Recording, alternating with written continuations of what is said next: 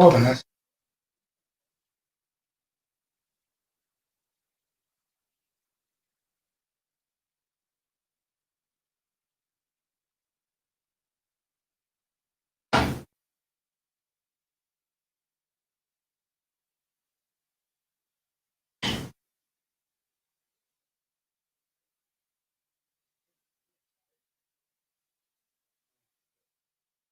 start this show when guys start coming in.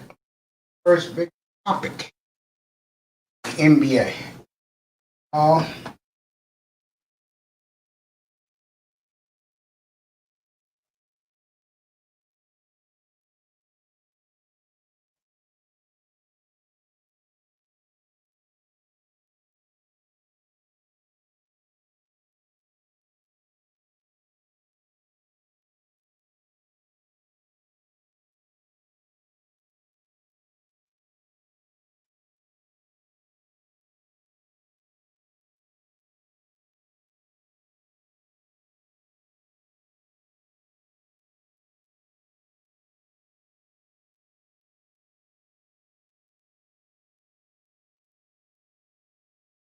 guys, I'm here. Don't worry about it. Don't worry about it. I wanted to hear what Kuda had to say.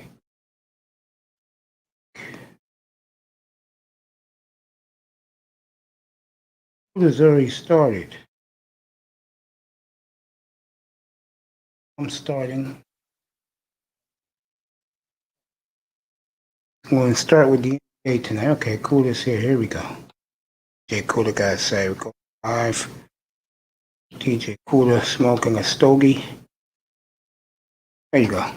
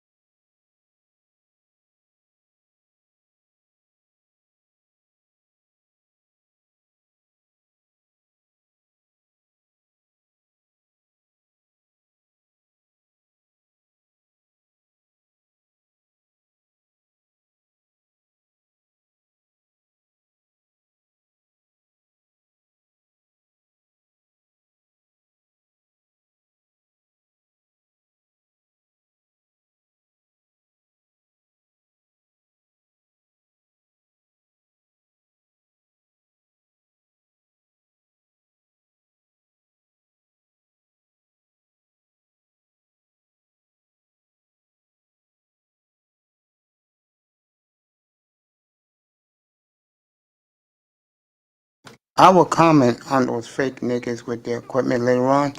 Let's get the show started. Let's listen a little bit of DJ Kuda, what he had to say about guys biting his equipment. Yo, what's up, Fasting? Come on up, bro. We talk about this. I'm gonna do the NBA later. Yo, come up here. Oh, you taking a nap? All right, bro. Yo, I'll be here for a while tonight. Get started, bro. Enjoy your nap. Oh, okay. All right. I will do the NBA later on. Fasting. Have a good nap, my brother. Be good. What's up, Beasley?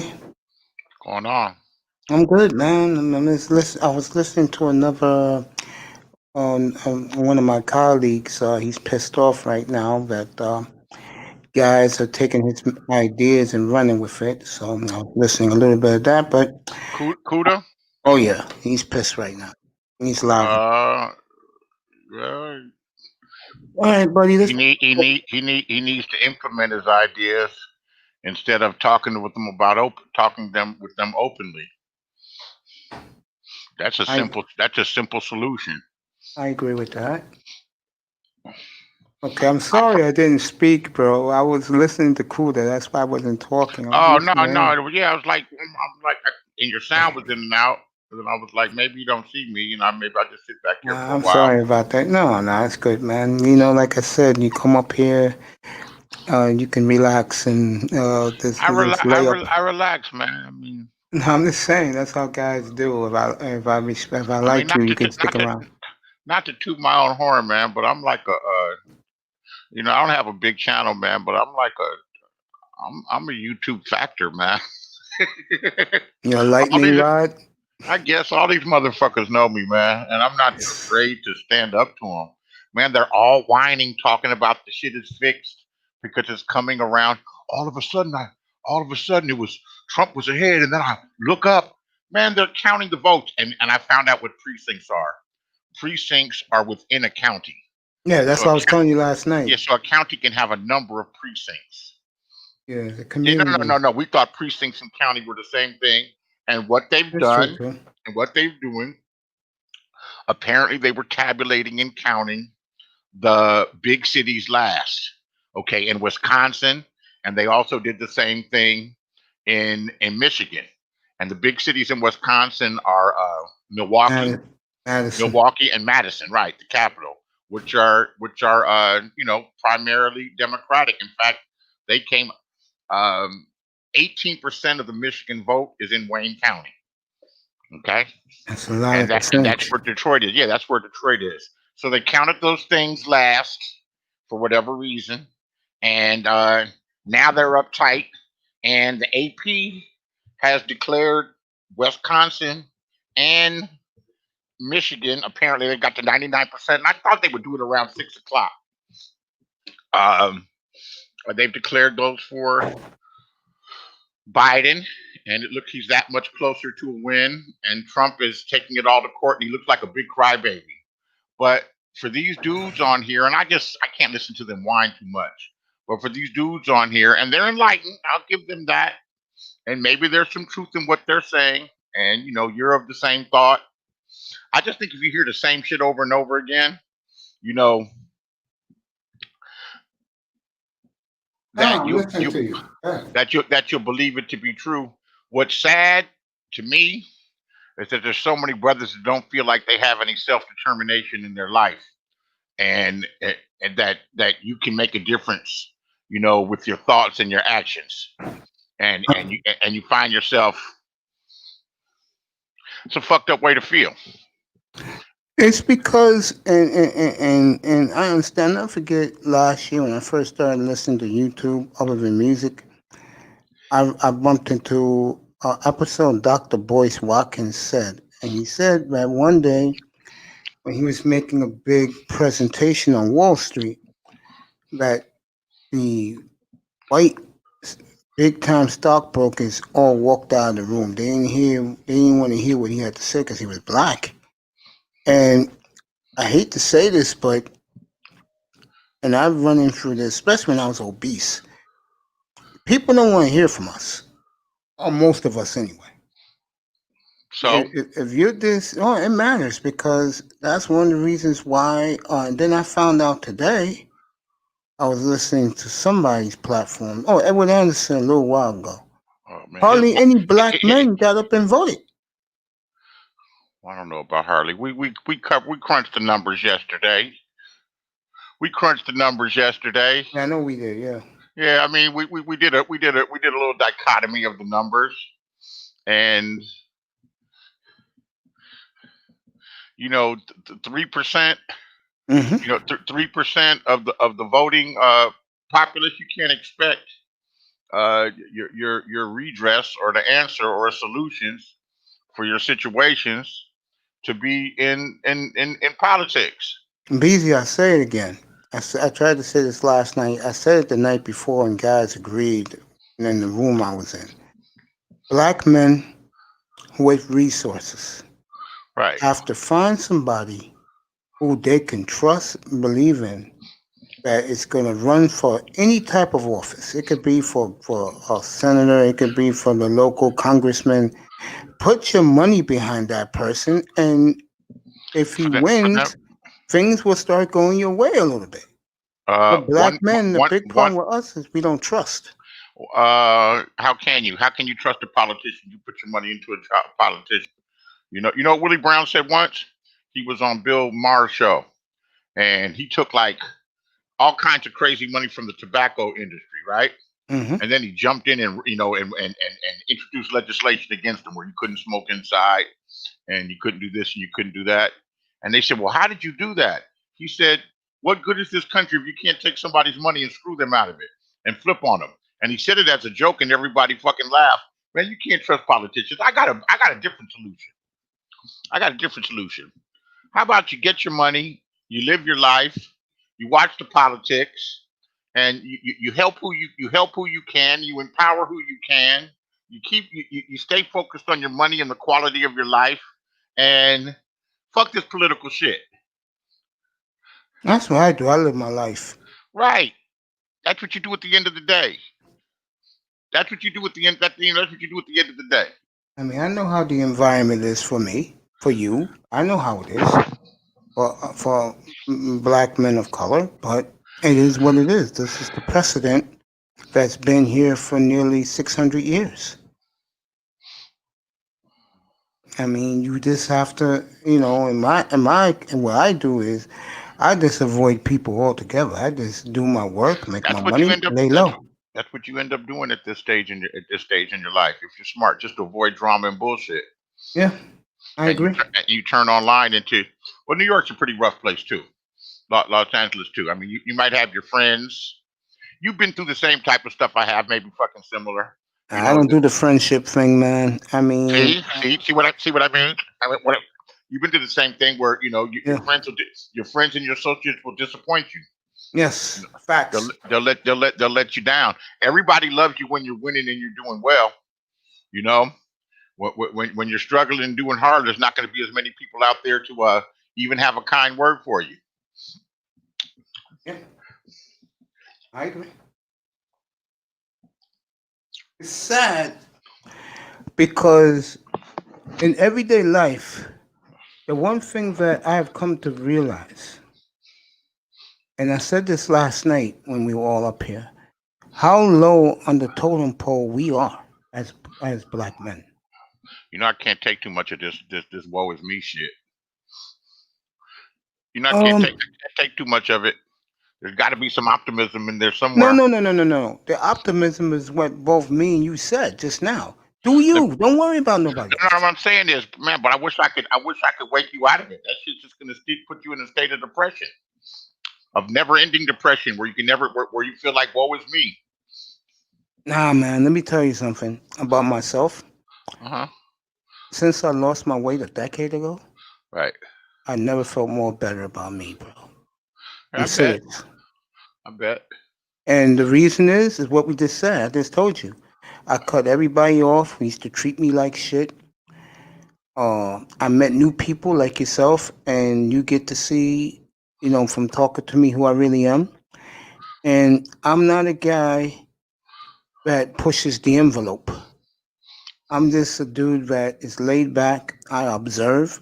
Man, If I don't know shit, I keep my mouth shut. Yeah, well, I don't really do that. I got a lot of information, I think. And let me tell you something, Bees. I couldn't tell you most of this politics shit, but I keep my mouth shut. And if someone like you, little big Nate, know what's going on, I listen to you guys, I man. don't know as much as that motherfucker. I'm not that consumed with it. I just been, I came in late because I've always been interested in elections, and this has been a hell of an interesting election. And today I've been into it. I was up at 5 o'clock in the, I was up till Yeah, with me, yeah, I had to four or go five sit in o'clock in the yeah. morning. And the general's a little more like-minded than me, and we catch hell out there with these niggas, man. I know, but that's why I avoid them, man. You never see me other than Cuda and Platinum. You don't see me on other people's platform. I I don't don't even even go in stop. their rooms, bro. I'm too busy with this. Right. Uh, and normally, I'm up for the engagement, but I lately can tell. I haven't been feeling like it. Oh yeah, I'm up for the engagement, and then they gang up on you and shit. You That's what know, they do. yeah, they gang up on you, and they do that all over the place. They'll click, bro. That's why I But said to. everywhere, it's turned into a bunch of damn cliques. And you Yep, think like us, or you ain't shit. And then, exactly. and God forbid, Facts. And here's the scary part. you can remain calm and make an intelligent argument. Them Something. niggas, they can't handle it. Oh shit. Yeah. What about your friends? You know what made me feel a little bit better this afternoon? I haven't been drinking coffee in the morning. I've been laying in bed a little bit longer. I'm self-employed. I ain't been on top of it like I should be, and that really what makes me happy. Earning There money you makes go, me happy. bro. You're It doing makes my yeah, yourself. it makes me happy. But I've had some iced coffee this afternoon. I've had Mm-hmm. another one, Mm-hmm. man. And I haven't been smoking weed, which kind of levels me off, but I don't need to be any more, subdued. I need to get picked up. But this Mm-hmm. damn coffee's got me feeling like myself again. Man, at the end of the day, man, I don't have a woe is me life, man. I was winning in my 20s after doing it my way, stumbling across, doing and was raised good and made bad decisions, having fun, doing hood rat shit with my friends, you know, uh, and God just looked out for me, man, and pulled me out of situations right when it got, right when it had, right when it got like to the edge, to the Mm-hmm. edge. Yeah. I know what you're saying, bro. I mean, Man, you gotta feel like, man, I've always felt like I've got angels looking after me because it's gotta be something greater than me that saved me from destruction. But sometimes you gotta save yourself. there you go, man. I mean, I'm not a person to pass judgment. I'm just a dude that goes with the flow. But what got my platform here is if I know something that I'm very good at, that's what I do. But again, I told you just a minute ago, in my opinion, just do you, man. Don't worry about the bullshit out there. Hello, then stop those things. Oh, it's that you know what? Even if it's fucking true, that should have put you in a funk. What, That should doing have you? Or no. worried It'll about put the you in a funk bullshit? about Yeah, the bullshit. Yeah, that will put you in a it's deep stacked depression, against bro. the gynocracy, and you I agree with constantly that. Yeah, repeat I that shit agree. all the damn time. Man, I dodged them bullets. Yeah, I dodged me them too. bullets. Me too. I'm glad that I do. I mean, it's like I said before, when I do this every night, or most nights, I'm thinking of something we can talk about. If it's not about sports, I'll just go with the flow. But talking to you is great because you pop up in here. You have a totally different perspective on things in life. I mean, you was talking about your life a little bit, which I think is pretty cool, bro. And I think that's great, bro. I do. Had my ups and downs, man, but I always seem to come back up because it's all your attitude determines your altitude. I'll be damned if I let circumstances or a hard time humble me, And even when you humble, you dust yourself off. You learn this shit as a kid, man. You learn this shit as your kid. If you had some parents that were worthwhile, they help with that. They help with that when you fall down and cry and hurt yourself, Or if you're playing sports and you make a mistake, you might have a coach that gets on your ass and they're like, now get back up there and champ. I believe in you. You know, I believe in you. There's I nothing never like had none of that.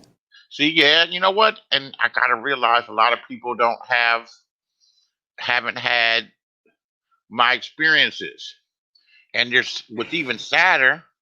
There's a lot of people out here that you bump into that were unloved. That's me, bro. I don't know what love is. Yeah, I mean, unloved from your folks. Yeah. I can't imagine that. Me and my mother, I told the story yesterday about the microphone that I was rocking.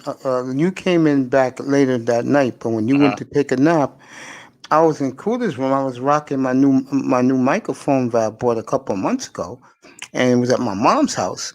And me and my mom had a disagreement. My mom said, "Don't come back." So I asked my mom Monday, can I go to your house, mom, and pick up my microphone? When I rung the doorbell, my mother just handed me the microphone and said, get the bleep out her face. There you Yeah, go. My yeah, dad loved me to death, but my mother loves me, but it's the old saying. Someone said this months back. Black mothers love their sons, but they don't like their sons. That's me. I do believe that. yeah. My mother liked me, loved me. It was the men in my family that were the haters. You know, the Wow. detractors. All the way into this day. Now my mother and grandmother are gone, but the love that I get, I noticed from the women in my family and the associates. They've adored me and loved me. These other I know. motherfuckers were genuinely haters. And my Genuine. cousins and me, we can't stand each other, bro. I got cousins I don't talk to Yeah, me too. that don't talk to me that I've reached out to afterwards, Nah, that I've ain't reached out working. to after years have passed Mhm, and sent like Christmas cards and didn't get no response. You know, and reached out. I did that last Christmas. You think I'll be doing that shit mhm. this Christmas? I don't send the cards every year, but you know, when you don't get a return card or you reach out and leave a message and then you don't hear nothing back, Yeah. yeah, you all right. It is what it is. You know, it is what it is. Shit, you don't like me, I don't like you more. I mean, that's my attitude towards women. There Oh, you go. you don't like me? Yeah, I don't like you more. I agree with that. There you Yeah, yeah, go. I do agree with that. yeah, I'm yeah. not a woman guy if you haven't noticed. Well, you told me a story. Tell me a story. I learned how they were real young, real young, real young, and might be old and heavy and whatever now, but you know, how can I say this with being kind of humble? I didn't lose when it come to the genetic lottery like some of these dudes do. Oh, hey, oh, 20% of the dudes get 80% of the pussy. Yeah, I was in the 20%, even probably higher than that at a There you go. point. There Yeah, you go. yeah. I I was mean, nowhere near that 20%. yeah. Well, you know what the fuck. You know, But it ain't. see, here's the difference. I'm not a hater. A lot of these guys are hating. Oh, hating like a motherfucker. Yeah, I'm not a hater. You get the pussy, get the pussy. I don't. I took the. You know what changed my image in this manosphere? When I first started, it was like the second week, and I had a show in the morning about what makes a real man's man, and it was awesome. I had a lot of guys in here. I mean, a lot. I'm talking about some of the big dudes that have their platforms in black in the manosphere, and I admitted to them that when it comes to women, I take the L. They couldn't believe it. Then word spread, 'cause I used to be in the chat rooms all the time, spread that I'm one of these guys, but I don't I don't do women. I had more guys hit me up when they saw me in the chat room and said, yo, I'm proud of you, man. You keep working like you're working, bro. You're gonna make it. I meant the work, To man. be honest, because they can't admit it.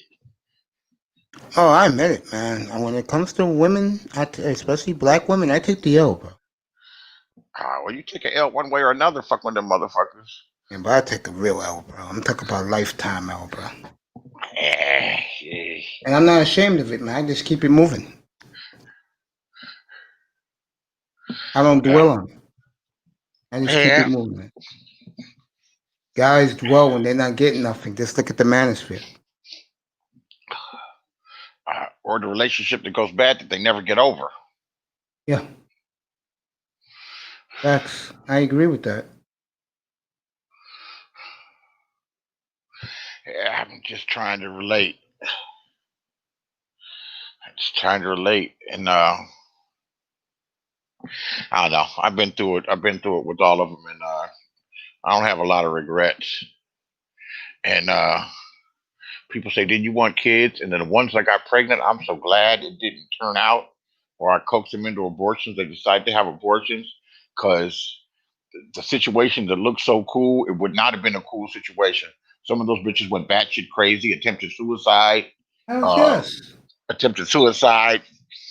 There was one whose family that I wanted to be a part of because they had a lot of money. They had a lot of money and they were free flowing with the money, and the family loved me. And it was like our families were friends too. So they've like known me since birth.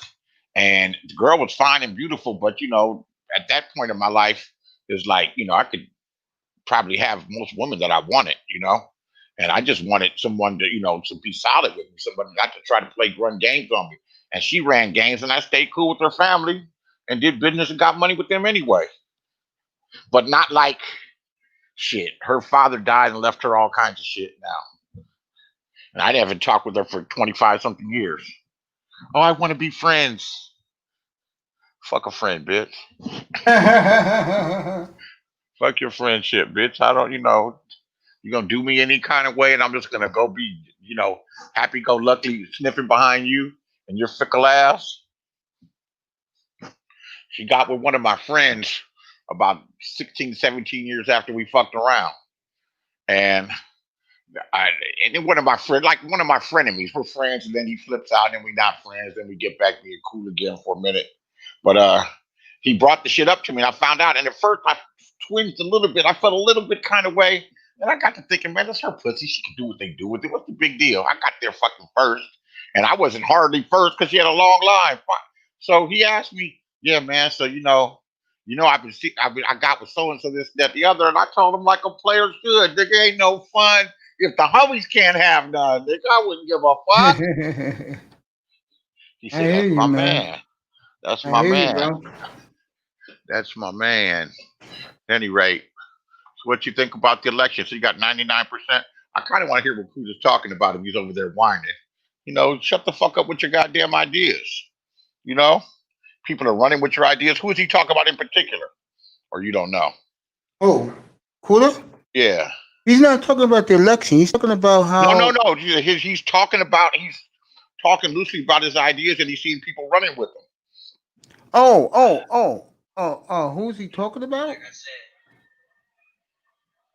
she'll be above the manosphere, but he won't comment on it. Angry man can't leave the manosphere. You can't go to an angry man stream and not see the manosphere in anything that he talks about.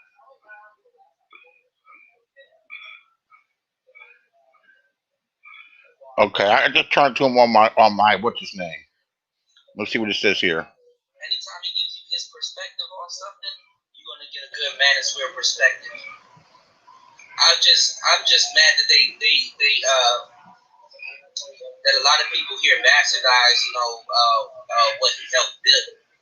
You know what I'm saying? Oh, And honestly, I try to say, I thought he was going at Anchorman. He's building Anchorman up. y'all see, y'all literally,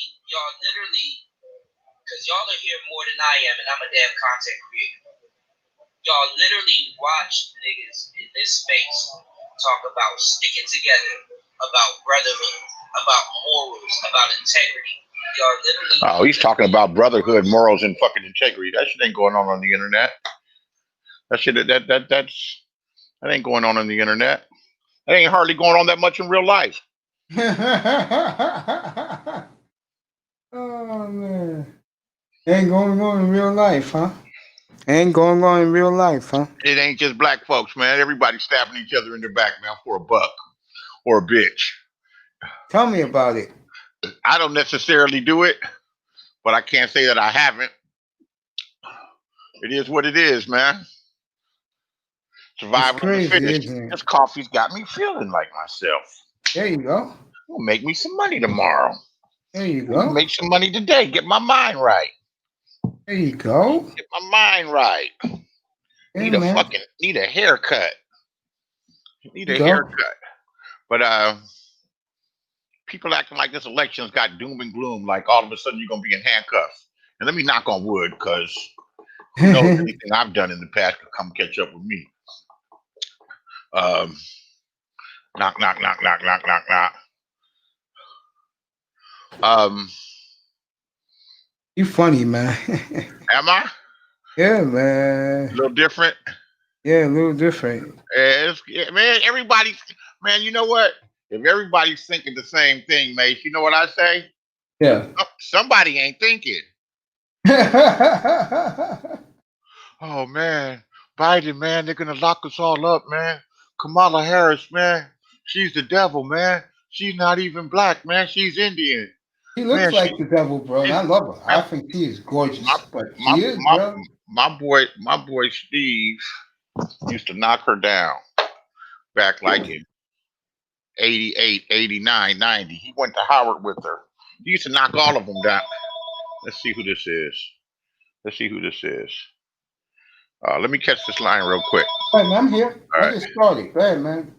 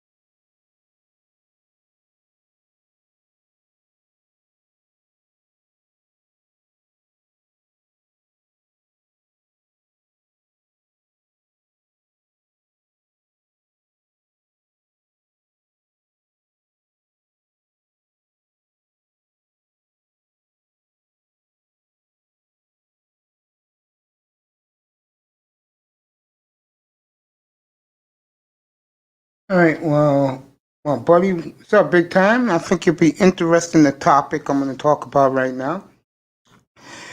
Since Beasley's taking a phone call, let's get this show started tonight. What's up, bro? Let's go. The NBA announced today, and I was laughing my ass off as the NBA today announced that they're going to have a Christmas season before Christmas. Now, the union is going along with it, but a lot of the players are saying, "What the hell are you talking about? I didn't sign on. I didn't sign up for this." Okay. Now, if everything goes well, the NBA will start Tuesday, December 22nd. What's up, big time? Like I said before, what's up, bro? December 22nd will be the start of the NBA season if the players sign off on it. Now, if you're the NBA, sign off on it. Do yourself a favor and do it. Because I hate to say this to you, NBA, no one cares about you. The only reason why I'm putting the NBA in my plans is because I have a lot of brothers who love basketball that wants to come in here and lounge with my new program that I'm going to be setting up very, very soon. And I might as well start doing it now because the NBA season is coming fast. The players are going to sign up on it. Now, you have people complaining. Yeah, I hope all is well is good with you, my brother. You forget about me? I just told Star Platinum and another platform. You guys forgot about me, bro? I hope the NBA realizes that everyone's on to them. How many times you gonna say what's up, bro? I love you, man, but I know I'm not doing good enough for you. Matter of fact, tonight is show number 71, gang. 71 shows in 41 days. And we're just gonna keep building and building and building. It's gonna be great, guys. Don't worry about it. I'm a big surprise on my birthday, and we're gonna show you what this station could be made of, this platform. Okay, but that's then, not now. Getting back to the NBA. No one cares. I hope everything is well with you, big time. I really do, my friend. You know, guys, believe it or not, miss you in here, bro. They do. Let me get back to the prophetic NBA. Everybody's on to the NBA. We know the shenanigans. We know that the NBA is fixed. You can't fool us. Bro. You know this. Okay? Fixed. We know that.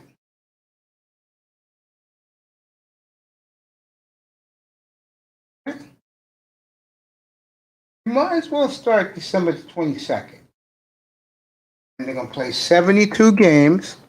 And they're going to cut the playoff system the way they should have from day one, the best 3 out of 5. That's a good move by them.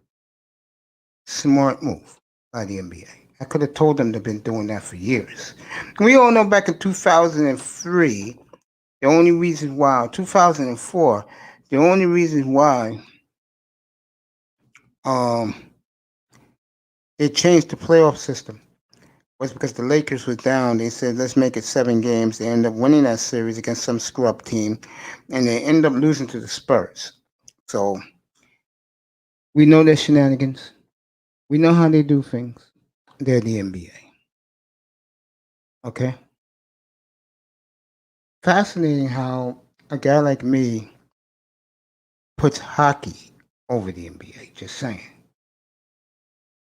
Kind of says a lot, doesn't it? I put baseball over the whole thing. I mean, over the NBA. It tells you how little I think of NBA basketball. So, you NBA fans out there, if the players sign off on it, December 22nd is opening night.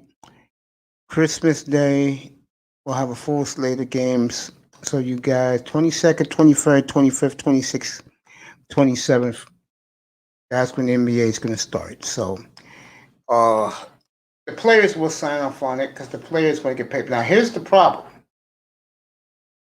Because the climate hasn't changed at all, players will be back, most likely playing in a bubble game. But I think what they will do this time is they'll make the bubble regional. Teams in the West play in the West, teams in the East play in the East, teams in the Midwest play in the Midwest and the Southwest. Doesn't take long to fly from San Antonio to Chicago or Minneapolis or wherever they're going to have the bubble in the Midwest. The East is easy. You could even do the Southeast, you know, and then the West Coast. You know, Utah, Portland, Denver, Phoenix, 2 LA teams, the 2 Bay Area teams. There you go. Not bad. I think they'll regionalize the bubble. I do. I think they'll regionalize the bubble. Let me go get me a drink real quick, and I'll be right back. I'll bring my drink here.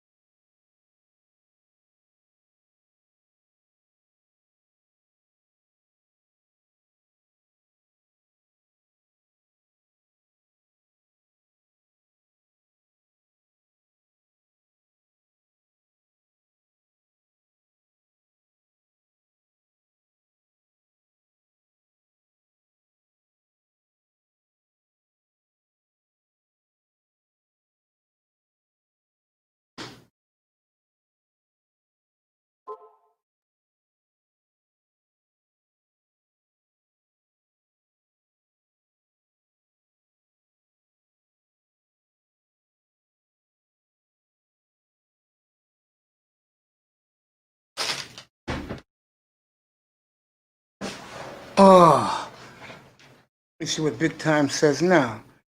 Been out and about, Maze. Haven't been on YouTube for a few. Needed a break, to be honest. Good for you, bro. Good. Well, to be honest with you, you haven't missed much. When did I take my break? I took my break the other day too. And you do need a break from this shit, and you feel energized when you come back the next time. You do. Look up my man Beasley for president. He's having a phone call. Big Time is here in the room, in the chat room, chilling.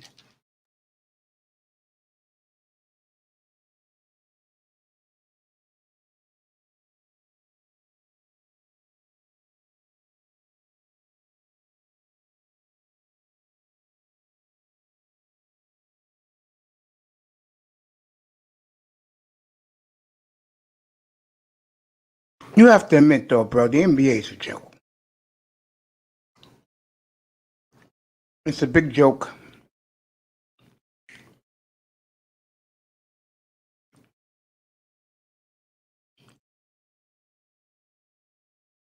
I had a big controversy yesterday about Tua Tagovailoa.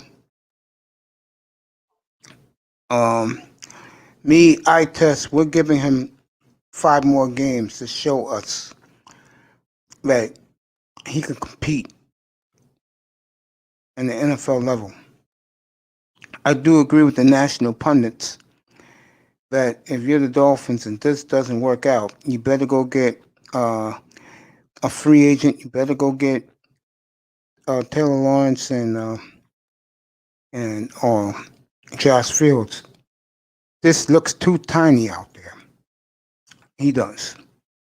And you know what's beautiful for the distractors of Tua Tagovailoa, like myself? I don't like the kid. Look at the competition he's facing. Why is the NFL is right there with the NBA? I don't think the NFL is there. I think the NFL is way above the NBA. I'm just glad that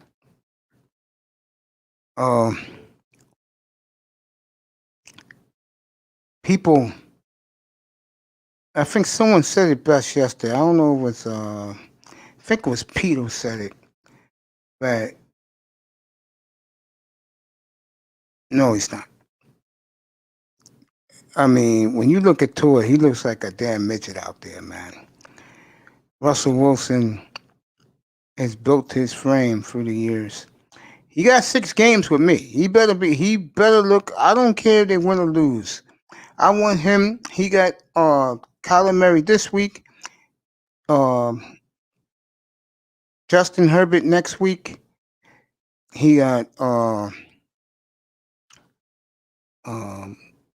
Mahomes coming up. He got Joe Burrow coming up. He better produce some numbers. He better show some fireworks. And I'll say it again. And we argued about this yesterday, but they started to come around what I'm saying. If they're going to keep this kid next year, you're going to have a whole new receiving core in Miami. Because, like the pundits are saying, and they're right, they don't get, the receivers in Miami do not get separation from the DBs.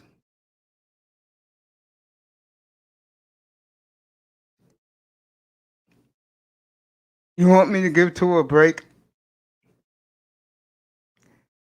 I can't do it.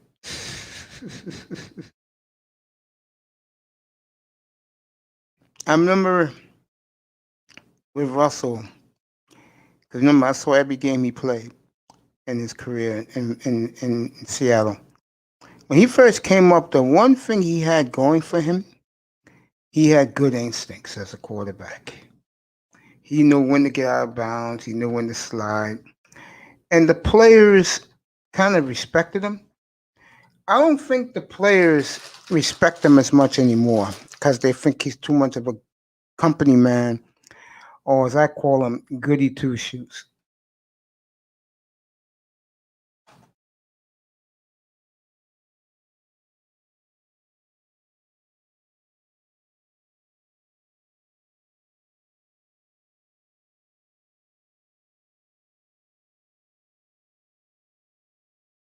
I don't think they like him as much.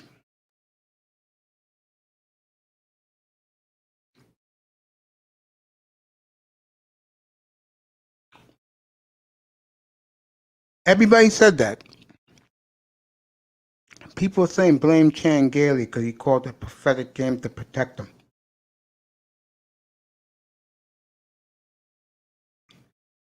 It's mighty funny how we were putting points on the board with Fitzpatrick. What I saw Sunday was prophetic. Now, let me talk about the team overall. I love what they did Sunday. The defense was at a frantic pace, but the quarterback ruined the celebration. I didn't talk about it Sunday. Sunday, I talked about the win. Yesterday, I brought up Tua. I had Pete here. I had eye testing me. Eye test agreed. I had Quinte Riddle in here. He doesn't like him. Pete's like, give him more time. I said, we will. We'll give him to the Chief game. That's what he gets. Chief game. Mahomes.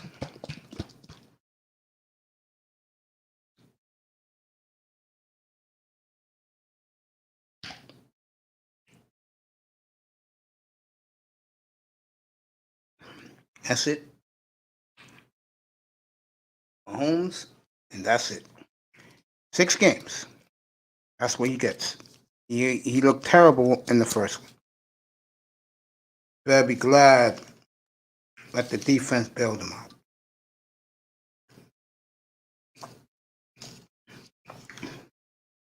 Better be very glad the defense bailed him out. Yep, we need more offense. Hey, big time. Did you like the trade yesterday? Sending Isaiah Ford to the Patriots. Did you like those moves, bro?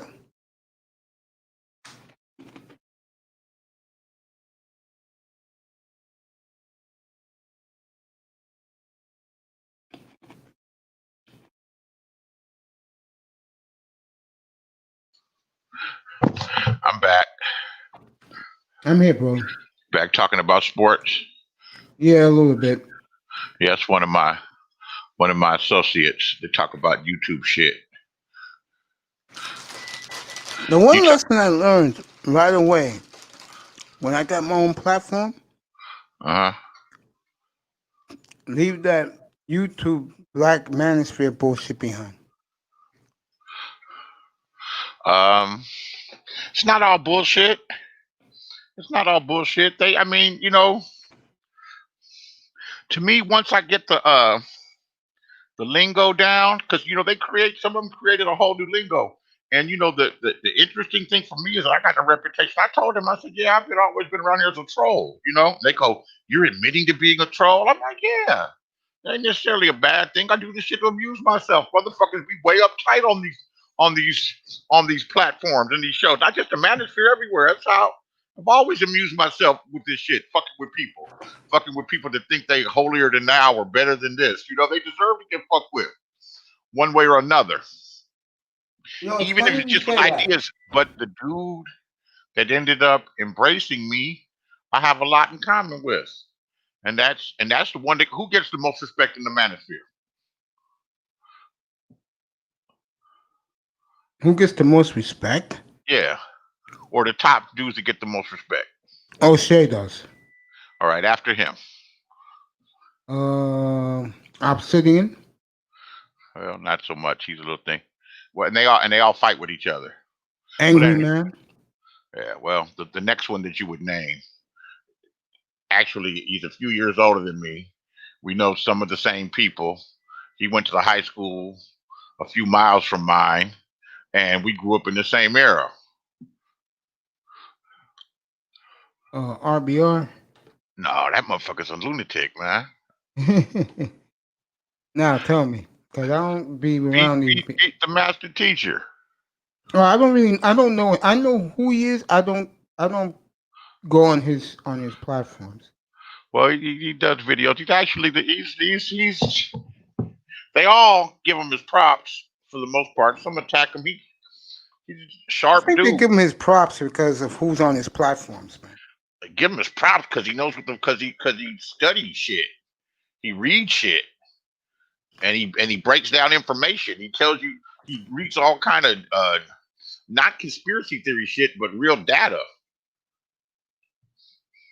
You got that from a bodega? Of course you did. Get everything from a bodega. I kind of miss New York. New York, the walking down the bodega is just a thing that you do. And Yeah. the Bronx is fun. I used to go. This was in the '90s. I used to go to this spot, and it was on 167th. Fuck, I couldn't tell you where, but I knew how to get there. And I Was didn't. it by the 4 train? Yeah, but further up, further in, deeper into the Bronx. But they had a spot. This was like in '94, '95. I spent like 8 or 9 months in New York, and I had my little diesel Mercedes. And now I'd pull up, and you go in there, and they got like some detergent, a couple of things, some wilted flowers, hardly anything on the shelves, and a bulletproof glass. And you go in there and you get you some chocolate. And see what you want. You want some chocolate or you want some skunk? And it's B grade weed, but it's good weed. That's when blunts. You smoke them in blunts and everything, and you get some of that B grade weed, big old fat sack for $5, and they spin you around. Man, some of them, what they call them holes. Mm-hmm. And New York can be a lot of fun until Giuliani came around and closed all that shit up. Yeah, Rudy did a number on it, didn't he? Go get you some of that. Go get you some of that B grade weed, and or in the morning in the Bronx, go down there to the corner and get you some of that sweet ass fucking Puerto Rican coffee. They put that sweet ass condensed milk in there, and that's just good as fuck. Some of that sweet coffee. Get you a hot buttered roll. Yeah. There you go. That's the way we do things here, man. That's our breakfast. And then make your way downtown. Man, go to them goddamn diamond, not the diamond dance place. Go to them places where you put them 4 tokens in, and that shit opens up, and all them bitches right there. You tip them $2. You can fill on their fucking kitties, and you slip them about $3 or $4 more and everything to rub on the pussy and shit. They close them places down. Yeah, Giuliani shut them down, man. Man, them motherfucking joints, man. I would go in them goddamn joints, spend $150. $150. Right, I was like, damn, I could have my dick sucked 7 times and everything over here on 11th Avenue. But here it is, I'm doing this shit. And some of them girls would be bad. I'm like, damn, dumb as a damn rock. One of them I got with, man. I was like, here's my number, man. Holler at me and everything. We went out and shit. Got the pussy with kicking. She came out to California. Oh, really? There's this other bitch that would danced at one of them places in Hunts Point. Her name was Dawn, and she was from Brooklyn, and she talked just like this. She's 19 years old. She had big old motherfucking titties, man. I came there with my uncle and everything, slapped $100 down. That bitch just liked me, and we got friendly and everything. We went out the next day, walked all around, got drunk. We got a room to play, fucked and everything. She said, "Oh, unbelievable! You made me come 3 times and everything. I've never came 3 times." That bitch came out to California, stayed for like 2 weeks, and the one day I left her at the crib. But I was like, man, I don't trust this bitch. I got something to do. I can't take this stripper bitch. Big, tall stripper bitch. Freak. I said, I can't take this bitch with me. So I locked her in the damn pad with the deadbolt. She said, what if it would have caught on fire? She was mad as fuck. I'm like, you can bounce. Yeah. Comandante Lou, what's up? Commandante Lou, my boy, what's up? Big time, what's up? I got the great Beasley for president up here. For a second night in a row. My name since I didn't win the presidency. I didn't win the presidency. Need to change my name. But you should put Dodger Town, bro. Man, Dodger Town used to be Vero Beach. I think they're in Arizona. Yeah, the Dodgers. Let's talk about that for a couple minutes. Forget the World Series. I want to talk about the Dodgers, the mystique. Dodgers, Chavez Ravine. I had Marco Grande up here a month ago, and He's from Compton, and we was talking about. He's from South Central. He ain't really All from right, South Compton. Central. Okay, Right. South Central. I know who he And, is. and we talked about Dodger Stadium, about the fresh cut grass, and people don't understand when they don't watch baseball how beautiful Chavez Ravine is. Why don't you tell the guys how It's, beautiful the ravine it's a is? magical place, man. It's up on the There you hill. go. There you go. It's up on the hill, man. It's a magical place. You can see the city from there. And I lived for about 20 years. I lived 10 minutes from the park. So a lot of times you could be watching the game on TV or somebody hit you up and Yeah. I'm from Los Angeles, man. I mean, I'd be other places, but I don't need no ticket nowhere. I got all access passes to every place. Either you know somebody or you know how to way to get there in. I've been to Yeah. Super Bowl championship games, and was doing this shit in my 30s and 40s. Sneaking that motherfucker, man. $400 a ticket, my ass, man. Slip Yeah, somebody. I have friends. We were still friends. These are not the guys I cut off. When they used to work for corporate America, I used to take drug tests for them Oh, because they knew I didn't do drugs. And in return, they would give me first class accommodations to any sporting event I wanted to go to. yeah, man. I miss doing that shit. Yeah, I miss doing that I shit. do too. It's better I'm than out any the suburbs sex now. any guys can have. I'm telling you. But When you look at Dodger Stadium, the fresh cut grass, the grass at Dodger Stadium, I said this before. I got into trouble for it. I got a lot of trouble, a lot of flack for this. It's better than any ass any man can have. It's that beautiful. The well, grass at it's nice. Dodger It's Stadium. nicer weather, and they took a lot of pride in it, and they cut that shit where it actually was a Oh diamond. God, They know how to yes. cross cut it. Sometimes we would get to the games early. We get to the games early, and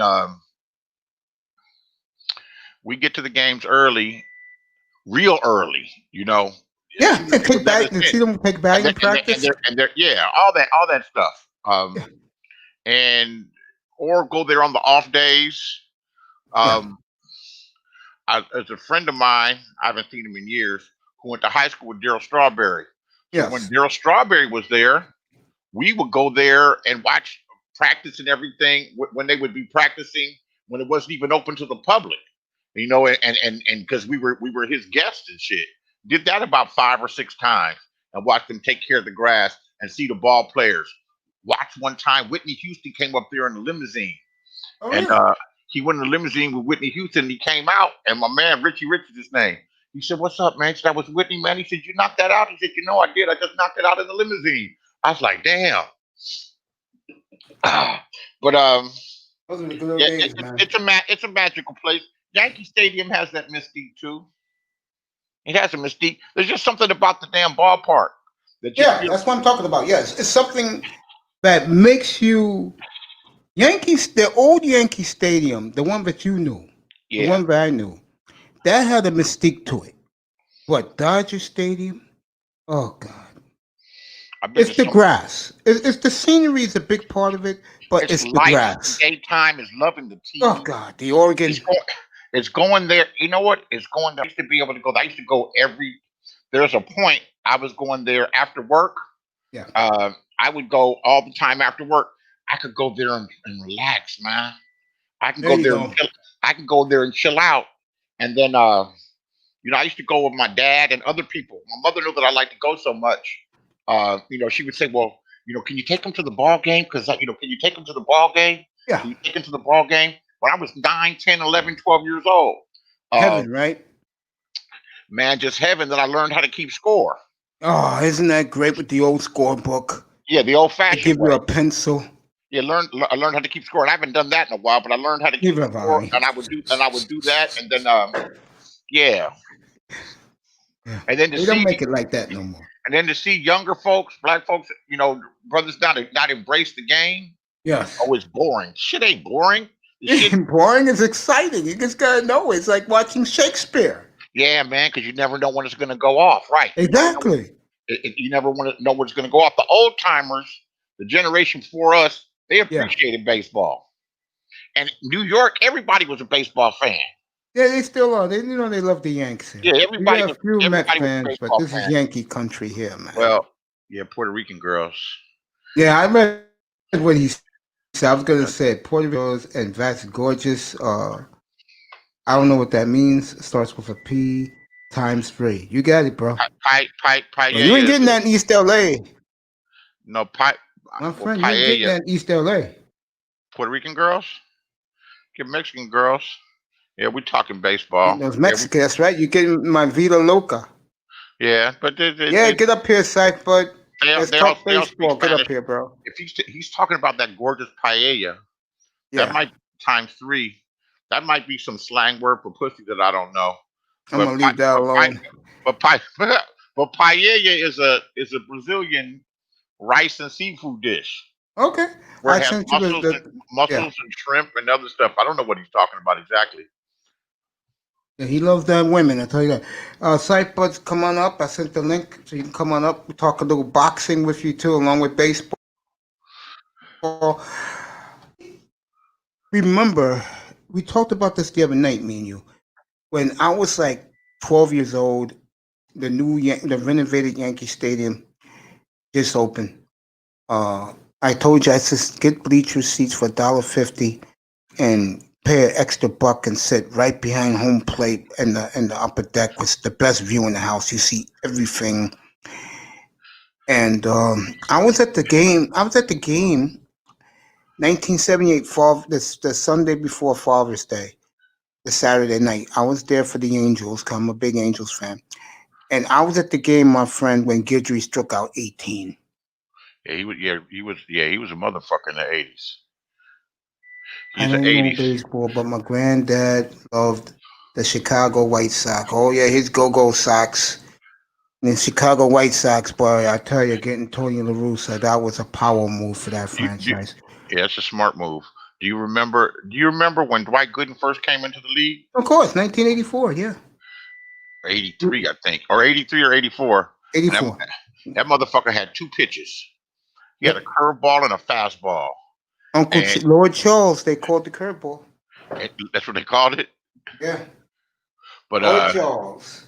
man, I didn't know who he was, and where I was staying, there were some New Yorkers, white dudes, and we went to the game, and he bet me Yeah. like $5. Said Dwight Gooden, he'll do this, he'll do that, he'll do this. I'm like, man, I'm with the Dodgers.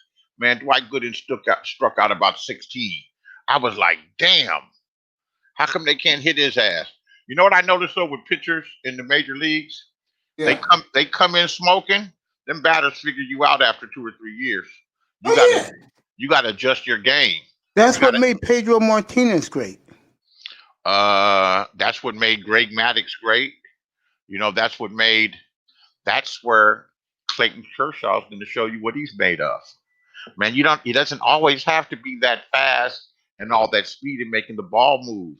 You know, Greg Maddux used to throw 77 miles an hour sometimes. Oh, Miles an he was hour. an artist, boy. Yeah, He was an artiste.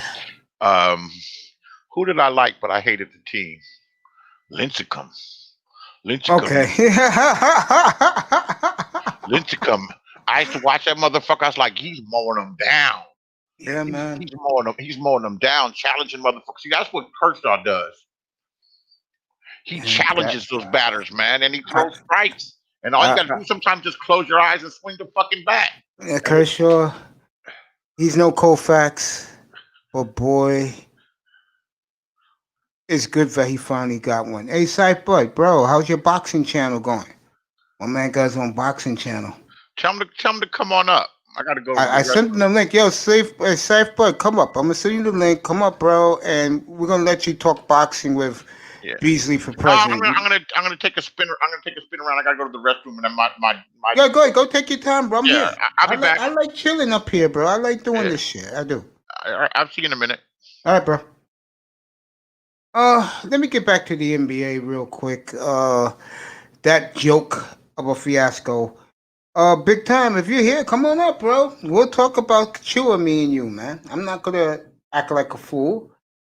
I've been very calm last couple of nights, bro. Let me see what my brother talking for a while.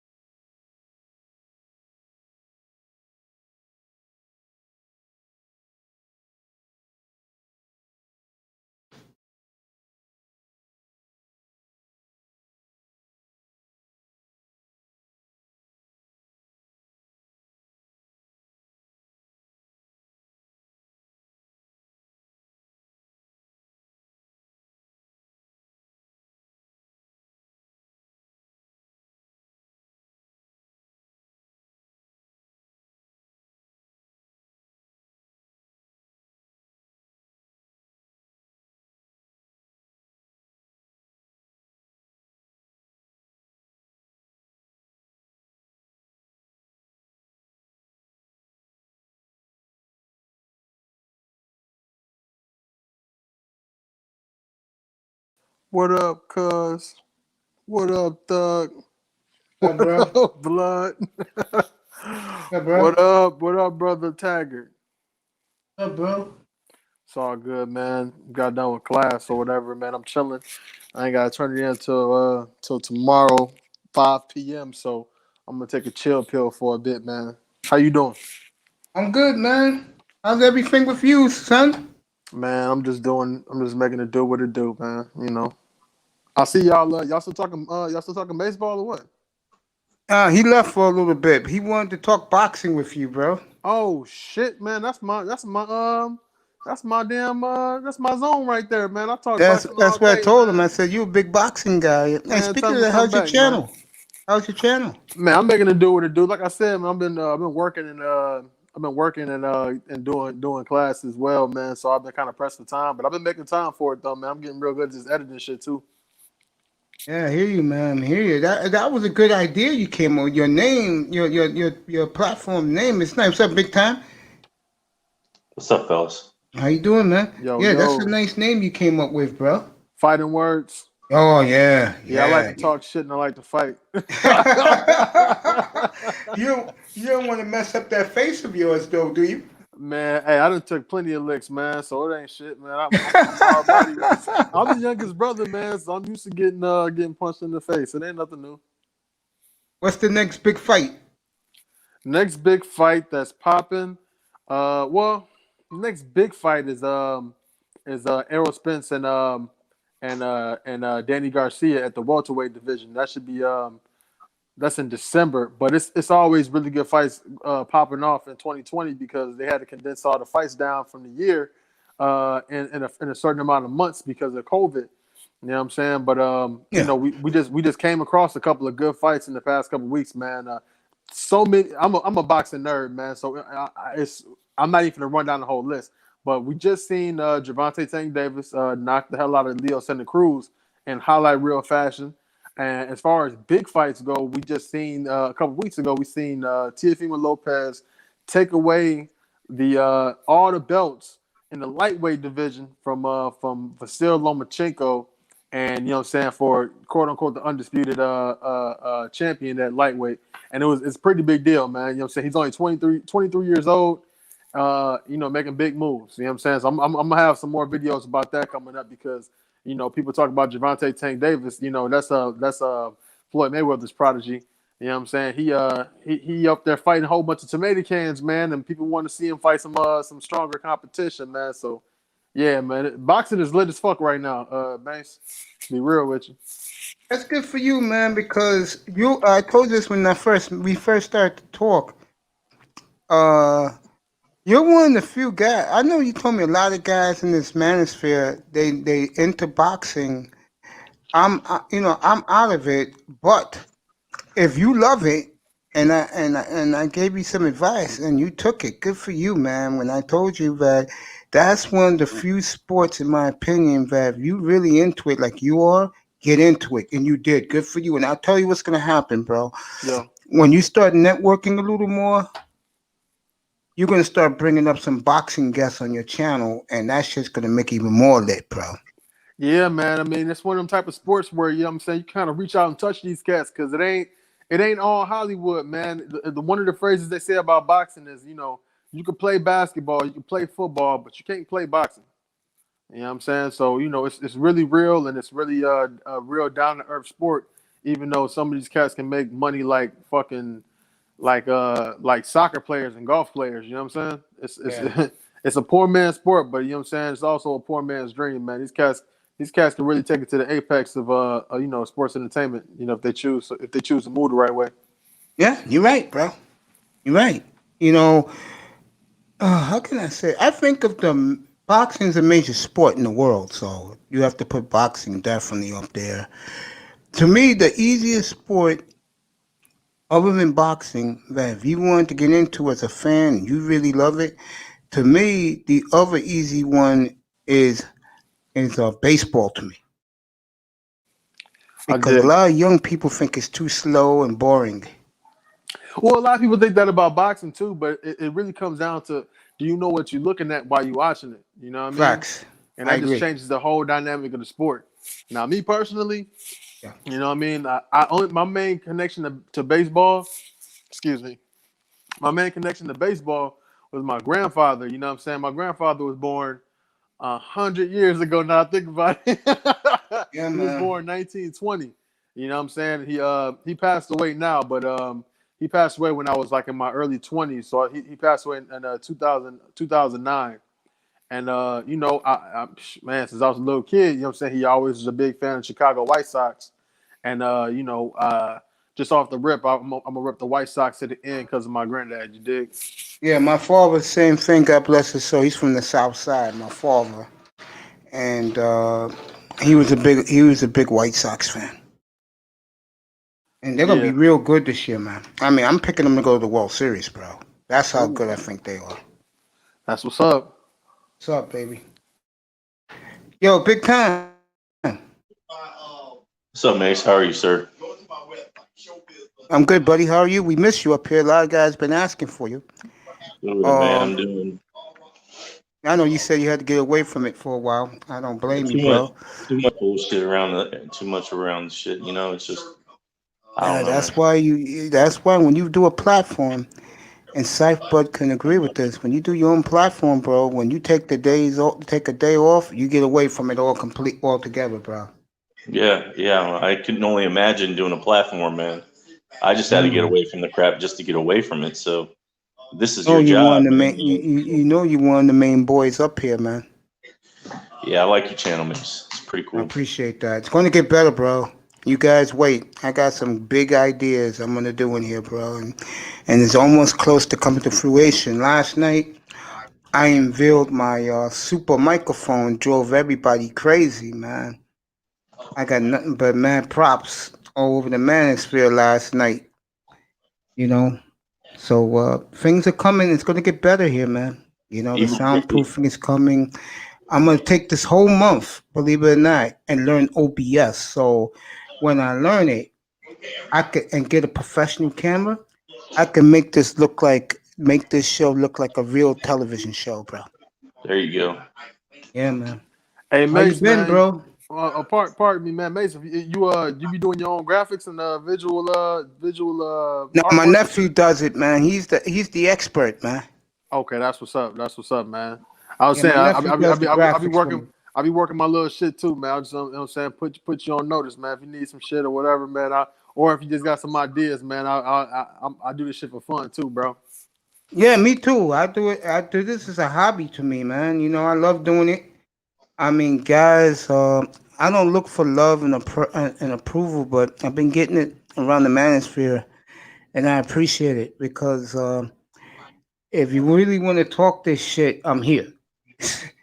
So, you Word. know, you know, I'm giving Pac-Man the platform. He's going to do the NBA draft, and I was telling people how I gave you the platform for that big fight night.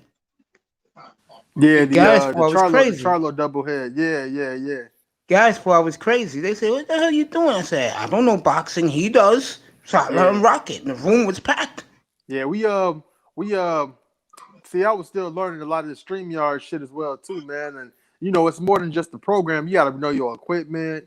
You know what I'm saying? You gotta get used to multitasking and all that type of shit. Hell's So yeah. I'm getting to it, man. I feel like since that, because I wasn't really prepared, man. I came through. I was like, well, shit. I'm gonna come through with my phone, but you know, this should eat your phone battery up real quick.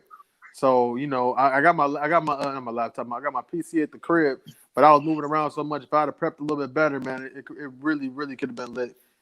But it's all to the good, though, man. I appreciate you extending the hand, brother. No problem. Anytime you need, you know, a platform to do the fights on a Saturday night, man, it's all yours. Remember that. For sure. All right, man. You got a link to that to his boxing channel, Uh, man. Oh, I wish I'd have copied and pasted it before I came in here. I don't got his link. But it's not hard to find me, man. Matter of fact, I'm gonna just put it You in. I'm gonna put you it can put it in the in chat private real chat. quick. Yeah, Yeah. just put it in the private chat form. He'll get it. I'm gonna put the title right there real quick. So yeah. All right, man. Yeah, he got a nice title, bro.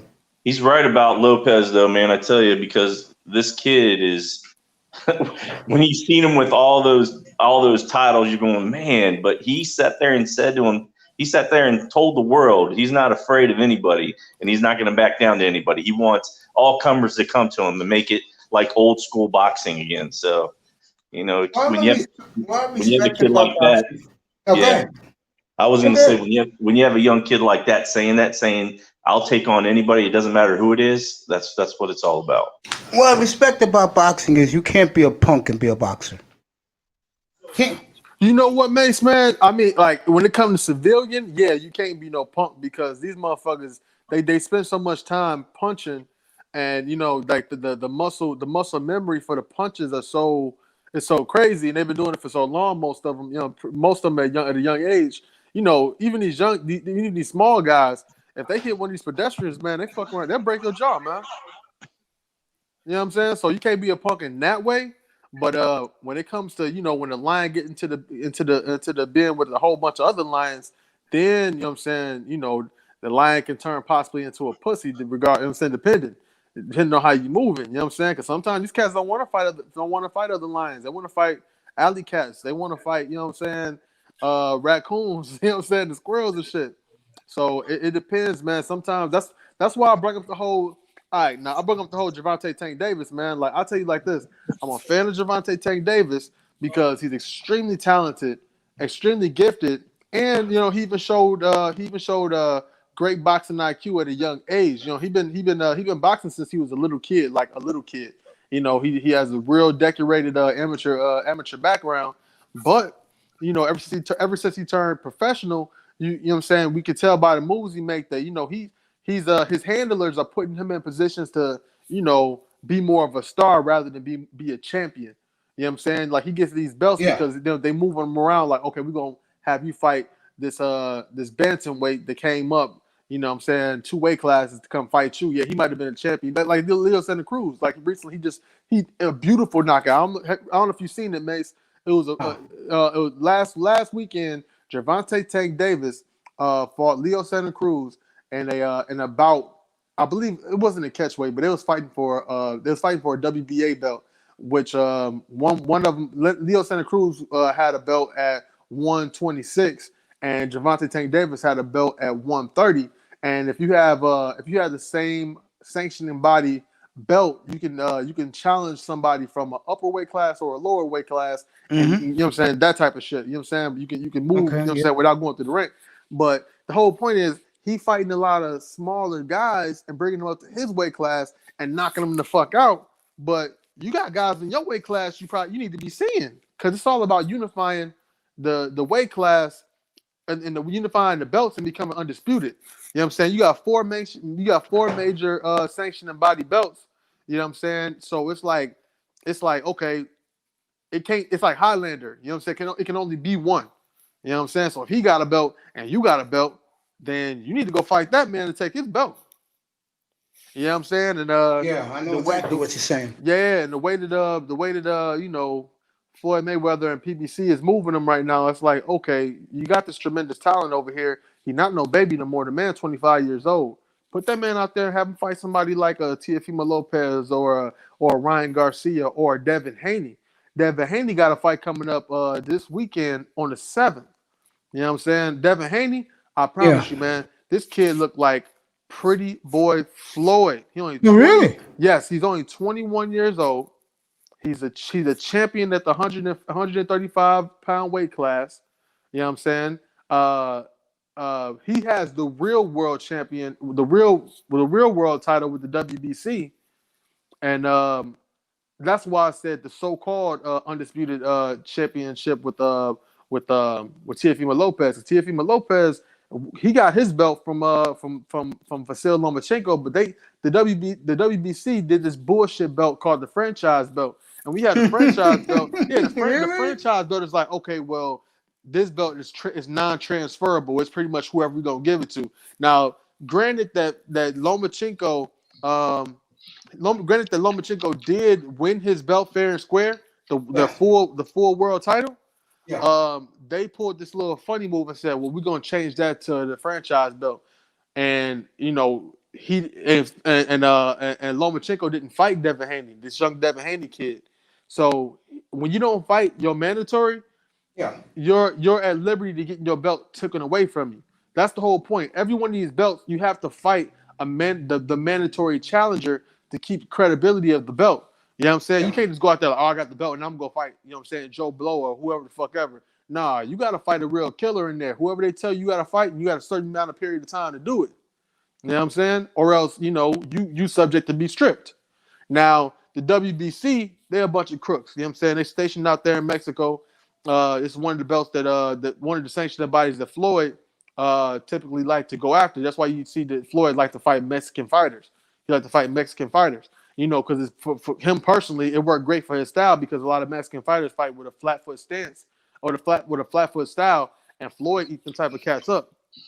You know what I'm saying? So with that being said, all I'm saying is Devin Haney, this kid Devin Haney. Yeah. I swear he looked like Pretty Boy Floyd, reincarnated. This boy is strong. He's only 21 years old. He has a world belt, and he's a bad boy. He's fighting this weekend, November the 7th, and he's something to see, man. He definitely the future. All right. If you wanna plug it, come up here Saturday, bro. You can do it. He knows it. He knows his stuff, huh? Oh, she does. When it comes to the boxing, this young man knows.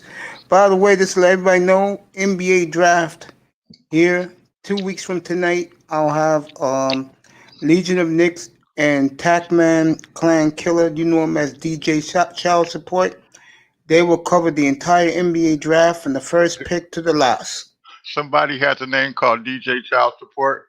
Yeah, Tackman. You know him as Tackman in the chat rooms. I don't know. I don't fuck around with the chats. But Okay. No. He was the guy who was up here last night. Okay. Now that's a funny name. Yeah. The WBC, the green belt. That's Yes, the most. sir. That's the most prestigious belt. Boxing is just a overall crooked ass sport, and maybe some of the boxers, take pride into unifying a title, but it's their handlers and their managers and their investors, because a lot of those boxers have investors, to keep them to finance them while they're training and everything, while they're not earning. I don't think they're in it for as much. They're in it to make as much money as they can, more than unifying the title. I mean, in a pure sense, I guess a fighter would want to be unified in the titles, but they all care about money. Yeah, because I'm saying I put it like this, man. All right. As far as when it comes to boxing, man, boxing is kind of like it's kind of like if the rest of the sports is like going to casino and shooting craps, like boxing is kind of like, you being on the block and y'all shooting dice, betting back and forth like that. That's a very good analogy. Yeah, whoever got the biggest bag is probably gonna be the one coming through with the dice. You know what I'm saying? Like, yeah, I'm taking on betters. You know what I'm saying? Like, I'm bet 50 a roll type shit. You know what I'm saying? Or whatever.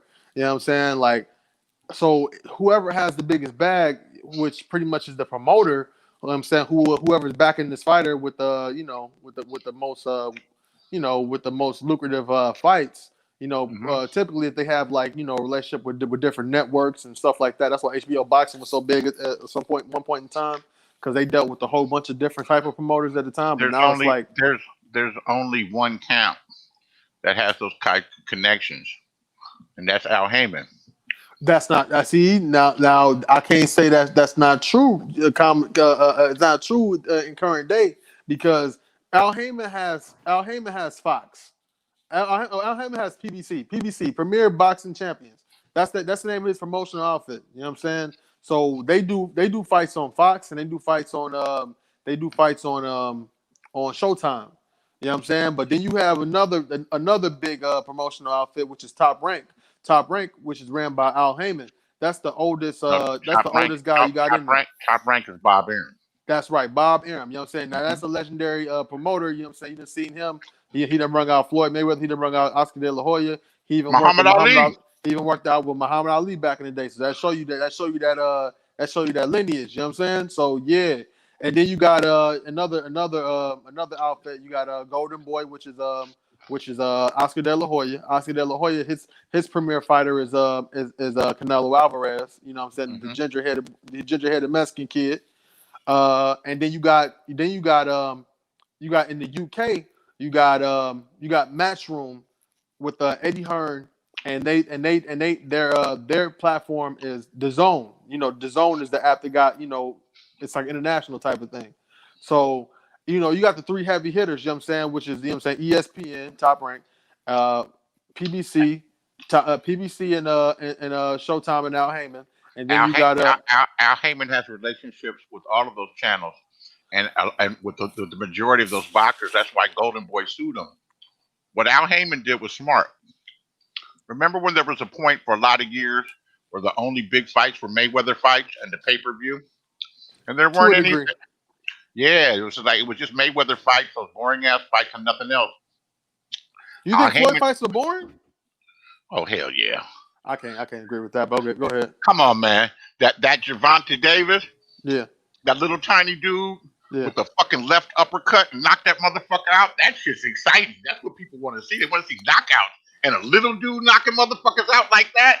And as soon as he threw the punch, as soon as he connected, he walked away. That's like dropping the bat after you hit the home run. After you hit the ball and just dropping the bat. But my point is this. Al Heyman put his money back into the boxing business. And what he did was this, and there's articles written on it. And I read the articles and talked about how he was sponsoring and bringing back free fights and putting them on all the networks. So he has more than relationship with these channels. He has relationships with these boxers, and you'll find a great majority of these boxers that are fighting each other are signed to Al Heyman. See, now you know what? You're gonna make me go to my PC. I'm gonna have to talk to you, man.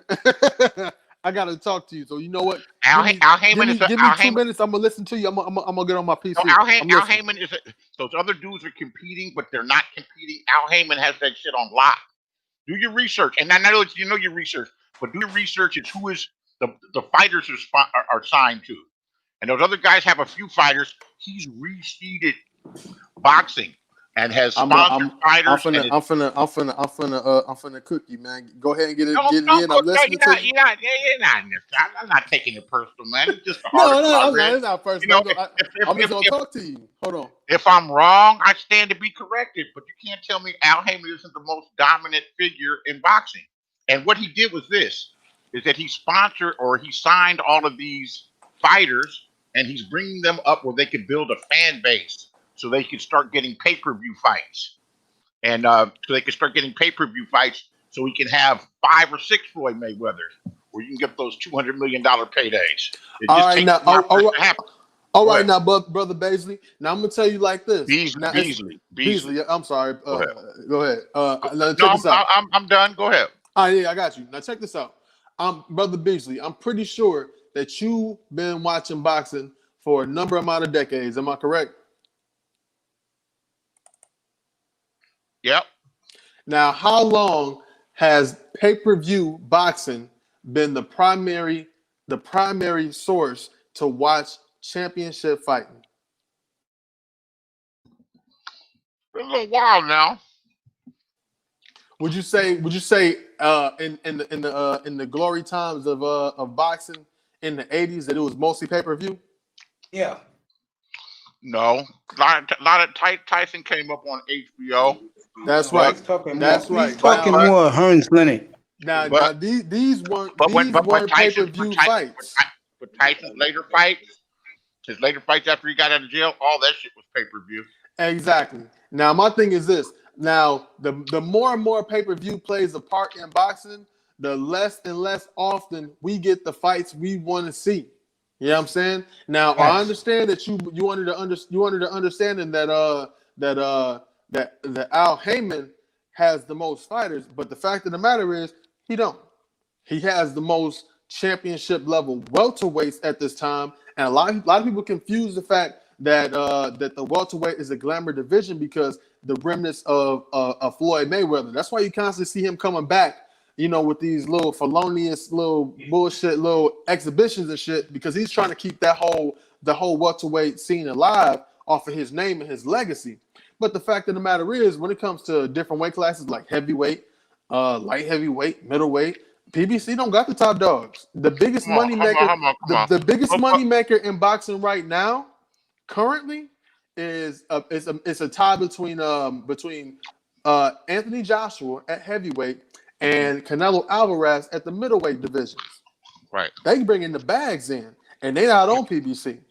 And they've been developing fighters for a while, particularly Alvarez. But what's a welterweight? A welterweight is a skinny middleweight and a fat lightweight. That's all it is. You kind of discredited. You kind of discredited the weight class. A welterweight is just like you call it. A welterweight is a welterweight. That's 100. What's a welterweight? 145. 147. Okay, 147. What's a lightweight? 126. A lightweight is 135. Come on, man. I could lose and gain 10, 15 pounds in a matter of a week or two, and so can they.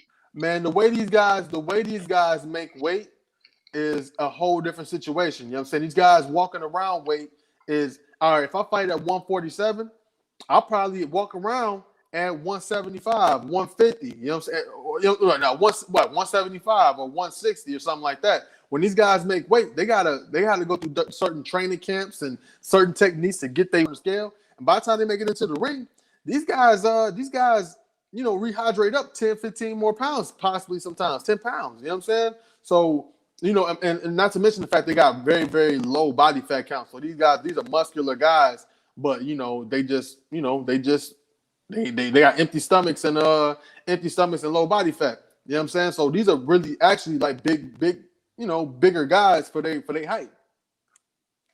Yeah, they starve themselves and don't drink water for 2 or 3 days in order to make weight. And then as soon as they make weight, they eat and they drink and they gain, 5, 10, 15 pounds. But take a look and see how many fighters, and he could win. You know what? Maybe Al Heyman probably could win with the welterweight. It's the most exciting division right now. They're not fighting as much, but between who do you got? You got Thurman. Hey, mate, I'm trying to get on the on my PC because my phone about to die. Go ahead, right. Let me up. You got Thurman. You got Crawford. You got the other. I can't even think of all the names, but there's a hell of a whole lot of fighters welterweight, and I could see. Hold on, don't go nowhere. I could see that's why Al Heyman won. I don't know if you can hear me now. Can you hear me on this one? Yeah. All right, I'm turning this phone off real quick. All right, y'all hear me fine? Crystal clear. All right, so check this out, man. When it comes to these welterweights, man, these cats at the current welterweight championship level is old. They already all over 30, and they don't got no legendary. A lot of them don't got legendary fights under their belt, and they haven't been fighting each other. You know what I'm saying? Back in the day, in the 80s, when you got, the Hearns, the Leonards, the Haglers, the motherfucking Roberto Durans, the Wilfredo, the Benitez, you know what I'm saying? All these cats fought. Benitez got his first belt when he was like 18. Yeah, I'm not arguing that. I just said that Al Heyman is the most dominant figure in boxing. That's all I'm saying. And I can say the reason why I can say that he ain't necessarily the most dominant figure is because he ain't necessarily got the biggest bag. He ain't got the biggest earner. You know what I'm saying? Like he's made more money with Mayweather than anybody. Mayweather made more money. Period. You know what I'm saying? And Mayweather ain't only get money with Al Heyman. Mayweather was getting money with he made his name with Bob Arum first. He made more money. He signed with Bob Arum first. Right. Or second, actually. You know who he was with first? He was with Jay Prince. I remember he had some fights with Jay Prince. Yeah, I saw him at the Grand Theater. It was a boxing place in LA in 1997 and watched him fight there. and he fought Mexican fighters. If you remember, his uncle Roger Mayweather, who passed away recently, he was called the Mexican Assassin. He used to beat the Mexicans' ass, and Roger Mayweather used to come to them damn fights, and the whole stadium be full of Mexicans and everything, and he wore like a sombrero and the Mexican flag draped over him, clowning them and shit, and then put them gloves on his ass. So all I'm saying is that Al Heyman took a lot of that money, and he made hundreds of millions of dollars. Look, believe me, if Mayweather made 20, Al Heyman probably made 100. You know. You know why I can't say that? Because Al Heyman technically isn't he doesn't consider himself to be a promoter. He is a promoter. He's a promoter. He negotiates the damn deals. He considers himself to be an advisor, and that's the way he gets around to making money as an advisor and not being a promoter, and to have these guys still have their own promotional companies. That's why you got Floyd Mayweather. You got Mayweather Promotions and TBE Promotions, and then you got somebody like Gervonta Tank Davis who has somebody like Adrian Broner who has AB Promotions. Gervonta Tank Davis got his too. That's how Al Heyman gets a fucking management fee out of these motherfuckers. Exactly. He's not called it because you can't be the promoter and the manager. Exactly. So he called himself the advisor while I'm telling you, this dude's Harvard educated, and he's light years ahead of the rest of these motherfuckers. I dig that because it's like a violation of the Muhammad Ali Act. I dig that, but I don't know what the Muhammad Ali Act is, but I do know this. You just said it. He calls himself the advisor because he's also the manager. The advisor. Does he call himself so he calls himself the advisor. He's the real Mac in the back. You know, he's the real Mac in the back.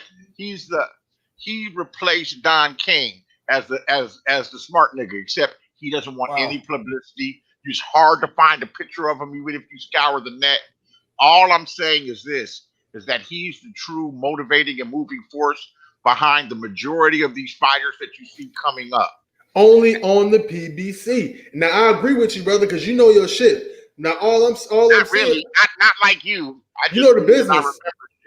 You know the business, and the thing is, it's not necessarily that you know money. Thing.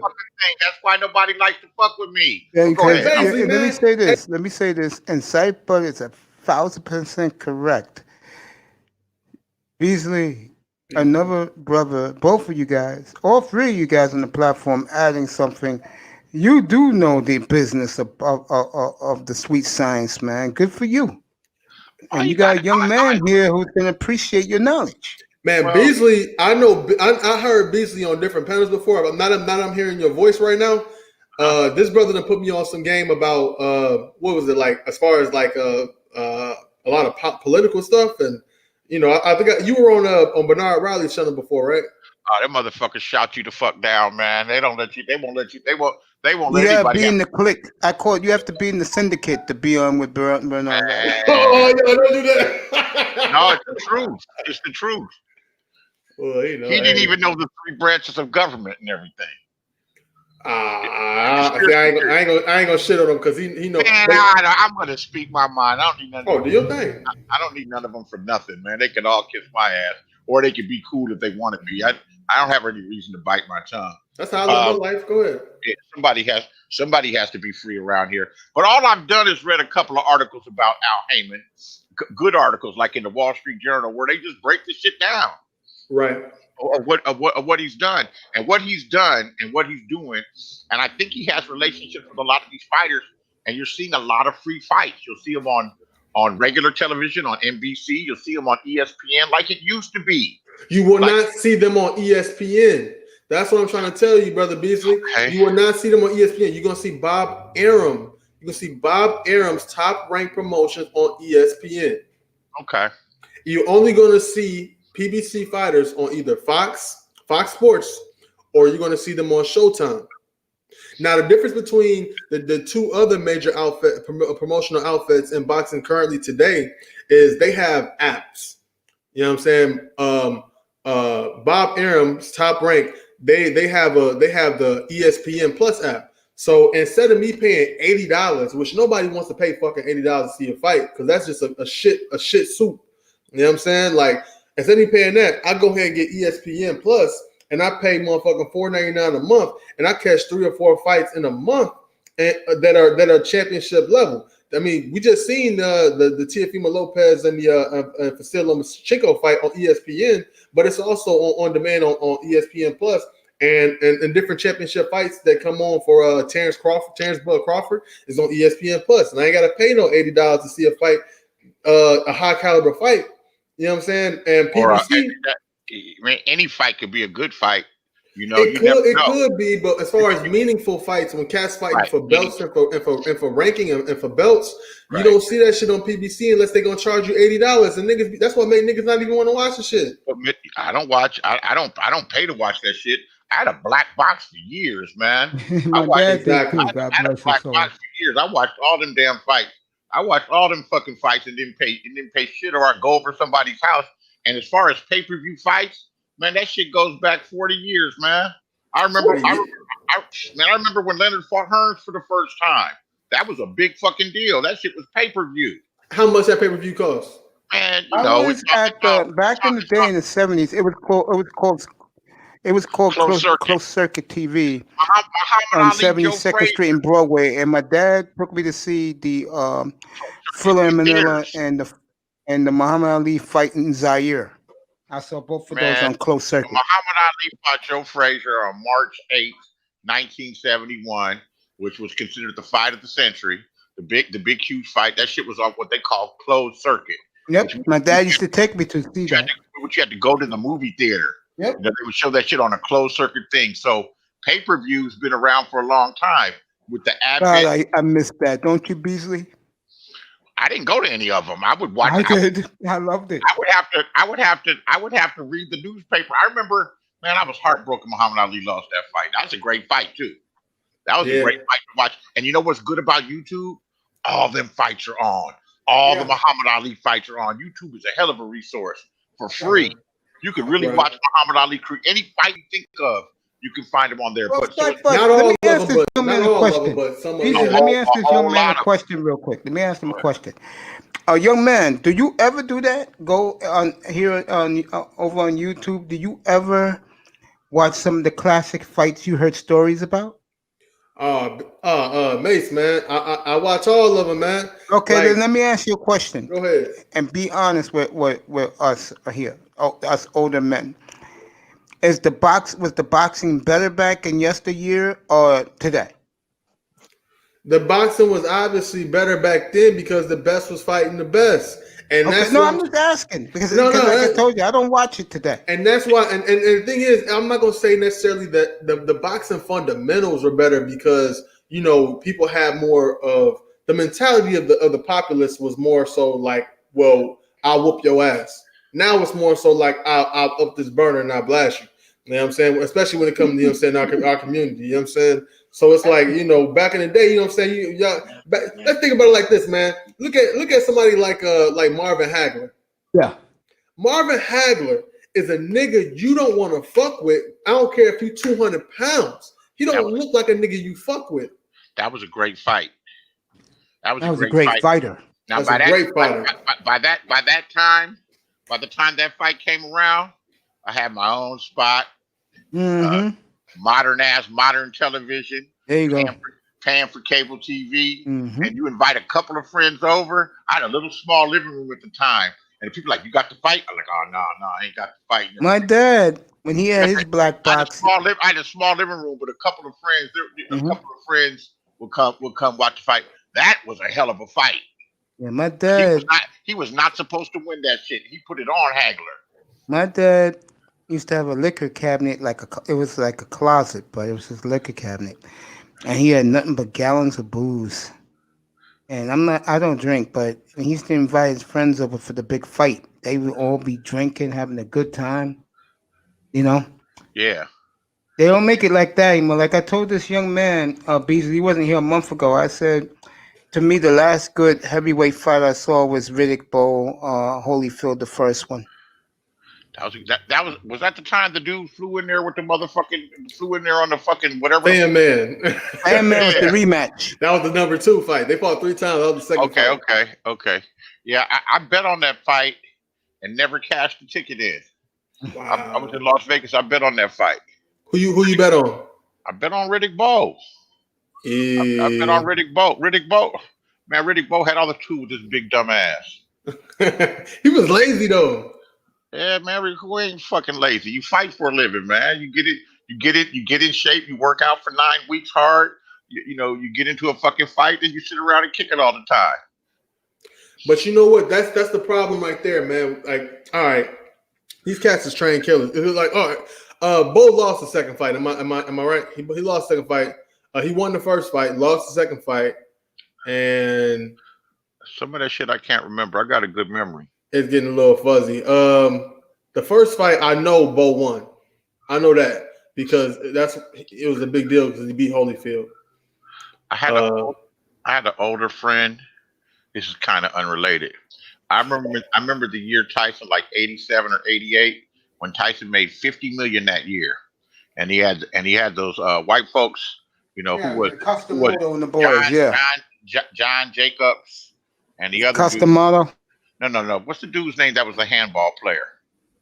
Whatever. Those were his handlers. You're talking about Tony Atlas, are you? No, Tony Atlas was a trainer. Yeah. These were his business advisors that put, that sponsored him. At any rate, I was like, Mike Tyson made $50 million, man. Shit, he gonna be rich forever. And my older partner said, he's a fighter. He said they all dumb. They all gonna end up broke. I'm like, how do you end up broke if you get $50 million? He said Tyson's a big stupid motherfucker. He's a big stupid motherfucker. He's gonna be in prison and shit. He said that all fighters end up broke or in trouble or some shit, and it's almost true. Floyd is an exception, and don't be surprised if Floyd finds a way where he's gonna need some money again. The way he goes through money. He goes through money, but he goes through money because he promotes his brand, which is himself. But I think he makes a lot more money than he spends. You know what I'm saying? This is some good shit, isn't it? Big time. I don't know how he. You know what? If he's making money, it's because he's left money with Al Heyman, and Al Heyman is the damn brains. Well, Floyd got other investments besides just boxing. You know what I mean? He gambles like a lunatic, man. That motherfucker spends $200,000 or $300,000. He'll bet $150,000 on the first half of a basketball game. Yeah, he can afford to. He got the billion in the bank. If you know how to bet, then it is what it is. If you don't know how to bet, then it's the tickets that he wins, man. It's hard to constantly beat the odds, and trust me, he runs through money. But Floyd could hang with a different type of crowd, man. I remember seeing Floyd had Warren Buffett in his backstage just talking to him and shit. You know what I'm saying? When you got somebody that has that much knowledge about just fiscal information, you got money to go ahead and move around. He gonna tell you some shit. You know what I'm saying? Like, hey, a couple tips, like go out the bam. You can put that over there. And he's gonna make a little bit of money without trying. That doesn't mean you follow him. That doesn't mean Warren Buffett's trying to get in his pockets. If anything. Hey, that's you know what? You couldn't find two people that are more opposite than Warren Buffett and Floyd Mayweather. I think they have one very important thing in common, Bees. You know what that is? Oh, you got a lot of money. That's right. But one uses money to buy things and to have things, which is cool, and for ostentatious, conspicuous consumption. Warren Buffett's cheap ass lives in the same goddamn house that he lived in 40 years ago. Yeah, Kansas City. No, Nebraska. Oh, he's in Nebraska. That's right. Okay, he's from Nebraska, and wouldn't loan his son $40,000 to put down on a house.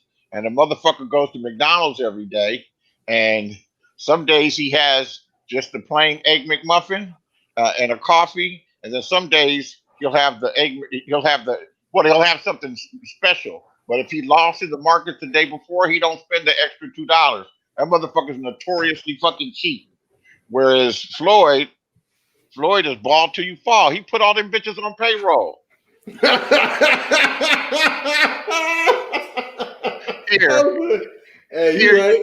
Here, you my bitch. You gonna get $1,000 a week or whatever, and just don't do nothing but sit around and look pretty. That's just it, be on bro. call. He had That's a the harem. life, bro. He paying for a lifestyle. He had Yeah, a man. harem. He had a harem of yeah, he was.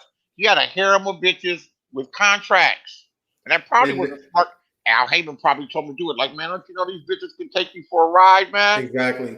He said, limit your exposure, put them on fucking contracts, give them non-disclosure agreements, and have your fucking fun. And you know what? You know what he does when he does things like that? He saves time. Yep. She said, no, He saves time. He saves mental energy to go ahead and be focused on different things. You know what I'm saying? So I mean, he wanna live a certain type of lifestyle. A lot of them sheiks and all them weird, all them other motherfuckers, them motherfuckers from Dubai and all that shit. They be doing that shit too, man. Niggas that oil money, they get them a little harem of bitches. You know what I'm saying? They don't really pride themselves on, you know what I'm saying, trying to pull a bitch. They just pride themselves on enjoying the bitch. they got way more money than Floyd, though. And Absolutely. they got a constant income. But Floyd did it on his little baller budget. He got him like a little 8-9 bitches in the crib. He said, y'all hoes sit over here. When I come over here, I want to have the experience of being welcomed by pussy.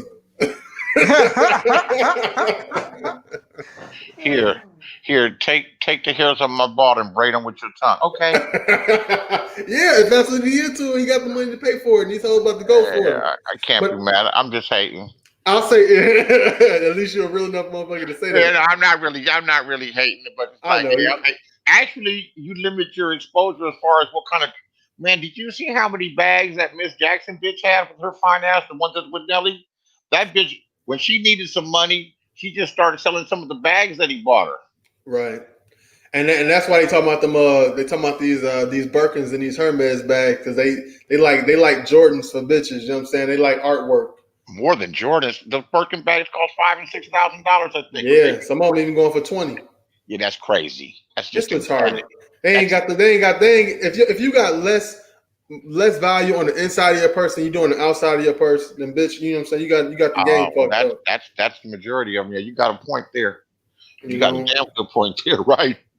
I'm gonna say one thing about the fighters though. You said one thing about these cats. You know, they go 9 weeks and they train and then they do this and they go chill.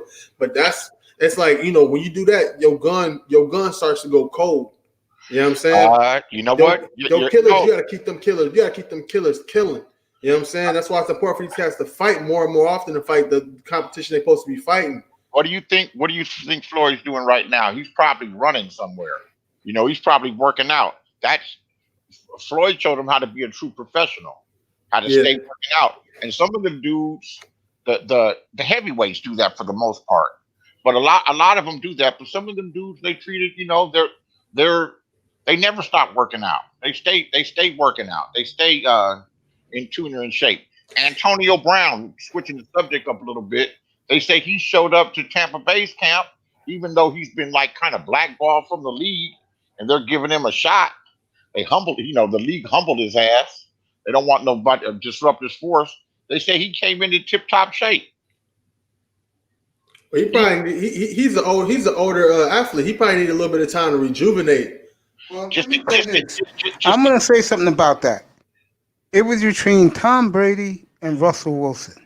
Your motherfucking ass better be in shape. If one of those two guys, you can throw in Aaron Rodgers, Patrick Mahomes. If these motherfuckers are calling you and saying they want you on the team, your ass better be in shape when you sign that contract. You don't get a chance to sign the contract till you go work out. You go work out. They go work you out first. If you ain't in shape, they ain't gonna sign you. Yeah. They ain't gonna sign you. So that means he stayed working out. Hold on. Yeah. Man, is there a bigger idiot than Antonio Brown? No, but I get the feeling he's going to rejuvenate his career. Arguably, you could say Colin Kaepernick was a dumber idiot in the NFL. But you know what though? The NFL paid that man $60 million to go away. And he got $19 million. And he got $19 million the year that I knew that when he sat down that he was when he went on the money. I was like, this motherfucker don't want to play football no more.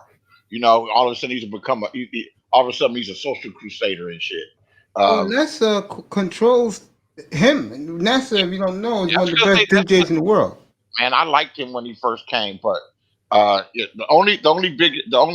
there's a few dudes that I just have always thought were idiots. Oh, I know who you finna say. No, you don't. There's a few dudes just in sports that I've always thought have been big fucking idiots, Go and for it.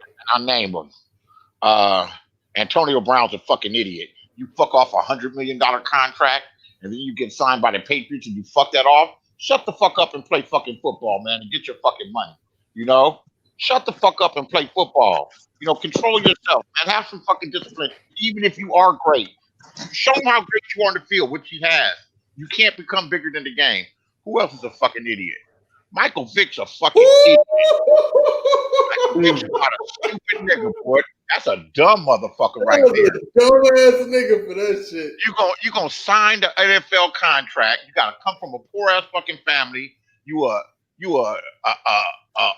once in a generation special type Bo Jackson, Deion Sanders, fast ass maneuvering motherfucker, as talented as anybody ever, you know?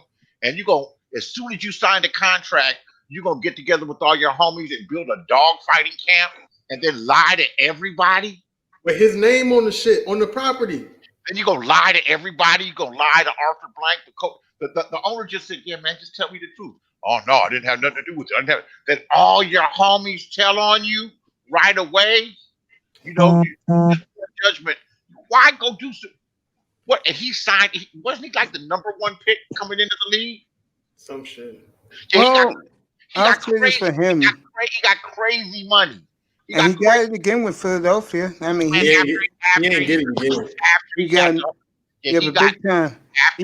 Not big time. Beasley, he got another $110 million from the Eagles. So he worked out. After having to go to Leavenworth, after having to go to prison and lose. Hey, I'll take that. Jefferson, get your ass up here. I'll take that $110 million after I did 2.5 years in prison. Yeah, but he missed out on so much advertising money and stuff.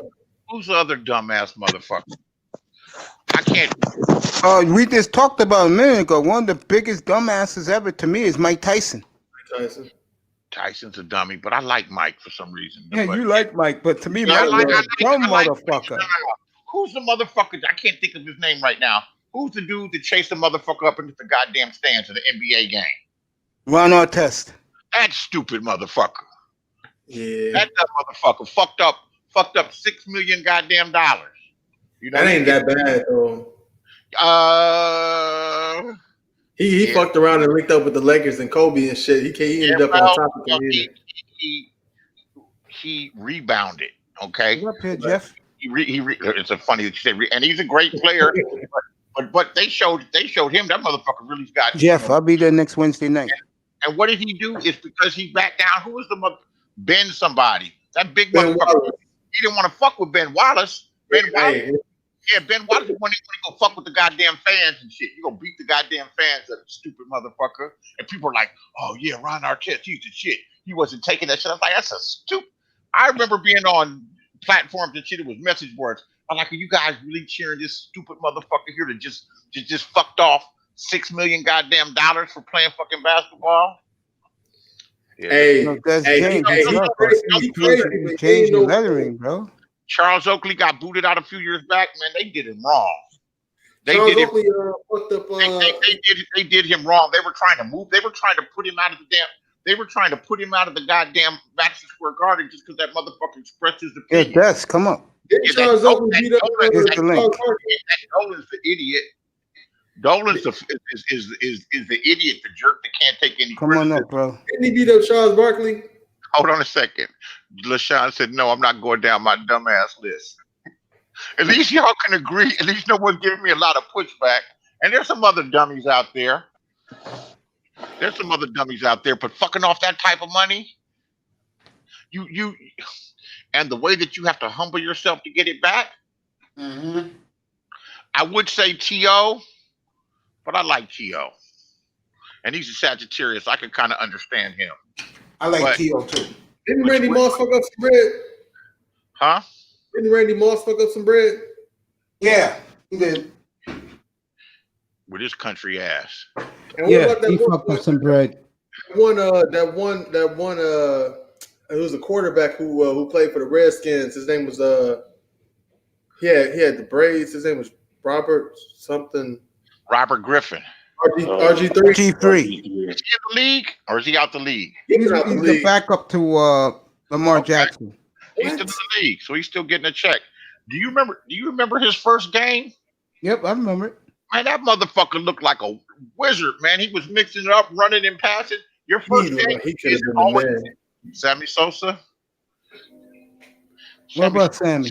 Sammy Sosa just hates being dark. Well, Sammy got paid, man. Sammy's fine. He got paid, Jefferson. Yeah, Sammy got that money. Ray Rice. There you go. Big time. On point. Ray Rice. Hey, she was asking I should know this because he's right next door. Rice, he got a raw deal too. Ray Rice is in the next community from me. And what is he doing for a living? He's coaching high school football at his old high school. Hey, he never got payday because he caught beating his woman's ass. He didn't beat her ass. He KO'd that bitch, man. He hit that bitch with the same kind of punch Gervonta Davis hit that little Mexican. He needs to be signed by Al Heyman. He shocked that bitch and knocked her out, then drugged that bitch like a caveman. I'm surprised he didn't put her by his hair. He should be the hero of the man. He should be the hero of the manosphere. That's how you fucking get out of her that night though. She wasn't even mad at that though. She was like, "Damn, nigga, that shit was real." I think he spit on her. Yeah, Ray Rice. Ray Rice, and did that shit on camera. But he got kind of a raw deal. So he's dumb and got a raw deal because they fucking Ryan Leaf. Ryan Leaf was a dumbass just because he went to drugs, and even though going to drugs, he was that bad of a quarterback. You know who's a bigger dumbass than Ryan Leaf? Me, because when they were coming out, I remember when they were coming out, him and Peyton Manning. I said Ryan Leaf's a far better pick than Peyton Manning. Ryan Leaf's really the real deal. That motherfucker's like 6'5", left-handed. I thought Ryan Leaf was right-handed. Ryan Leaf ended up in prison, hooked on pills. Yeah. Man, y'all remember Tommy Morrison? Tommy Morrison. I was just about to bring that up, man. You keep on going, man. I was about to say it. Rest in peace. Homie got Dwight Gooden too, by the way. You was talking about him earlier. Dwight Gooden also threw his life basically away. The drug addicts. Yeah, you can't get off the drugs. A lot of dudes on drugs. A lot of dudes on drugs. I mean, if you take away the drugs, some motherfuckers have chemical imbalances in their brain, though. Yeah. You know, they have chemical imbalances in their brain. They need medication. Ron Artest is one of them. He takes medication now, and he's kind of like normal. Don't leave that alone. And don't even get into the combat, the high impact sport guys like the football and the boxing and those cats, man, they get addicted to that type of pain. Their brain get addicted to that type of impact all the time, man. And who's the one that got the life sentence for beating that bitch, the porn star bitch, to half to death? Fucked her up, knocked her teeth out. Oh yeah, Tito Ortiz. No. Tito Ortiz. Who marries Jenna Jameson that has kids with her? But now the other one, War Machine. What was his name? Man, what are we talking about? I can't think of his name. What's but he's an MMA fighter. He got life for fucking that girl up. Oh, I'm gonna tell you who it is. I'm gonna go look it up. I don't be following MMA like that, man. Like I don't either. I like boxing better. Yeah, the as far as like the historic value of fighting, when it comes to boxing, that shit where it's at, man. That shit go back over 100 years. And let's be real, man. The boxers hit harder than the motherfucking MMA guys. They're way more well conditioned. The MMA guys, a lot of them cats, they just like backyard brawlers and shit, man. Yeah, I can't stand the comparison of going like, oh yeah, well an MMA fighter can fight a boxer. I hate those comparisons just because there's really no comparison whatsoever between the two. There, I mean, of course, yes, you're hitting and you're fighting, of course, with your fist, but there's a different transition there. There's I don't know, man, what I'm trying to say. There's War Machine is the dude's name. I'm sorry, go ahead. No, go ahead. It's all right. No, War Machine is the dude's name. He beat up his ex-girl and her boyfriend. She's not your bitch no more. It was just your turn, motherfucker. Let her go. Okay. I'm not into the woman scene. It's her pussy, motherfucker. Let her do with it what she wants. You had Nah, your leave that chance. alone. Fuck. Bill Romanowski.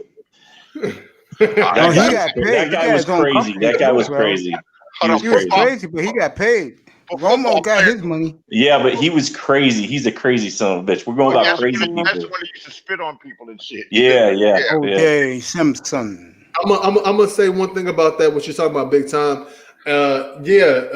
It's no comparison because the amount of training that goes along with the sport, MMA and with boxing.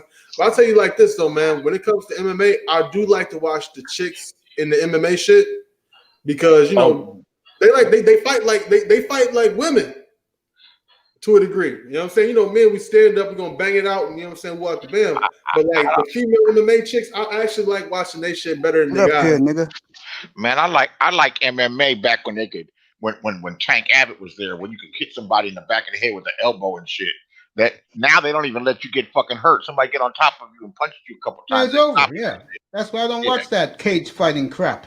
Yeah, you could. I mean, some of it can be all right, but it's actually taken over. Get up here, bro. It's actually taken over. I don't ever watch any of the. I don't ever wouldn't pay to watch them, and not that they're not good fights.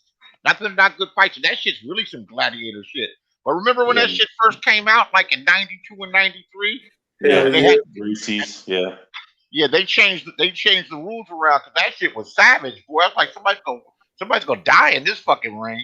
Well, there was no time limit. There was no time limit. They just kept on fighting to the death. Yeah. The weight classes, they won't fight to the death. They won't let niggas sound like a Cooper saying shit. But like they did have a real loose weight class. You'll see a big motherfucker fighting a little motherfucker, and that was interesting. Wasn't the same dude in charge? Wasn't Dana White in charge of that shit too? I don't know. I don't think so. I don't think so.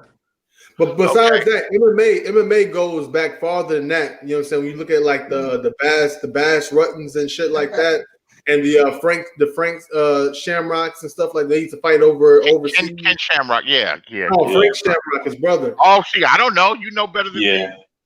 Yeah. That's like a little bit more old school. That's back when them cats used to have them like the long shin guards and the tall boots. And they were fighting the ring instead of fighting in the cage. It's like in the 80s and shit. It's crazy. Now that's funny to think of, like dumbest athletes, because we can keep on going. What about? Hold on a second. Good football player, young. Alton Smith done found a way to get himself out the goddamn league. No. It's the other one. Alden Smith is one, but the other one is old teammate, Greg something. What about Dana Stubblefield? Just got 15 years for rape. Damn. Really? Why do you need to rate somebody, man? All that fucking cash. I mean, it's like dumbasses, they have all this money driving drunk and then they kill somebody. Like, what the fuck are you doing? Why the fuck are you doing that? Get with the bitch that's probably there that wants to fuck you anyways. Take her home and fuck her. Instead, you're a dumbass that wants to show off your fucking cars and diamond rings and shit like that. Who the fuck cares? Well, people care, and you can do that shit. You gotta just. Oh, okay. Hold on. We forgot a dummy. I got a dummy for you. I'm gonna give you a hint. New York Giants. LT? Oh yeah, he's a drug addict, man. I feel so. Yeah, I can't. I like LT too, man. Maybe I got a little compassion for the drug addicts because LT was a bad man. What about dumbass Plaxico Burress that brings the gun to the goddamn club and shoots himself? Oh, that nigga top 3. He's top 3. That nigga top 3, bro. This motherfucker lives in New Jersey, got a mansion, and goes to the ghetto ass club. I think he's at the Latin Quarter or some shit. Brings the gun in the motherfucker and then shoots himself, and then hires Benjamin Brockman, who admits to everything, lets him search their house, and pleads to everything, and cooperates instead of trying to fight the case. And they got 2 years instead of 3 and had to go to prison. But when did that happen?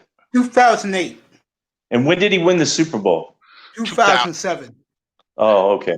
I thought it happened after the fact. He got signed to the Jets. It did happen after he won the Super Bowl. He got signed to the Jets, had a decent season, then he was out the league. Yeah. He was good too. He got his ring. Yeah. He was great. His ring, man. The fuck? You got a mansion and you got millions. You got to go out to the club, man? Tell them bitches to come over here and we kick it over here with security. Kareem Hunt. Shit. Oh, I got one to trump all of y'all shit right now. Oh, that's a drum roll. Ray Carew. Who? Ray Carew. Oh, goddamn. Ding, ding, ding, ding, ding, ding, ding, ding, ding. And we got a winner. Dumbest motherfucker of all. Dumbest, stupidest, most despicable motherfucker of all. Killed that bitch while she had his baby, while she was pregnant with his baby. They should have never let that motherfucker out of jail. Did they let him out? Yeah, he got out. This year, wasn't it? Got out like within the past couple years. After doing 17 or 18 years. Yeah. That motherfucker killed the woman. Because he didn't want to pay child support. My nigga, in that case, it's cheaper to keep her, my nigga. She wasn't even that. She was fine too. Man, she was fine. I mean, shit. Even if you gotta pay that child support, pay that motherfucking alimony, nigga. He was decent enough to get that money back, or at least keep enough of that money that he could have did something after he retired. Man, he fucked around and fucked up everything for that, man. And then had. Let me stop. Let me not say that. Nah, go for it. Yeah, I don't You ain't want biting your tongue. No. I don't want to. Yeah, I normally don't bite my tongue. It's unfortunate the child was born fucked up. Oh yeah, I forgot. The baby child, did. yeah, the child that he lived, but he's got like cerebral palsy or some shit and everything. I'll give you the dumbass. Ain't nobody dumber than Ray Carew. He did 18 years in fucking prison. I'll give you Andre Rison because of Left Eye. How the hell are you going to bring in a crazy girl like that and then burn your house down? He said he was determined. He did interviews on Vlad TV. Said I felt like I had to help her. Come on, nigga. It's that pussy, man. That pussy. It was that pussy. Yeah, that pussy. Yeah. She sucked it. Why don't you just tell the truth, man? If you know she sucked a mean one and she swallowed, man, I never had that happen like that before. She used to make. Man, if he would only keep it real. Oh, I felt like I had to help her. Man, and Left Eye was a bad bitch. She looked good naked, bro. Yeah. So, he had her up in the crib, nigga. He was like, fuck everything. He could have any bitch you want. But no, nigga. he fucked all his money off too. Yeah, Christy Mack is the one that one of them War Machine beat up. No, he fucked her up and got life in prison. Gonna do 36 years. But Ray Carew has, Tommy Sotomayor did a show and what he was saying is Ray Carew a good symbol as to why child support should be discontinued. Is he a hero? Is he like the poster boy why child support? I had to call in and tell him, man, like, how the fuck are you gonna make this motherfucker some kind of goddamn hero? It's got the life. Playing a damn game, playing football, got the life that so many people dream of, and he's gonna fuck it up because he didn't want to spend $6 or $7 or $9 or $10 or $1,000 whatever a month, and he could have fucked that girl forever. That's before they start having them outlandish motherfucking child support payments. Well, if you earned a lot of money, child support's always been outlandish. But he was already paying for one. Look at a motherfucker like Jason Kidd. Jason Kidd got about 4 or 5 kids that he was paying 10, 15, 20,000 a month for, and he keeps doing it. Yeah, he go ahead. No, I'm sorry. He got caught beating his girl, didn't he, or attempted something, didn't he? His wife. Yeah, he got caught. Man, some of them dudes, I'm not condoning that shit, but can you imagine just giving everything to a woman?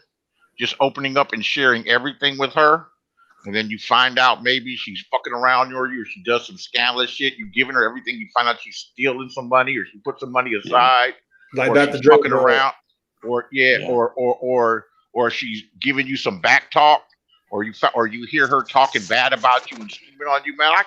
I mean, some of that shit I can kind of understand.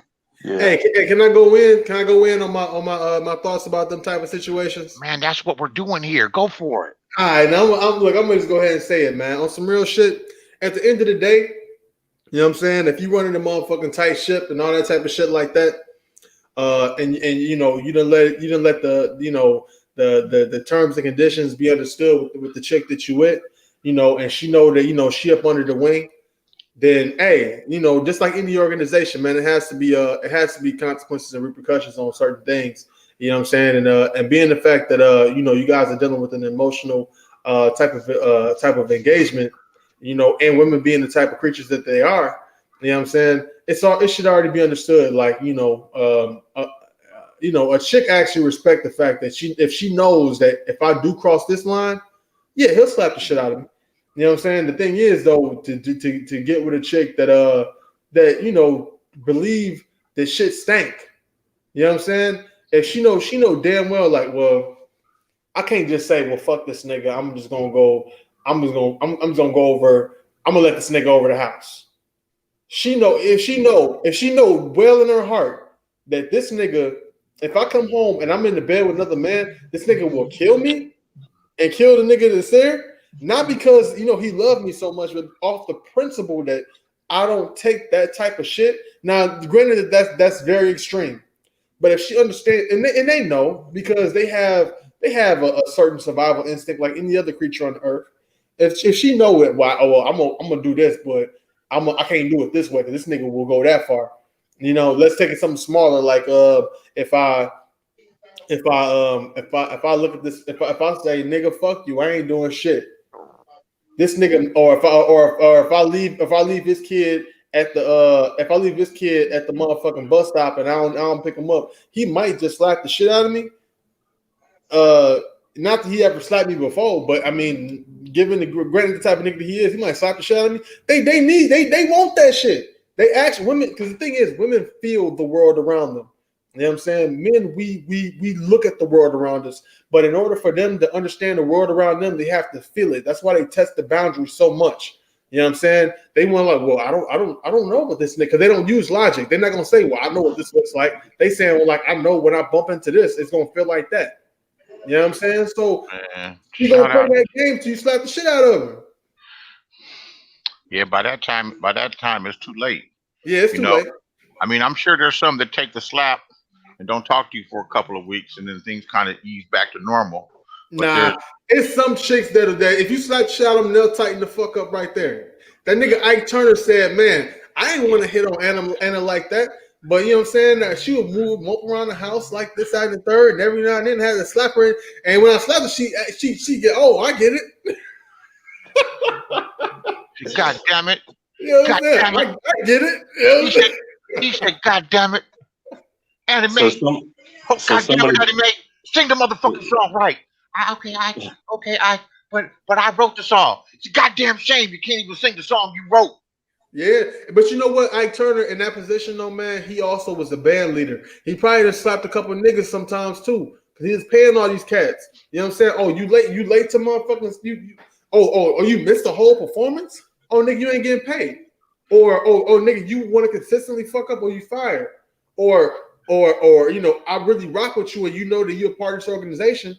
I'm not gonna cut you off, but guess what? You might catch a violation. That's just regular gang shit. Here's a pimp. You know, man. They happened to play music at the same time. He's a blues man. I was with the business. But you know what? So somebody brought up in the chat O.J. Simpson. Very true. That was damn. Yeah. You got to figure, man, that all I remember, if you watch O.J. Simpson, man, was he a great running back. But nobody's to this day, nobody's gonna remember him as a running back. They're gonna remember him as the stupid shit that he did. From God knows when. It's just you gotta be of a certain age to even remember him. Yeah. Because he quit playing football in '78. I agree with you. But heck, I didn't become until really looking at all football, like the '90s was where I learned a lot of stuff. You just have to do your due diligence. I'm just saying, heck, I've gone around just looking at, at Earl Campbell. And looking at how he ran, the guy was just like Barry Sanders, was 6'2". So that's how good he was. He's a little different than Barry Sanders. Gotta go back and look at him, man. I'm telling you, go back and look at some good man. films. Come on, man. I remember Earl Campbell, man. I'm saying, Barry Sanders. I know what you're saying, that he was quick on the feet that move, but Earl will run over you. Barry didn't run over nobody. True, no, true. I'm not. Yeah, I'll give you that. He juked you. Earl Campbell was nothing like Barry Sanders. Okay. Calm down, boys. Yeah. Calm down. Listen, okay. No, so I'm not mad. You just put it down, Beasley. You said that he had quick feet. You're right about that. It was not just his quick feet. It was but he ran over motherfuckers. Right. Well, that was. I mean, that's obvious. I'm talking about how he was able to change direction. I mean, that's the one thing that, as big of a guy he changed directions like Barry Sanders. He had good field vision. Barry Sanders had probably the best field vision out there probably at that time. Earl didn't need no blockers. Watch some old Jim Brown tapes. Brown was a bad man. Yeah. Jim Brown he had a different level of competition, man. He was running against all the white boys, shaking the shit out of them and shit, man, and trucking them. He would run them over too, and he was fast. Jim Brown was a beast. He really Brown would have made it even in the 70s, 80s, and 90s. He was that good, yeah. You can't take a man out of his time. You know, you can only play against who you play against. Agreed. And that's true, because they didn't make defensive players as they started making them later, where them motherfuckers were the defensive player, a lineman, somebody like what's the dude's name that came out the same year as Reggie Bush? The one that was the first pick, Mario Williams, yeah. Yeah, where the dude could run a 4.4 and he's like 6'5", 260 pounds, 270 pounds. Yeah, they didn't make NFL players like that back then that were that fast. So who was nicer between Walter Payton and Barry Sanders? Barry Sanders. Hard to say. Walter Payton was a motherfucker, man. I know Walter Payton was a beautiful, beautiful back, though. Like, I mean, the one thing that he did that people might not look at is that he stayed healthy, and the reason why he did. I'm not saying he didn't take any hits or he didn't give the hits, because he did, but he went out of bounds when he needed to, so he didn't take unnecessary hits. That's what kept him around for so long. That's very true. Barry Sanders was smart to get to quit at the top of the game. Yeah, and be able to walk, and he probably still has some pains, but he's probably not fucked up like Tony Dorsett. Tony Dorsett is real fucked up. Yeah, in the head too. CTE, depression, Parkinson's, all that shit. Yeah, he has all that shit. Yeah, that's the fine line they got to take, though. I mean, like you look at somebody like Barry Sanders, he didn't get the same type of money as somebody like Emmitt Smith got. He got more of the glory. But Emmitt Smith got way more bread because he stayed up in there and got the numbers up. I had a buddy that said Barry Sanders was a stat man, but I laugh at that. But Emmitt Smith, though, he wasn't no joke or fool anyways either, though. But he was a very good back. He was a very good back, no matter how good that front line was. He was damn good at what he did. I mean, he just didn't get injured. I mean, he didn't get injured truly that affected his game. And to somebody sit there and say that, or anybody that you meet say that he wasn't nothing. I mean, look at what he did in the championship games, or when he got his shoulder hurt multiple times and he still played. That's not just a back. That's a freaking that's the first back that's beast mode to me. I mean, that guy wanted everything to be a winner. I mean, I'm not no Dallas Cowboy fan, but Emmitt Smith was a bad man. Mr. Miami said that Ricky Williams was on the dumbass list too. Yeah, Ricky Williams was a fucking dumbass, I guess. Yeah.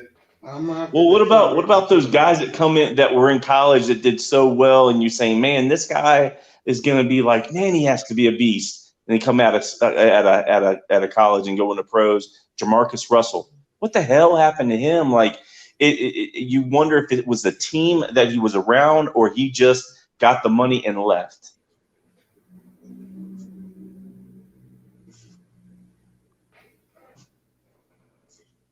All right, that's for one of y'all NFL aficionados, because I don't even know who that is.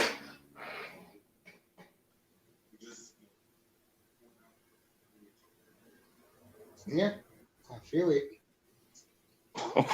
I'm surprised nobody even mentioned Bo Jackson. I mean, Bo Jackson was a bad motherfucker just as far as just athletically.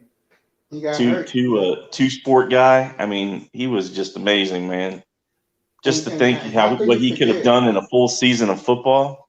You guys that shit is incredible, man. That shit's like kind of unheard of. Like, yeah, but you guys are two sports. Deion Sanders, bro. Yeah, Deion Sanders as well. Yep, Deion Sanders. Yep. That's my man, bro. Prime time.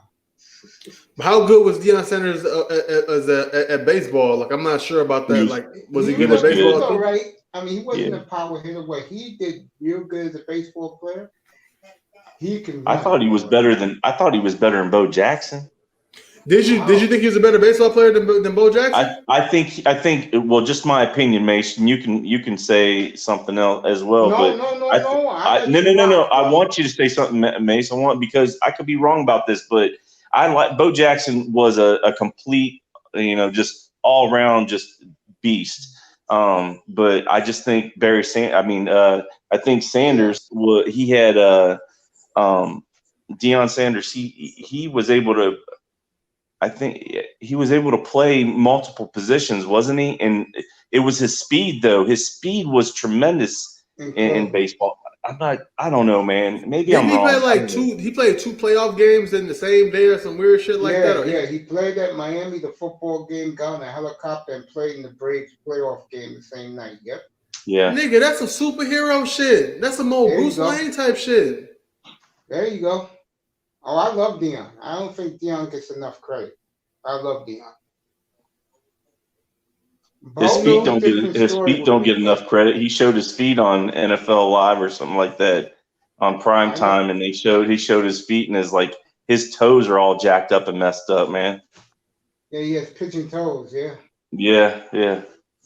Yeah, Bo, on the other hand, he speaks a lot better than he did 30 years ago when he had his speech impediment. What Bo does now, he makes gazillions of dollars. He sells those power bars to the athletes. The teams buy it off of them, and that's what they eat in the dugout or on the bench, or he sells nutriment bars and shakes to the ball players. Smart businessman. Guys, it's talented at anything that he did, put his hands on. You know what? Since we were talking about athletes and they broads, I'm not sure if y'all familiar with Shane Mosley's situation with his ex-wife. He got divorced from his ex-wife, and man, she wanted to break this nigga for everything. She wanted to take half his shit. She wanted his championship belts, and she wanted this nigga to get a vasectomy. He probably would fuck around. Shane's a good-looking motherfucker, but Shane right now. He's fucked up. He's punch drunk. He's fucked up. Yeah, he's a little slurred with his words. You know who's really fucked? A little slow. You know who's really fucked up? Who that? I don't know if y'all remember Mildred Taylor. Yeah. Mildred Great fighter. That's the one. That's the one that was fucking up Julio Cesar Chavez. Yeah. And they called the fight for like 15 seconds. They called the fight with less than 10 seconds left on the fucking clock. Chavez. That was disgusting. Hey man, you got two things going on. Ricky Williams is not a dummy. Ricky Williams he just was an introvert, man. He didn't like all the attention. Ricky Williams is a beast too. I'm echoing. Why am I echoing? May's got two windows open. Okay. It's not me.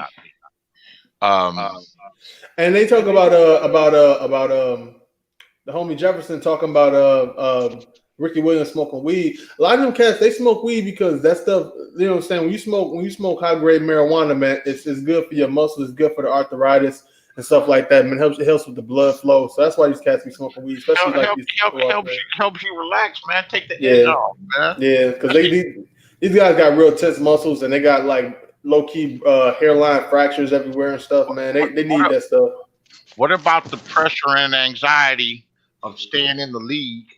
And every year your job's up for, you might get cut, of staying in the league as you get older, and the responsibilities that you're taking on, especially if you which probably a lot of them are when they helping out or just totally taking care of their family.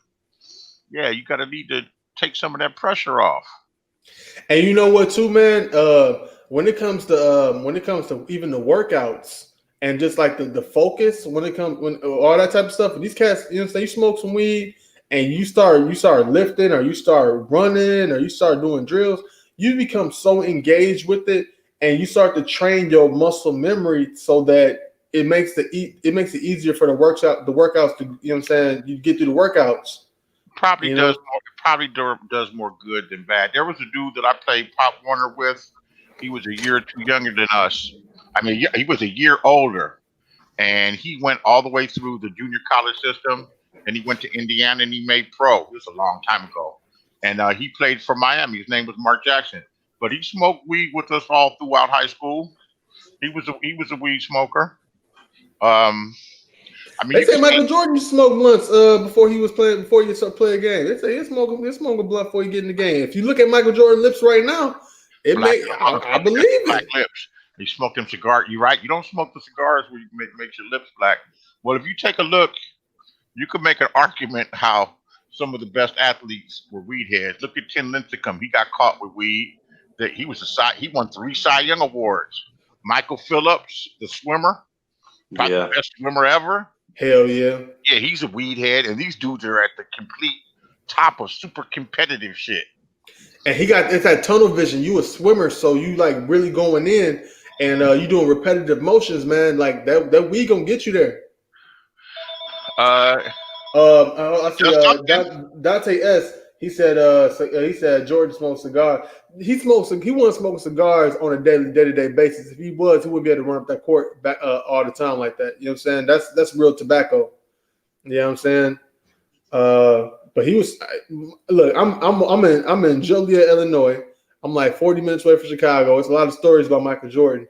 I said Michael Jordan fuck around, he smoked some weed. He get on the court. He do his motherfucking thing.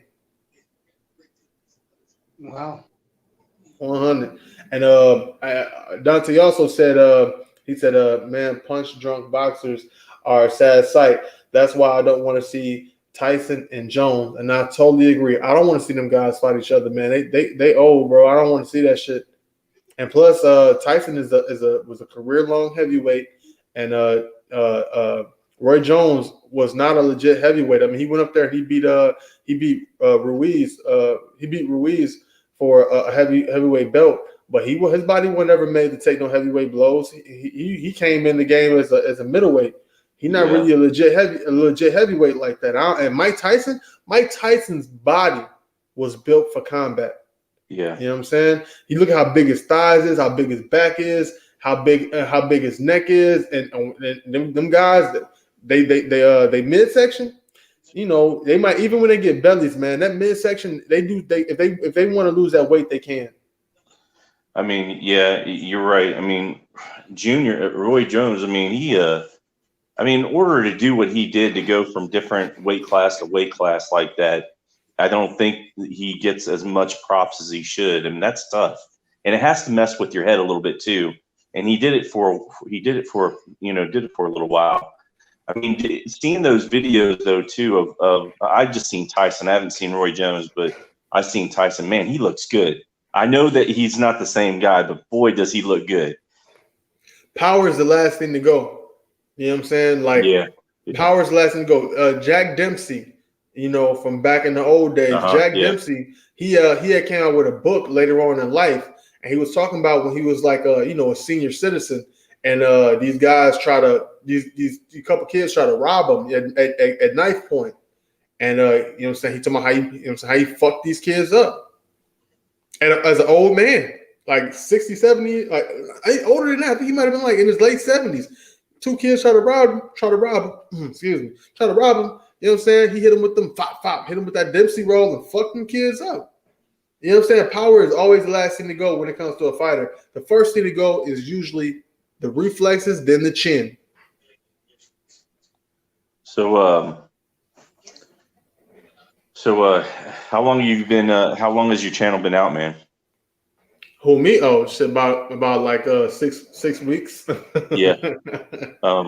So have you checked out anybody else's channels? I'm just curious. Yeah, I fuck around with the whole boxing scene, international scene. I get on some cats platforms and stuff. I would say I'm honestly more engaged with the boxing community than I am with the manosphere. And even though I fuck with the manosphere tough, it's just when it comes to shit that I really just like to talk about. I really fuck with the boxing scene heavy. But being a black man in America, the more important thing is our situation. That's funny you say Manosphere, man. When I came into Mace's channel, hear somebody say Manosphere, I'm going, I didn't even know there was a Manosphere out there. I didn't know that there was multiple Manospheres out there. So I'm just sitting here going, well, guess there's Manospheres out there. It's whatever to me. I mean, I could, it's whatever. But so you said that you've been a part of a couple others out there. I know there's 2 or 3 that I've been on that I watch repetition just a little bit here and there. Who you like? Showbiz. Okay. But there's another one too. I think is like I can't remember, but is it Boxing Ego? No. Just give me 1 second, man. And I'll think about it. But gosh, damn it.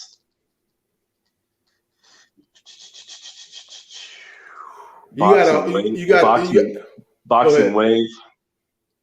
Boxing Wave. That sounds familiar.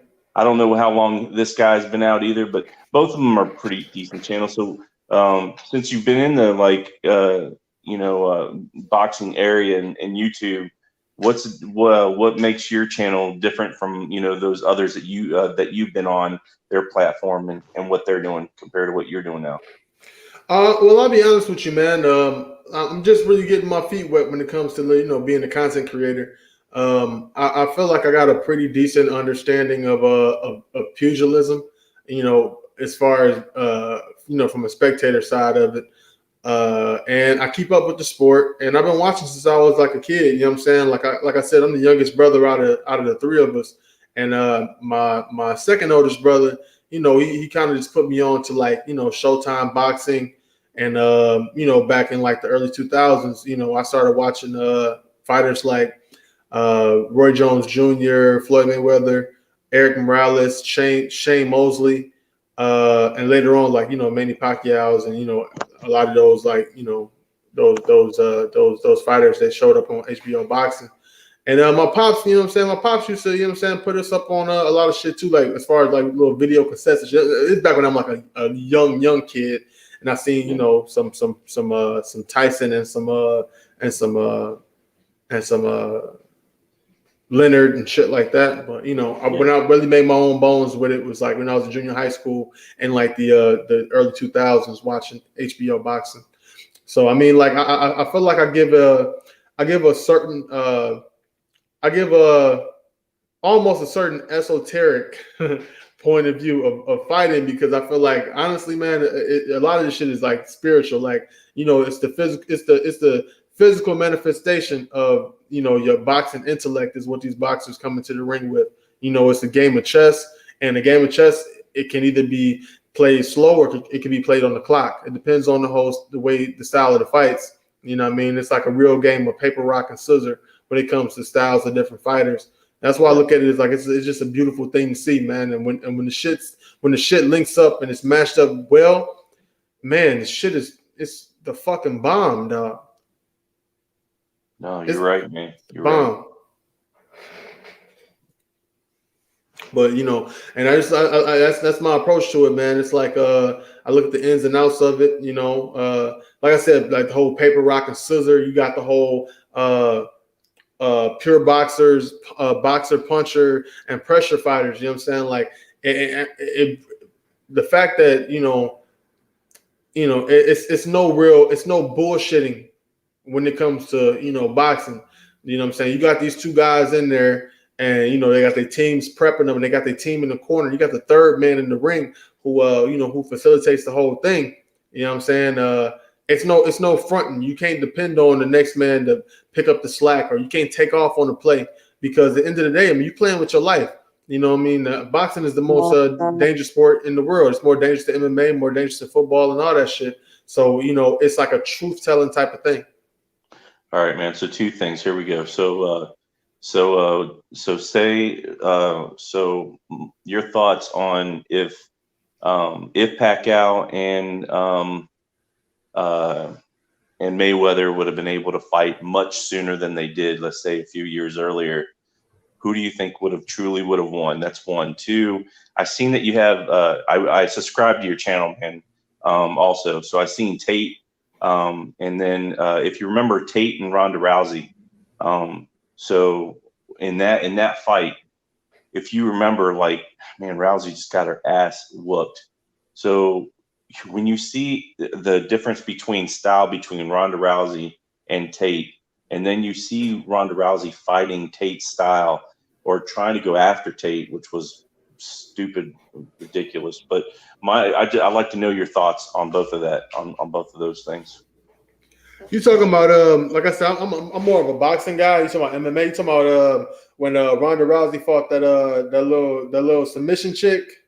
Yeah, you talking about the kickboxer? Yeah.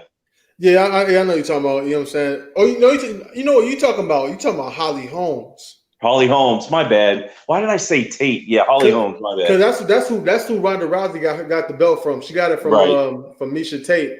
Right. You know what I'm saying? And, right. Yeah, my bad. That was a decent little fight. Because Ronda Rousey, I don't know if have you seen that? She broke her arm.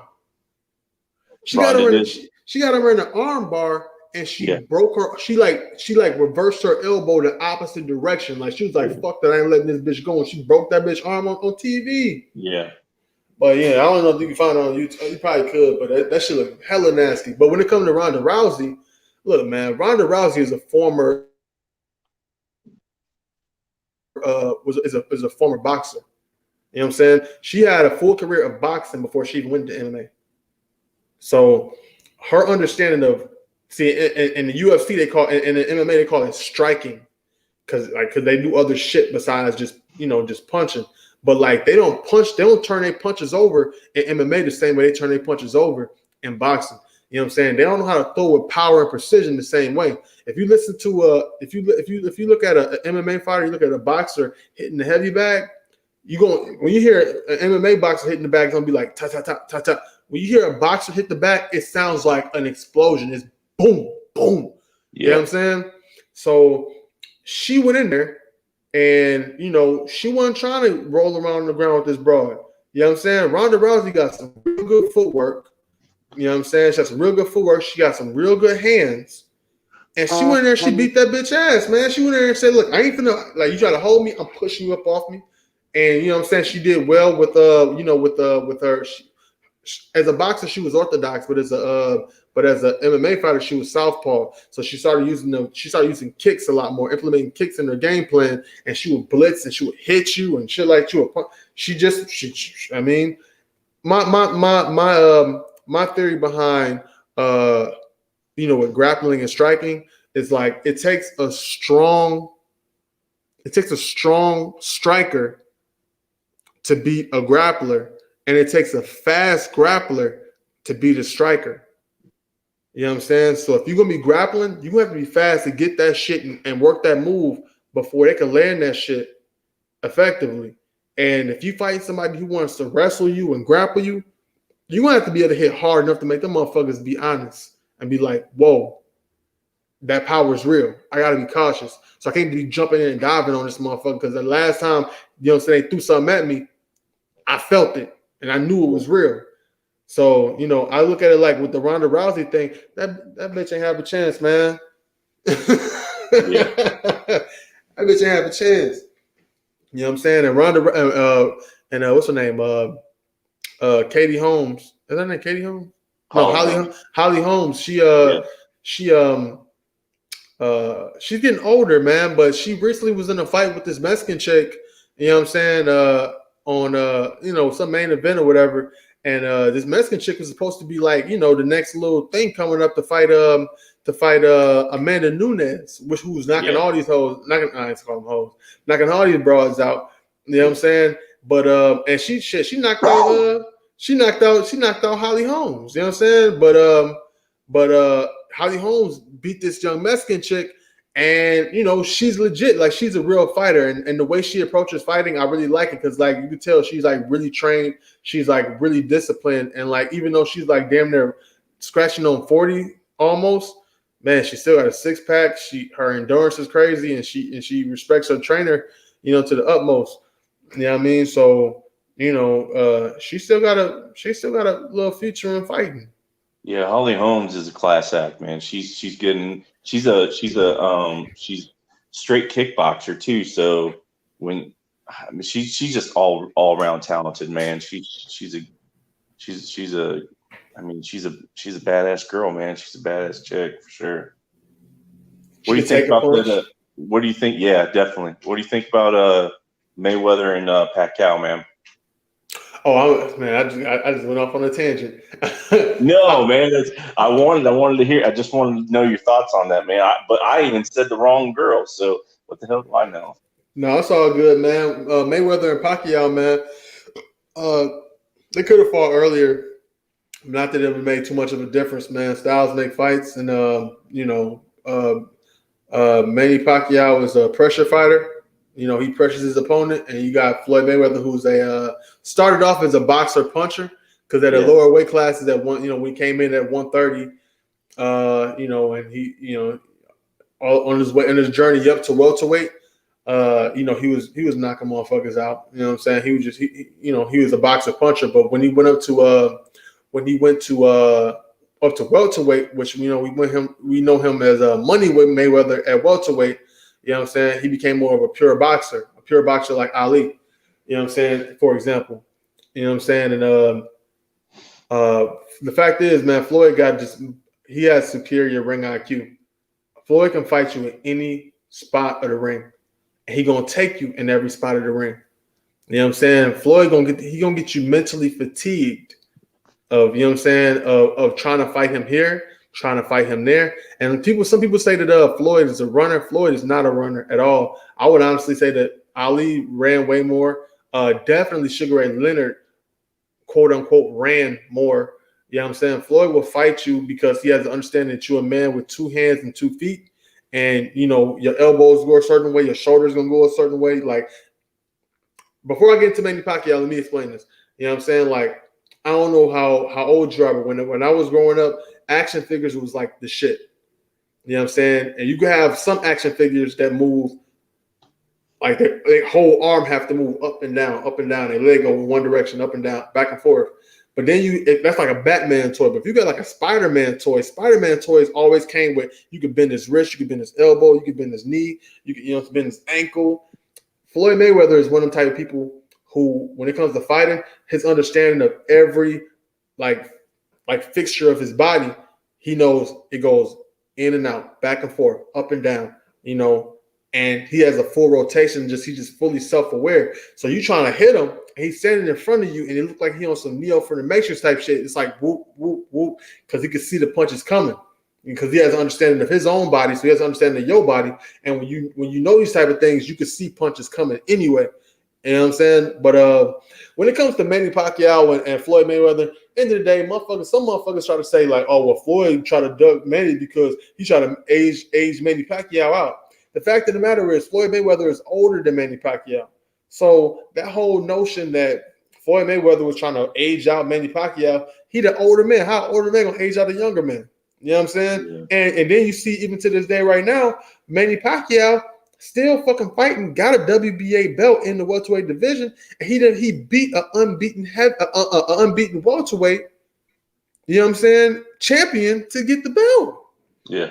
So, you know what I'm saying? Like, the more shit that Manny Pacquiao does, even in this later age, it shows the greatness of somebody like a Floyd Mayweather by beating him. Yeah. You know what I'm saying? So, honestly, man, it's like when you know what you're looking at, it make it really hard to say a lot of bad shit about Floyd Mayweather, because, I mean, the nigga doing that shit. You know what I'm saying? The nigga doing that shit. He went in there, he fought Canelo Alvarez, you know what I'm saying? A young Canelo Alvarez, but Canelo, the highest weight class that Floyd Mayweather ever fought at was the 154 pounds. You know what I'm saying? Canelo Alvarez went up all the way up to light heavyweight and stopped Sergey Kovalev at light heavyweight 175 pounds. And Kovalev actually killed a man in the ring before. You know what I'm saying? He killed somebody in the ring before. You know what I'm saying? They don't call him the Crusher for nothing. Like, that nigga died. Yeah. You know what I'm saying? So, like, you know what I'm saying? Canelo Alvarez is a real talent for beating him. And Floyd fucking, it show you that skill means a lot. You know what I'm saying? You fuck around with somebody who know what they're doing. It don't matter if you weigh 20 more pounds than they do. Hell, look at Floyd and Conor McGregor. You know what I'm saying? Conor McGregor really belong, like, the way they do weight classes at MMA and the way they do it in boxing is different. I don't follow it that much, but like, but McGregor, he should have been fighting somebody like at light heavyweight or super middleweight. But he was fighting Lil Floyd, who was retired, and they fought at 154. You know what I'm saying? That fight, Pacquiao and Mayweather, that was I don't think that fight gets enough respect, but I feel like the fight didn't give people what they wanted because people don't fight. The fighters don't fight at they don't fight at 15 rounds no more, like how they did in the late 80s and shit. They only fight 12 rounds. You know what I'm saying? But when you got people, because Manny Pacquiao isn't just a punching machine. Manny Pacquiao has a really good fight IQ as well too. You know what I'm saying? He got great training and all that type of stuff.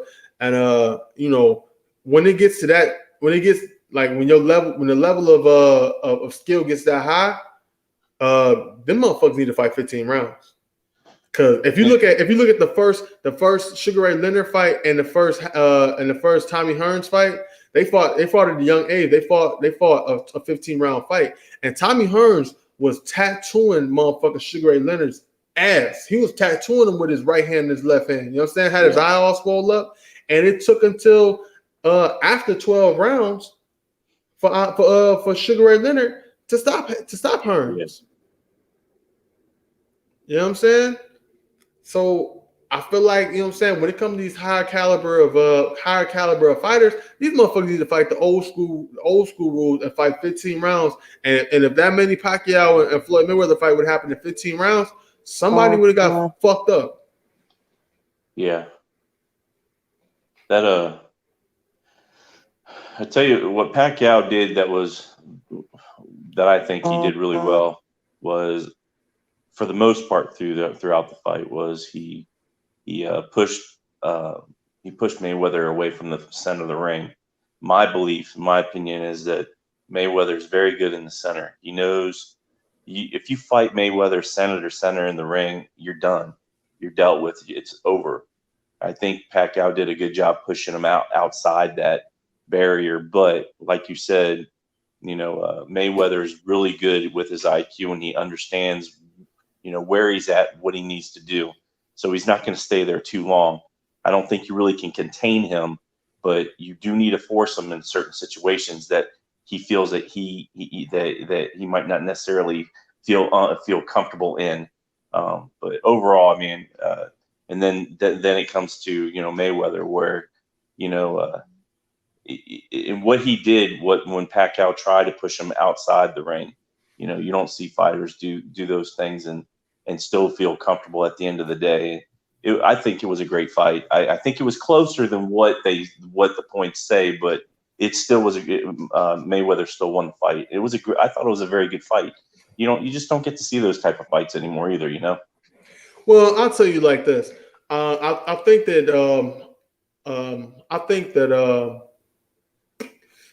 the fight could have been better if it was 15 rounds, because sometimes when you got two guys, matching each other's styles, they got to answer for this answer for that answer. It take a while for the actual fight to break out. Honestly, I see Dante S. He said Floyd liked the ropes, and the fact of the matter is, I think Floyd liked the ropes. Floyd liked the ropes. He liked the center of the ring. He liked the turnbuckle. I honestly. Look, Pacquiao, you know what I'm saying? Floyd had his number at the end of the day. I don't think it was really much that Pacquiao could have really did. You know what I'm saying? Floyd liked to be. The thing is, when you fight Floyd Mayweather, you don't try to box him. You know what I'm saying? Don't try to box him. Don't try to match him wit for wit. Only person that decently let me not say that only person, but one of the last people at welterweight that did do a decent job at boxing Floyd Mayweather was Miguel Cotto. Now that fight I think is on YouTube. If you look at that, it looks like a beautiful fucking dance. These cats are in there. They tagging each other. They answering each other with defense. You know what I'm saying? Very well. They matching skill for skill and they landing punches. It's a good fight. You see Floyd get his nose busted up good. Cotto gets his eyes swollen up really well. It's a real good boxing match. Both of these guys are really fundamentally sound, got great jabs, great balance, and all that type of stuff. But I'll be real with you, man. It's a lot of great fights going on. I'm not gonna front. It's a current day in boxing. It's a lot of great fights that you will see. Even if you're not a big boxing fan, you're gonna like it. But the thing is, though, the accessibility to the sport is shaky. And that's my main problem with PBC, because they putting on fights on regular TV, but they're not putting on the worthy fights on TV. You know what I'm saying? They're making cats pay for them for big price tags. Also, I see Dante S. He's talking about Maidana style. Yeah, you gotta, when you fight Floyd, you can't try to box him. You gotta pretty much blitz him and try to stifle his IQ by a whole bunch of activity. And the thing is, Manny Pacquiao, the fact that he is a smart fighter as well as a very physical fighter, he was trying to box Floyd too much. He should just try to blitz him. And the problem with that is, like, you blitzing this guy and you're not using all the stuff that you know, but you got to try to nullify the shit that he does know. You know what I'm saying? And Floyd, you got to try to fight him and make it a messy fight. You got to. If not, he going to fuck with you and he going to get you. But you even said, though, like just a minute ago or a few minutes ago, you said you can't box Mayweather, right? Right. So, but that's the thing. That's why I say that's the one thing I think, even though you pinpointed it and saying that again, is that to me, that's why Pacquiao did a decent job, but of course he didn't do that well of a job because he ended up losing the fight. But to me, you can't take the fight. First of all, I think that you can't fight Mayweather in the middle of the ring. And I understand what Dante's saying, where he's good at everything within the around the ring, inside or whatever, or around the ropes. I get that part of it. That's why I said you can't just get him in the corner. You can't get him that uncomfortable. Because the guy's he doesn't feel that uncomfortable, and when he does, he gets out of that situation before he starts to feel too uncomfortable. He's already thinking ahead, 2 steps ahead before you even get to that situation. Does that make sense? So it makes a whole bunch of sense. Yeah. So I don't. To me, when I watch Mayweather, and I've watched him fight a few times, I could be missing something, man. And just correct me if I'm wrong. That's cool. I mean, because it's hard to, first of all, when you're around people that think they know their shit, and then you actually start speaking to people that know their shit, there's a different story. So when you start watching these fights and people are yelling and screaming, they're yelling and screaming for the person that they like the most to win, not because that they're actually watching a fighter for they're being superior and going, hey, I respect both fighters. Who I want to win is this, but they really don't know what they're looking for. They're just seeing, I want to see get somebody knocked out. That's what Tyson was good for. I want to see somebody get knocked out, but you can't fight Mayweather in the center of the ring. I'm sorry, because if you do, you've already lost. You're already losing it. I mean, kind of look at, even though it was a joke, McGregor, he kind of fought him a little bit in the middle of the ring way too much. Mayweather was never going to lose that fight anyways, and people thought that he would, but come on, that was ridiculous. But you can't fight Mayweather in the middle of the ring. Then you've already lost it. That's just my opinion, though. I just don't think you can do that. McGregor definitely couldn't fight him in the middle of the ring. Yeah. And when you're in the middle of the ring, I mean, it's like it's like, I don't know, it's kind of like pool. Like we play in pool. You got a lot of green to coverage to get it into the pocket. You know what I'm saying? So like you try to hit a ball from the center of the table to the end of the table. It's like, oh, that's a lot of green to cover. You know what I'm saying? And you can't really corner it like how you want to. You can't really bank it off of this and bank it off of that corner. Yeah, so I mean, it's harder to fight Floyd in the center of the ring. McGregor, man, Floyd carried McGregor. Yeah. He carried McGregor that whole fight. He like, look, man, I'm gonna let you throw some punches. Yeah, that was just a joke statement because people sitting there saying that McGregor had a shot of beating Mayweather. That was a joke. It was not going to happen. It was never going to happen unless he stepped off for some apparent reason. He put his hands down, looked up in the sky saying, go ahead and hit me. And then, yeah, it might have been done. But even then, come on, man. It wasn't going to happen. It was a publicity stunt that they both made tons of money on, and good for them. You know, yeah, they made a lot of money off that shit, man. Fucking, I'll say this, though, man. I think it's Brother Jefferson. He's talking about Tommy Hearns. And I'll tell you this, man. Tommy Hearns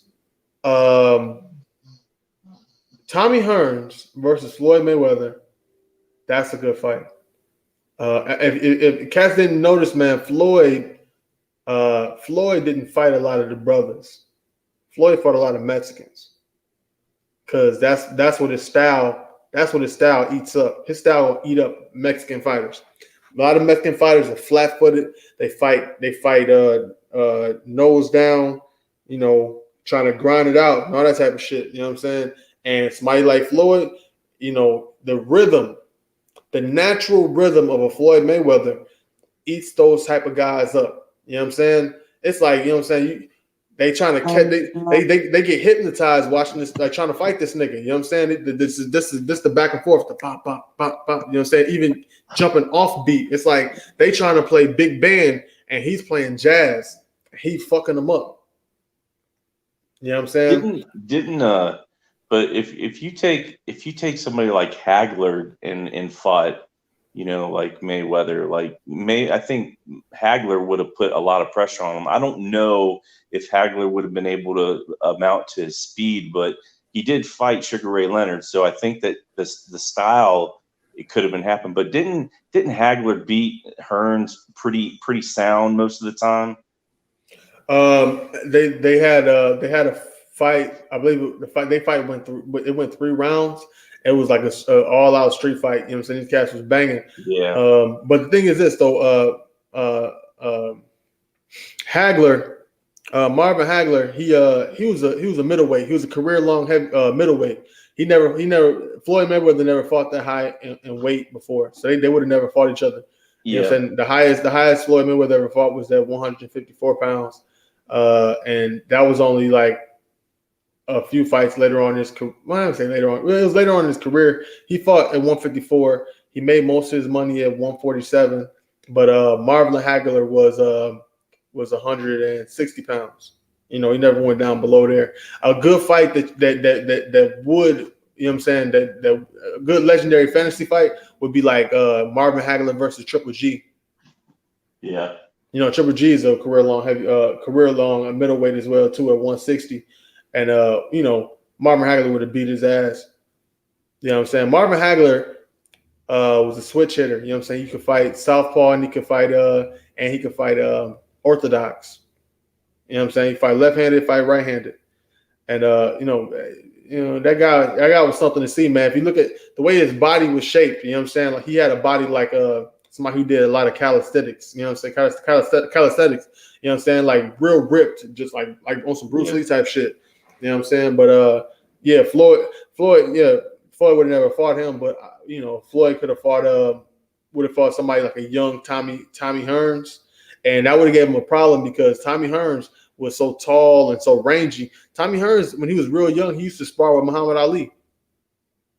You know what I'm saying? Which is kind of crazy with him being, you know, him being like at 147 pounds. He was tall enough to spar around with an older Muhammad Ali. Yeah, man. And you know, he came out of Detroit from the Crunk Gym, and them guys, they teach you how to throw with power. You know what I'm saying? Tommy Hearns was a really good, like, straight up and down type of guy. You know what I'm saying? Really, really, really good jab, really good like lead left hand. He had like good. He could transition his jabs into hooks really well with that lead left hand. And they teach you how to walk down and strike with that straight right. You know what I'm saying? And even though Tommy Hearns was a real skinny kid, he used to clean motherfuckers' clock with power because they that's how they taught him. And if you look at in the heavyweight division right now with Tyson Fury. Tyson Fury went to the same gym that Tommy Hearns went to fight Deontay Wilder the second time. And that's how somebody like Tyson Fury, who wasn't necessarily known for his punching power, can knock somebody out like Deontay Wilder. You know what I'm saying? From learning from that Detroit style, that Detroit crunk gym style on how to walk your opponent down and pretty much use that power. And the only problem with that is it also leaves you, when you throw a power, it leaves you open to be to get hit as well too with somebody who know how to time it properly. That's why you've seen Tommy Hearn get knocked out a couple of times. People just say he ain't have a good chin, but when you got to bring ass to get ass. Yeah. You know what I'm saying? So he knocked a lot of motherfuckers out, but he did get knocked out a couple times. And that's the price you pay when you're trying to whoop somebody's ass, because Manny Pacquiao got knocked out cold before fighting Juan Manuel Marquez. You know what I'm saying? That fight happened before he fought Floyd. I think it was a fight right before he fought Floyd, or maybe 2 fights before. Because Floyd, I don't think Floyd really fought nobody coming off of a loss. He always fought somebody coming off one of their best wins. That's why I can't say Floyd ever ducked nobody, man. Floyd beat the most champions, most past, present, future champions than anybody. He held the record for that shit. Yeah. But you know what I'm saying? And that's why Tyson got knocked the fuck out a couple times. Because Tyson come knock you out. So when you come to knock somebody out, you leave yourself open to get knocked out. You know what I'm saying? You have good knowledge, man. It's good to talk to somebody that has a good knowledge of the sport. So, word. Hey, man, I ain't gonna try to hold y'all too much, man, because I know I'll be on one, man. But thank you for subscribing to the channel, bro. I'm gonna keep you all updated with all type of shit, man, with the ins and outs of the sport. Who got the belts? What the upcoming fights are? My thoughts on different weight classes and all that type of stuff, man. So rock with me. Yeah, for sure. Hey, I don't know if you've done like a top 10 or top 20 list of like the best boxers ever in your opinion. I'd like to hear it though on your channel. Man, me too. I know, man. I know, but I've been on a couple of these channels and they went on rants and and then they brought up people that you go, I never really thought of that before. So it's like, I'm just curious, man. I'm just curious where your top 10 or 20 would be, pound per pound. Yeah. You know what? I'm gonna tell you right now, man. As far as what I'm saying, some cats that people that what I'm saying the brothers need to get behind. As far as current day boxing, because I like to bet on the fights too, man. Because that makes them more. It makes it more interesting, and it makes the fights more. It stimulates the economy of the sport. You know what I'm saying? But I some cats that people should probably get behind right now is a kid named Boots Ennis. His nickname is Boots. I'm trying to think. His name is Jerron Ennis. He fights at in welterweight, 147 pounds. He's from Philadelphia. His pops is his trainer. He has 2 brothers that were professional. He's the youngest, and the boy got skills. You know what I'm saying? He's like 22 years old, maybe 23 by now. He's probably somebody who's gonna go up in weight, in a little bit. But he's strong. He's fundamentally sound, defensively good. He hits hard. His name is Jerron Ennis. Check him out. Check out Gervonta Tank Davis. He's making a lot of noise. Also, at the welterweight class, Terrence Crawford, who's arguably one of pound for pound right now. He was at 140. He was undisputed. One weight class below there, he was at 135. He had belts there too. I believe he was unified, and he came up to 147 and beat the guy who beat Manny Pacquiao previously, in Jeff Horn, and he knocked this guy out. You know what I'm saying? He stopped him. You know what I'm saying? He stopped him. He beat him up, stopped him, got a belt at his first try at 147, and he's considered Floyd Mayweather right now says he's pound for pound number one, Terrence Crawford, and he should be fighting Errol Spence very soon, man. Very soon. They might have you might have an undisputed welterweight champion in 2021. It's gonna be a real big money fight. That'll be pay-per-view. That's definitely gonna be pay-per-view. They gonna rape the fuck out of niggas for that shit. I got some breaking news. What's up, sir? It's not really breaking news. I thought of a couple of more dummies. Go for it. Maurice Claret. Yeah. That's a dumb motherfucker. That motherfucker won the national championship with Ohio State as a freshman. Declares, doesn't get drafted, gets a legal case, hooks up with some gangsters, and then snatched a woman's purse and went to prison. And another dumb motherfucker, another great running back. Actually, he made it to the pros. Lawrence Phillips. And his shit's real sad because he ended up hanging himself in prison. What was his name? Lawrence Phillips. He played at Nebraska. He played in the Orange Bowl. Look him up, Lawrence Phillips. He was drafted by the Rams, and he was in he had been in trouble. He used to beat up them white girls. He used to fuck them up. Karate chopped them bitches and got in trouble a bunch of times. He used to fuck them up. Now he had what I think his girlfriend was a volleyball bitch. He fucked her up a couple times. I mean, he fucked the bitch up, black eyes and everything, broke her nose, the whole shit. And still made it to the NFL. Yeah, see, somebody remembers there. Somebody old enough to remember. I don't remember who Eugene Robinson is. Sorry to break up your boxing thing, but I was talking with somebody and we just started talking about dummies. But Maurice Claret ended up in prison behind snatching a woman's purse. Come on, man. Come on. Hey, that nigga crazy. He getting paid. How was they getting paid money like that back in the day? It's all relative. Yeah, it's plenty of, it's still hitting the jackpot. You still, yeah. All that money, yeah. Even back 50, 40 years ago when a dude signed for $100,000, you could buy you a nice ass house for $70,000. A house now that might cost, $700,000, $800,000, $1 million. So yeah, they've always been paid well. Always been paid well. Yeah, I was watching some shit they was talking about with the NBA players and shit. They're talking about the shit they was getting paid back in like the 70s and the 80s. I'm like, what? The league wasn't as popular then. The league went through a lot of problems, man, in the 70s because everybody was on drugs, and it wasn't as popular. When Bird and Magic came into the league, they brought their popularity way back and brought it way up. And Magic signed for some shit like, and it was supposed to be a huge contract. What he got signed for like a lifetime contract for $25 million for 25 years. And that's a fucked up deal. No, that's 40 years ago. Everything's relative. Everything's relative. But any 25-year contract is like fuck.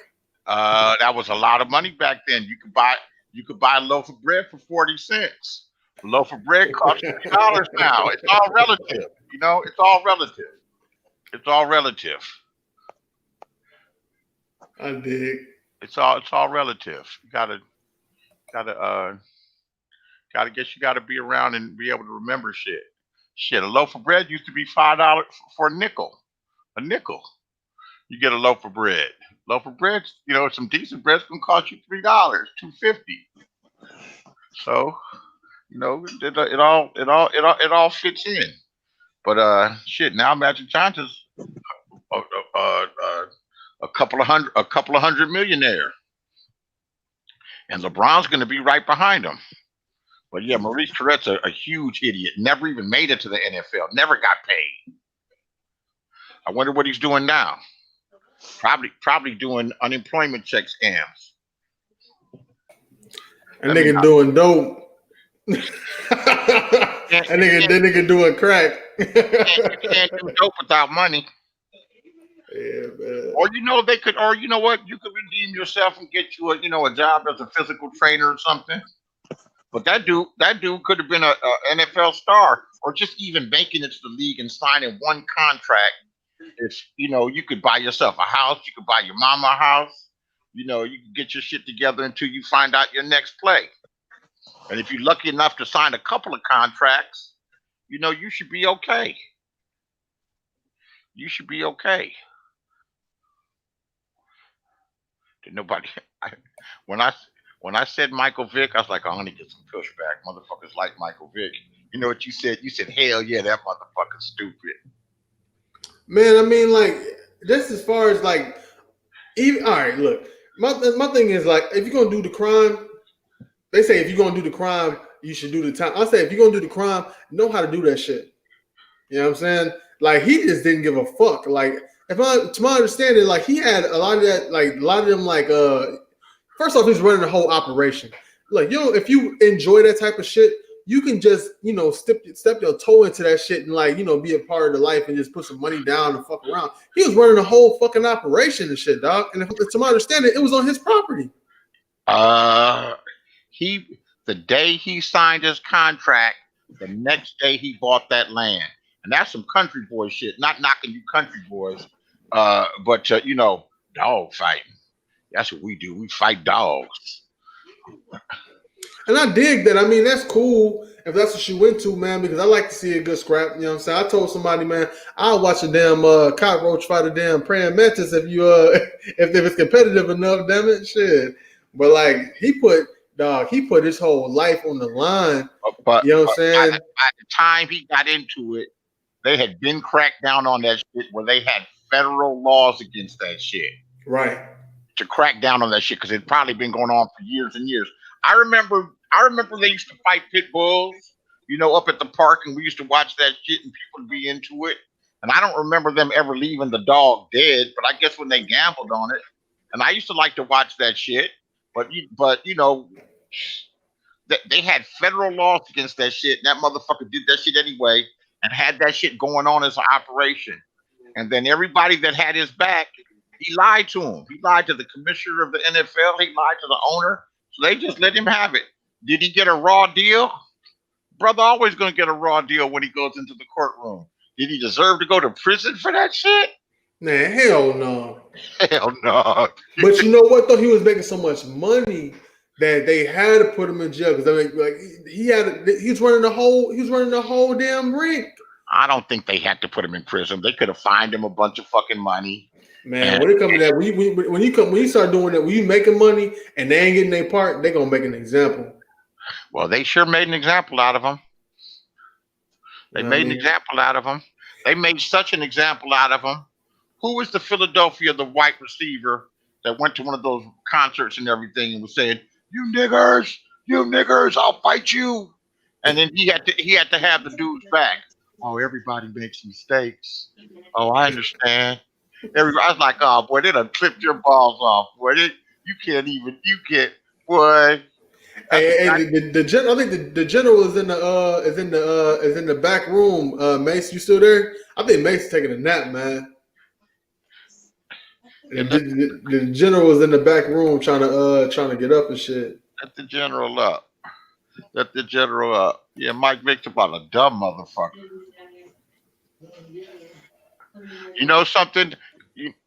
I guess he didn't continue to be dumb. You get to realize what you had. Do you know that he had not only him, but he had his mama, his brother, his brother's woman, and his woman. He was leasing them all brand new motherfucking cars. Top of the line shit. Top of the line Mercedes. Top of the line SUVs. I mean, yeah, that come along with it. You know what I'm saying? Like, you come from never having shit, man. You want everybody around you to be good, man. But that show you how motherfuckers be though, man. It's like, come on now, like he really would see this whole family, and they turned on him like that. His family didn't turn on him. His homies did. His homies cooperated and testified against him right away. Didn't his brother tell on him too? I'm not sure about that. I'm not sure about that. I don't think his brother told on him, but I know His all of brother, his his homies cousin, did. and one of them cats. And you know what I was thinking at first when the way they told on him so fast? I was thinking at first that he wasn't looking out for him. Man, he gave all them motherfuckers a place to stay. He had a big ass house up there, and they were all kicking. They were all kicking it. So that means they were all kicking it. That means he filled that house up full of food. He filled that house up full of fucking liquor, weed, bitches, everything. And them motherfuckers turned on him right away. Man, so hey, some niggas be scared of that time, bro. Man, it's Virginia niggas, man. Some dudes have told me that have been in the game. He said, "Oh, motherfuckers in Virginia known for telling." More than one dude told me that. He said, "Yeah, stay out of Virginia, man." He said, "Nigga, Virginia tell on you real quick." All right, fellas. Well, my phone's about to die, but it was great talking with y'all. Hopefully, I get to talk with y'all again. I appreciate Man, the time with y'all, and take care, and take care, Dodger fan. Oh, Johnny Manziel, Johnny Football. Like what? Oh, Hey, man. big time, man. Hey, anytime, man. Hey, come on my channel, man. We'll chop it up on whatever, bro. Yeah, for I'll be sure. I'll going be over live. there, check you out, and Riley listen Cooper. to y'all. But yeah, head out and hopefully y'all listening to the chat and you all. I appreciate y'all being up here. Hopefully, I'll get to talk with y'all soon enough. Who would For sure.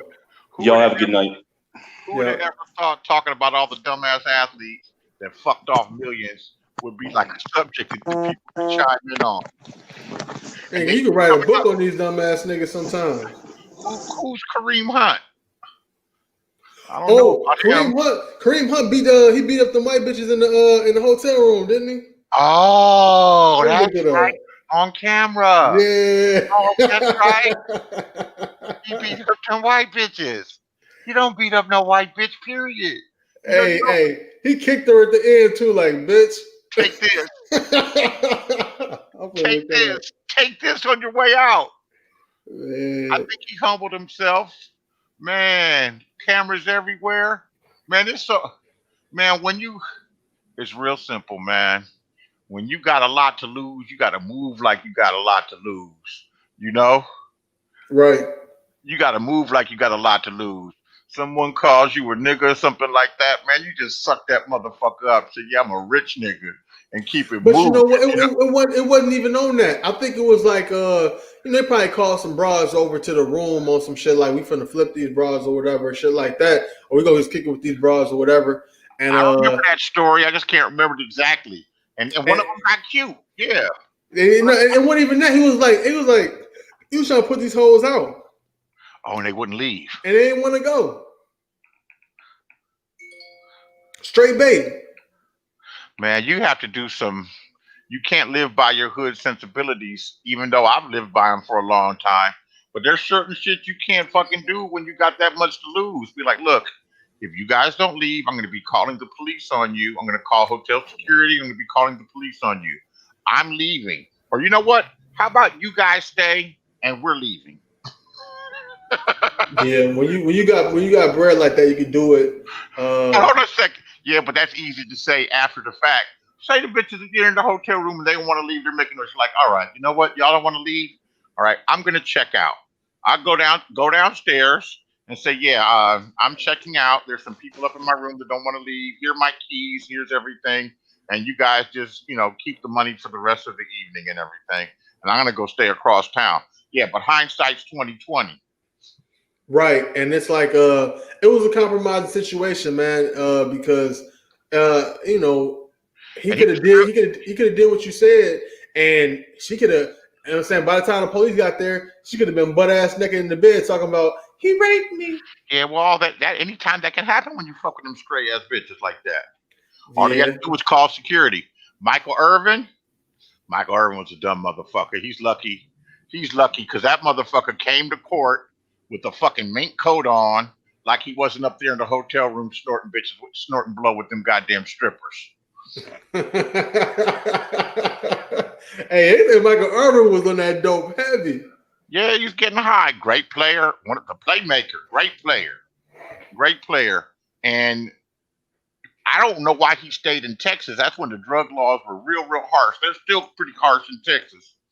But I remember he got caught years later, and they said he had a weed pipe in the side of his door of his car.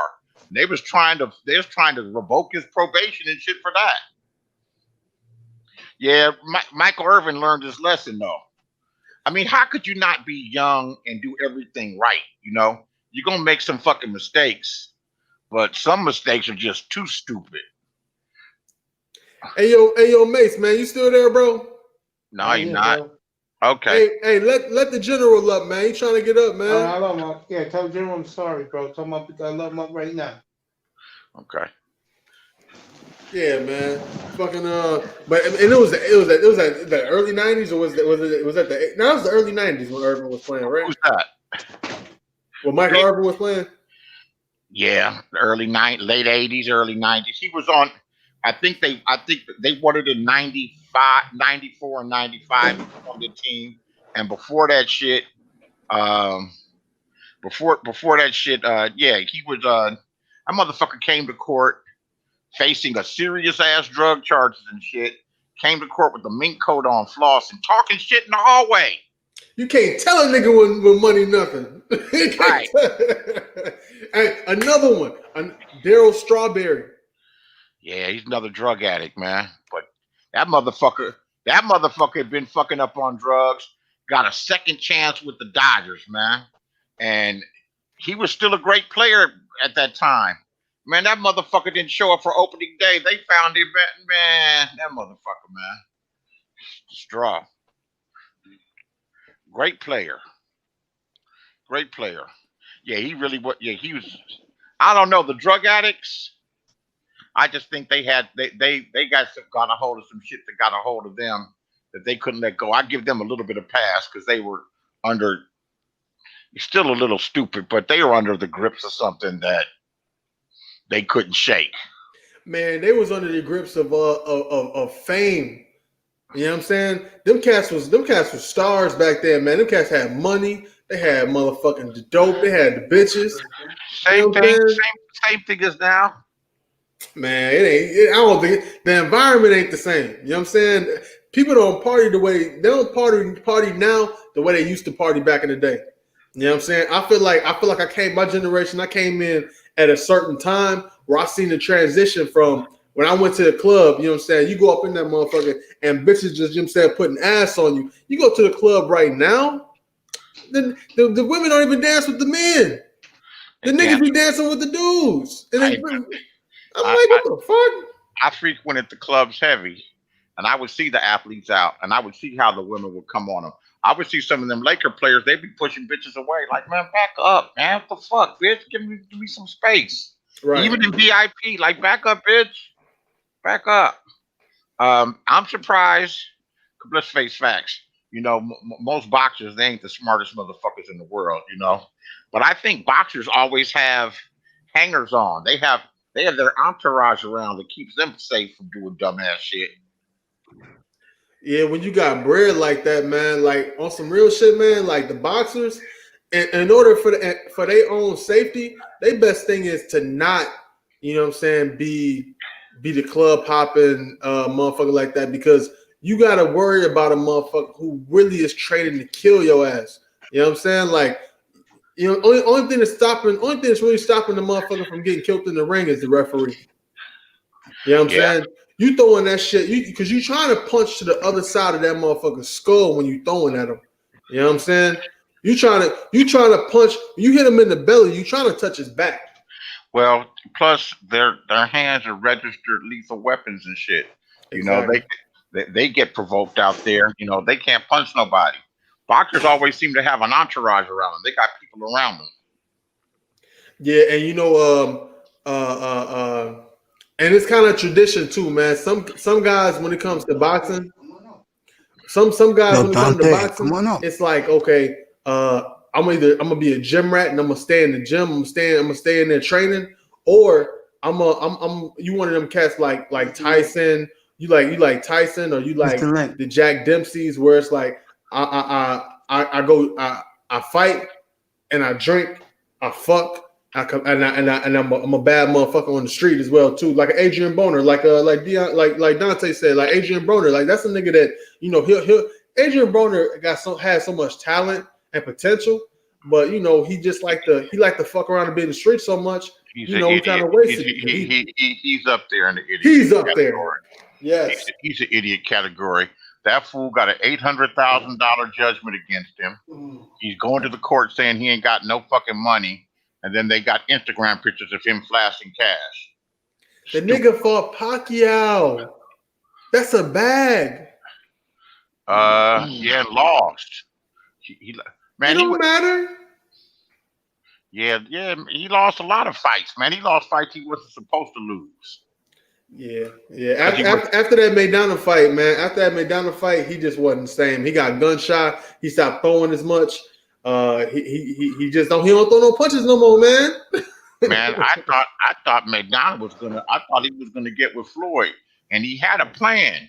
That overhand swinging ass right, he was gonna hit Floyd in the back of the head and knock Floyd out, but it didn't work. Yeah, it didn't work. But he was yeah.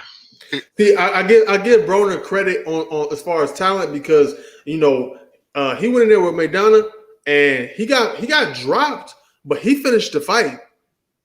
Yeah, well, he got some heart. He got heart. He finished the fight, so I can't all out say Broner is a bitch ass nigga and all type of shit. But it's like, nigga, he's a fighter. But the way that they hyped him up, he was supposed to be the heir to Floyd. Floyd was touting the dude. Yeah, I ain't never believed that shit though. And that dude was what he had all the potential, but he didn't train like Floyd. He wasn't the smartest Floyd either, man. Like he tried to fight like Floyd. He tried to play like he was Floyd, but he ain't really got the feet, and he don't do the shoulder roll the proper way. You know what I'm saying? He just happened to be a young nigga who grew up in Ohio, and Ohio is one of them hotbeds for fighters. You know what I'm saying? Just like how, yeah, man. You know what I'm saying? A lot of motherfuckers in Ohio, a lot of motherfuckers in Michigan, a lot of motherfuckers in Pennsylvania and Jersey who can throw them fucking hands. Aaron Pryor. Oh my fuck. Aaron Pryor. Man, when he whooped Alexis Arguello's ass, yes, that shit was legendary. They were sticking some shit in his water. They're like, put it in the water. He said, put some more in there. Put some more in there. Give me the mix. The one that I mixed. The mix. That motherfucker. And Alexis Arguello was whooping everybody's ass, taking them to 15 rounds and just having like a burst of energy and shit. They were I don't know if they tested for steroids then. But I think a lot of cats got away with shit back then. Man, that motherfucker beat the holy shit out of Alexis Arguello. You'd be like, God damn. Kept throwing punches from everywhere. And you know who fought similar to him, not exactly like him, where punches are coming from everywhere? Pacquiao. There you go. Yeah, it's like these motherfuckers throwing punches from every goddamn angle. They like the Patrick Mahomes of boxing. Man, it's that hand and foot coordination. Them motherfuckers, them two short, big-headed motherfuckers. You know what I'm saying? Hey, good conversation, man. I ain't even interrupt. No, go ahead, Junior. Salute. This is what's up, brothers. Hey, listen. Floyd lost 3 fights during his career that the referees gave him. He actually lost 3 fights. Facts. Which ones? On points. I have to go back and I have to look it up. But what was the Mexican boy's name? The one with the headbutt incident, and he tried to, the referee stopped him. Ortiz had Floyd ass beat. Crazy. Listen. It was early in the fight, and he was headbutting him. He was running. He was sticking his head and running his head straight into him. Right. He didn't have Floyd beat. Okay, but you got to understand that now years have went past, and what they didn't talk about was the low blows that Floyd was throwing. They didn't talk about that because they didn't want to diminish the fight after the decision was already made. Floyd wasn't a dirty fighter. Floyd wasn't a dirty fighter. If you got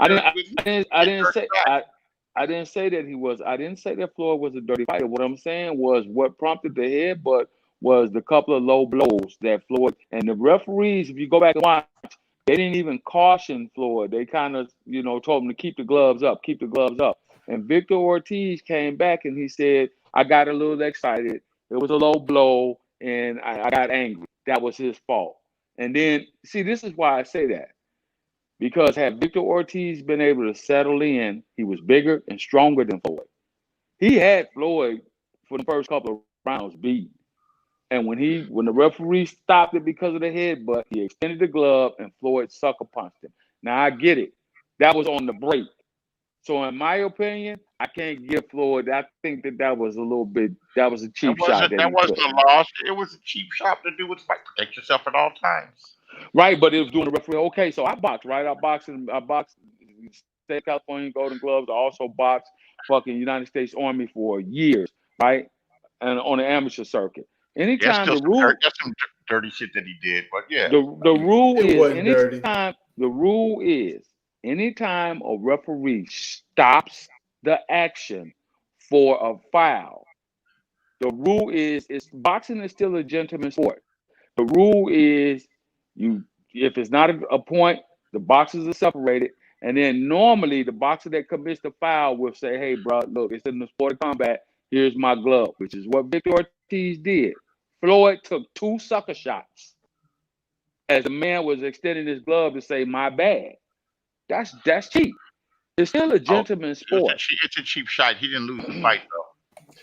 Hey, I didn't say that he lost the fight. I'm saying that I believe that if Floyd had not done that, I believe in the later rounds. I believe because he was bigger and stronger, and it was a couple of rounds in there in the early stages. It didn't get that far where he was actually. You could see that he was actually putting some pressure on Floyd as far as his punches, as far as laying his weight on him, and that's what happened.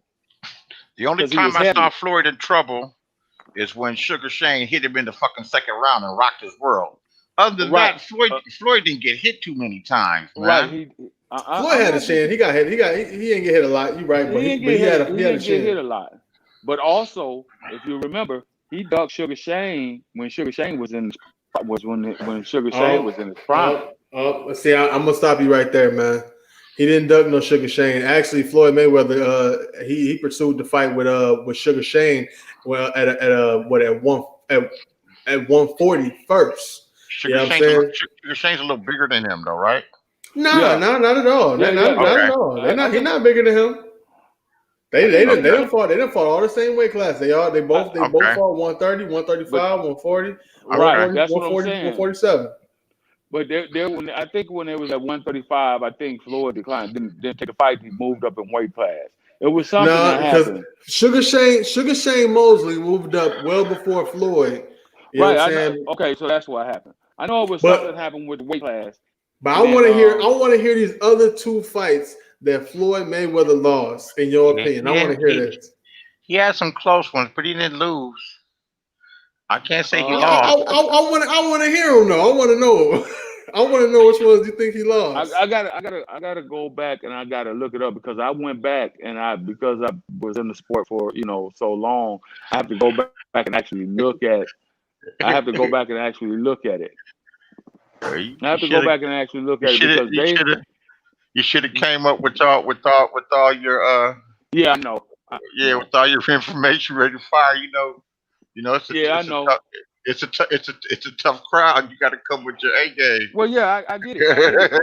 I get it. But what I'm saying is, it was the I can't think of what show it was. They actually broke it down. I'm gonna have to go get let me help you out with one of them. All right, now one fight you might possibly be saying that about is maybe the fight he had with Jose Luis Castillo, the first fight they had. Shit, I believe that was one of them. I can't remember. I can't even remember. If I'm not mistaken, that's when they fought at 135 lightweight division. This is like Floyd's first big money fight. You know what I'm saying? Jose Castillo also fought Diego Corrales back at 135, and that was a legendary fight as well too. You know what I'm saying? By the way, Floyd Mayweather he stopped Diego Corrales, and Diego Corrales stopped Jose Castillo. But we're not gonna do the triangle theories anyway. But I'm gonna tell you like this: it was a dispute about did Floyd get a gift decision or not. But Floyd, being the true champion that he is, granted Jose Castillo a rematch right off the rip and said, "Oh, y'all don't think I beat him good enough? Well, I'll fight him again right back." They fought again. You know what I'm saying? In a matter of months, Floyd put a bow on that bitch and called it a day. You know what I'm saying? The same situation happened when he fought Maidana the first time. Some people said, "Oh, well, dude was throwing a lot of punches, and Floyd like he was in trouble." Okay, Floyd beat him, and you asked me, I've seen the fight plenty of times. Floyd beat him the first time. Floyd came back again, gave him another chance, fought him twice, beat the shit out of him the second fight more decisively. And people also said that they thought that Floyd might have. They thought that Floyd ducked Keith Thurman. You know what I'm saying? Back when Keith Thurman was up and coming, but Keith Thurman, he didn't fight Keith Thurman because people was crying about, oh, well, Maidana gave you a hard fight. So instead of Floyd fighting some up and coming no name kid, he fought Maidana twice and settled that shit. Boy. Floyd ain't never ducked nobody. You want to know something? I was on Floyd's side, but he had a whole lot of conditions to fight to fight Pacquiao when Pacquiao was the top of his shit, and he fought Pacquiao after Pacquiao was on the decline. You know, a bit on the decline when Pacquiao, and he probably was on steroids when he was knocking them motherfuckers out left and fucking right. You know, like a little Tasmanian devil and shit. Floyd was like, no, he's got to test. He's got to do this. He's got to do that. And that shit went on for years. They should have been made that fight. He didn't fight Pacquiao at the top of his game. Well, how can you really say that, man, when, you know what I'm saying, years after, Manny Pacquiao fuck around and won another belt at 40 years old? Because it's years after. Floyd was protecting his record, man, and his legacy. And he didn't have all them conditions for everybody else. But in the same respect, I believe that Pacquiao was on some shit. Because that motherfucker, you don't get stronger as you get older. You get older and you get stronger and quicker and knocking motherfucker. You see the way he fucked up Ricky Hatton? Well, I think the real concern about it was the fact that he went up so many weight classes the way that he did. Yeah, you know what I'm saying? He's on steroids. Possibly. But shit, if you ask me, Evander Holyfield was on steroids. Of course he was. That nigga was he started off at light heavyweight in the Olympics, and after he beat who he beat? He beat I think he beat Burt Cooper. He get fucked around, got big as shit after he fought Burt Cooper. And then he got all big and swole as hell when his hair started falling. The nigga hair started falling out. That's one of the symptoms of steroids. He was swole. And plus, he didn't fight all the time. So you had enough time to be on the damn steroids, work out, and get off the damn steroids. You didn't fight that. They fought every 2 years or everything. They didn't fight like every 6 months or every 9 months or even once a year. He fought every 2 years or something like that. Who? Holyfield. Now you bugging, dog. Holyfield is a four-time heavyweight champion. All right, that's the record. All right. Strike that I said that. They fight less now. I believe that he probably was on steroids too. I believe the majority of them were. They just didn't get caught. He was. I'll tell you, that nigga Holyfield was on steroids, man. Because this cat, you see how he looked when he fought Riddick Bowe. I think it was the last time he fought Riddick Bowe. This nigga damn near had a heart attack. Motherfucking back swole as hell with muscles, and he can't even keep the motherfucking blood pumping to his heart. This nigga fell out. Man, he's out there fighting at the goddamn desert. It's 112 degrees in that motherfucking ring, man. This nigga done lost. This nigga lost all his hair, looking like he got a chin strap on top of his head with the bald spots and shit. You know what I'm saying? The nigga got all the motherfucking symptoms of a nigga juicing. You know what I'm saying? He done got big as shit. I believe that he's on steroids. I also, man, he's lucky he never. I mean, besides make about 75 fucking kids and losing that damn mansion, but all the money that he made. That's another dumbass nigga there, huh? He didn't do a lot. He didn't end up doing a lot of overall dumb shit. But no, he'll never be like an announcer. You know, he wasn't no. He's not exactly no rocket scientist and shit. I remember when he lost I think he hit somebody after the bell, and they disqualified him. That motherfucker had a scowl on his face. He took it out on the pros, though. He took it out on the pros. I mean, I can't take anything away from Floyd. The only thing I can take away from Floyd is, I mean, he's obviously undefeated. So, yeah, he can lay claim to that, and pound to pound, he done beat the most champions ever. But for him to rank himself above some of the greats that we've had, I can't go with that. You know what? That's the Jordan argument. Oh, he never lost. Floyd never. That's the Jordan argument. I can't a woman that I used to fuck with, her cousin is what's the fuck's his name? What's the motherfucker's name? It used to be Donald Curry. Yeah, Donald Curry. Yeah, I used to sit around and talk with Donald Curry, and he would say, I remember when this was a while ago. Marlon Starling, man, he got knocked out, and he woke the fuck up, and they said, "Yeah, how do you survive the knockout?" I said, "Knockout? I wasn't knocked out. I didn't get knocked out. He forgot that he got knocked out."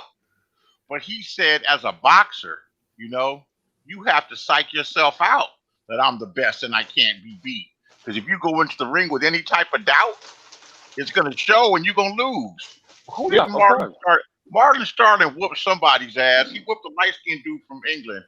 He beat the shit out of him. And that's back a long time ago. The old dudes will remember. But he beat Lloyd Honeycutt or whatever his name is. He beat that motherfucker's ass. And then after the fight, he was talking that Kumo D shit. He said, "Yeah, always talking about a battle, but you never had a battle yet.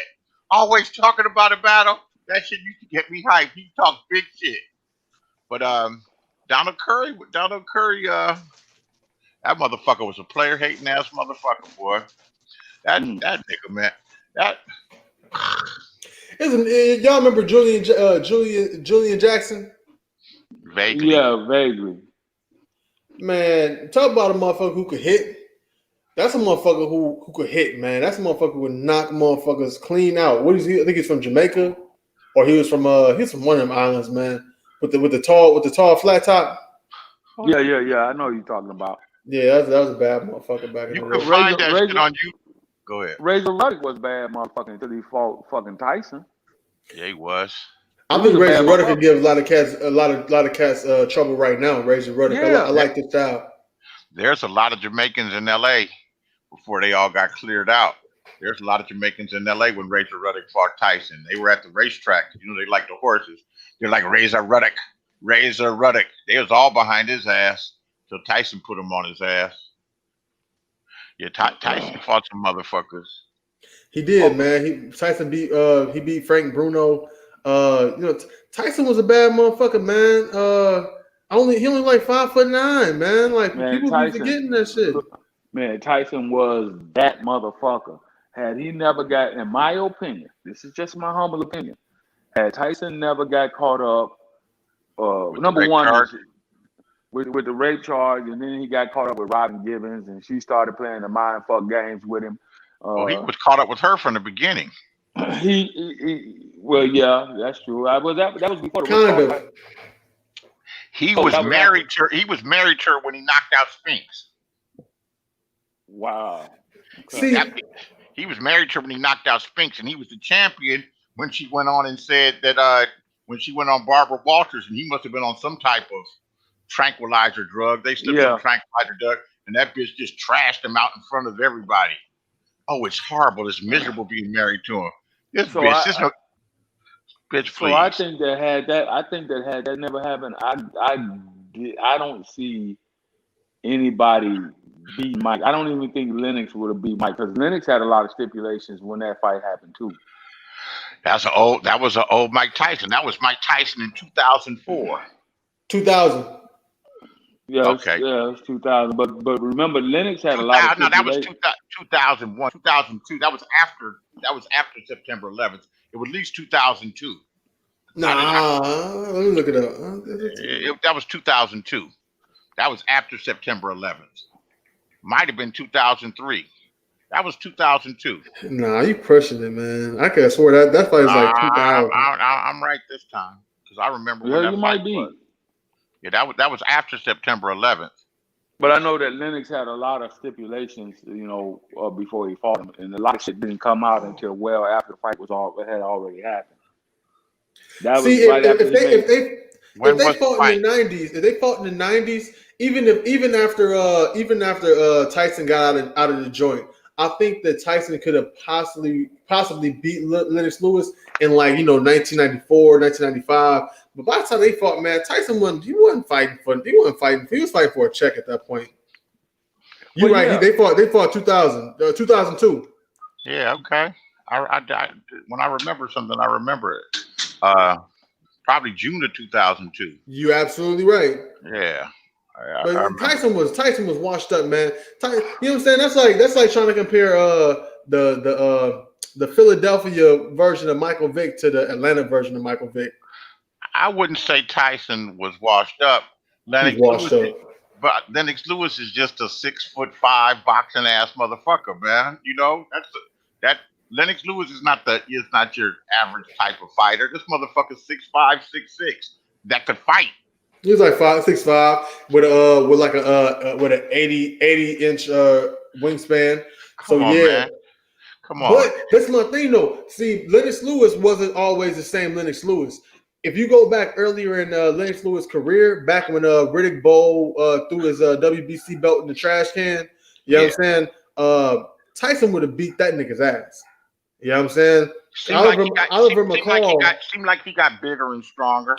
He got bigger and stronger, and he went to Detroit with Emmanuel Stewart, and he started working with the motherfucking crunk jump, and he learned how to punch and use that motherfucking left hand like none other. You know what I'm saying? That Lennox Lewis left hand is bad, man. When you got look what they did, and it wasn't Emmanuel Stewart, but it was people from Emmanuel Stewart's lineage. That they look what they did with Tyson Fury. Yep. Here, man, you 6'11", you 6'10", however big he is. You got this reach. Put that jab on that motherfucker and drop his right hand on his ass. Lisa, give me a second. I'm gonna let you guys rock in 1 second. Saif, do me a favor. I got a young fight fan in the chat room. Drop your link for him so he can copy. Because this kid Dante S is really going in with the boxing with you guys. Continue, guys. Go ahead. I can't give Tyson Fury that win. There's too much speculation behind it.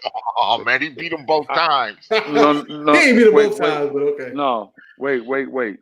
I can't give Tyson Fury that win. There's controversy with the gloves. There's controversy with him being on for years. This guy has had controvery surrounding him being on performance enhancing drugs, PEDs, PEDs. He's on cocaine, man. The dude was on cocaine. He beat him the first time. The second time, didn't he knock him out? Yeah, they stopped the fight. But look it up. There's some controversy. They talk about stripping him of the title because they say he took the pads out of the gloves. Well, had they proved that, and I'm not, I didn't see the gloves. Had they, look, there's a whole lot. They check all that shit. They make them piss into the thing afterwards. That's a heavyweight championship type. Right. People don't really get away with shit like that. The fight game has so the fight game has always been dirty. Always. Right. All right. So look at what happened when goddamn young Ali fought fucking Sonny Liston and the motherfucker put the shit in his eyes and shit. The fight game has always been dirty because it's always been tied to heavy gambling, and the mafia has always been backing a lot of certain fighters. Yeah, right? but you just went back.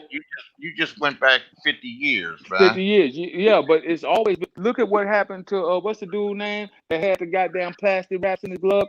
That fight went 50 years ago. Margarito. Yeah. How the fuck did he get away with that? You say it ain't. It's not.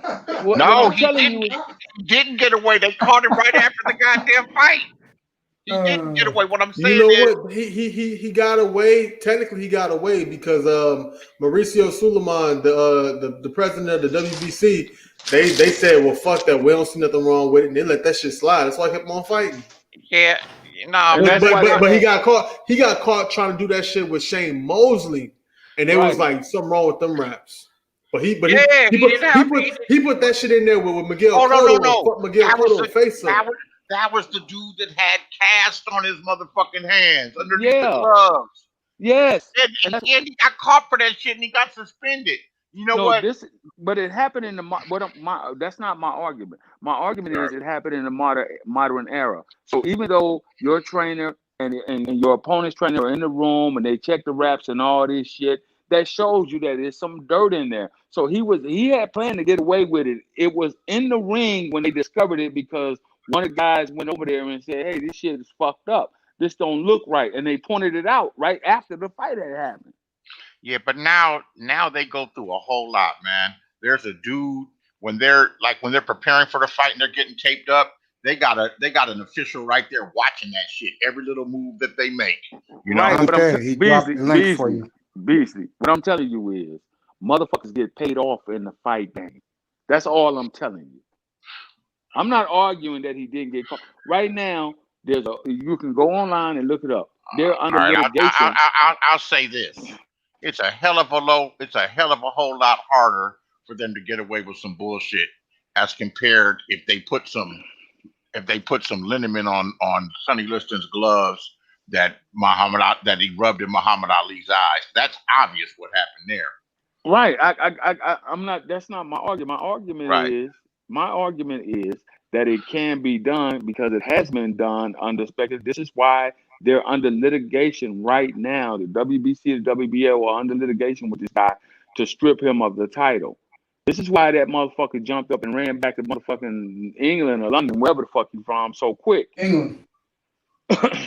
Well, if he did cheat, he didn't have to, because he certainly outboxed him. Oh, believe me, I was rooting for Wilder, but I was like, damn, this dude putting it on Wilder. But goddamn, fucking him up. But you got to understand, if you getting hit and a motherfucker's got something illegal in there, it's gonna have an effect. That's the one game where it's gonna actually, you're gonna see it and you're gonna feel it. You're gonna know it. Now, let me look this shit up. Look it up. You're the only one I've heard say this shit, and I've heard people that hate white people saying, "Damn, that white boy sure put it on him." You know, I've heard people straight up motherfuckers fuck them white motherfuckers. That's the truth. I've heard people that hate white people say, "God damn, he fucked them up. I didn't think I could see a white heavyweight champion. You got the great white hope." He beat that nigga ass in Black History Month. Yeah, man. Beat him like he stole something, man. Well, look, I'm not disagreeing that Wilder was outboxed and he just got his ass whooped. That's not. I didn't mean to make y'all laugh, but that's the truth. Because I've heard motherfuckers talk about cracker ass motherfuckers, white supremacy. Fuck, I hate them white devil motherfuckers that are nonstop with that shit, right? Like nonstop with it. And they go like, God damn, that white boy sure fucked that nigga up, boy. I wouldn't want to. That's a bad white boy right there. That's one white boy you wouldn't want to fuck with. Hey, hey, I'll tell you like this, man. I ain't gonna even speak on it too much because I know what's up with all that shit, man. Because I'll be real with you, man. Look, you know, when you get your hands wrapped and you know they gotta get okayed. You know, and now watch the next time you watch a fight, they show somebody get their hands wrapped. There's an official right there. Probably there's an official there. That motherfucker was getting his hands wrapped. Let me the way the Margarito got away with with his hand wraps is the same. All right, you know how you got the plaster. They put the wet plaster on his hand wraps so that during the fight it'll harden up. You know what I'm saying? But the allegations they have against Tyson Fury is that he got an egg weight, egg weight in his glove.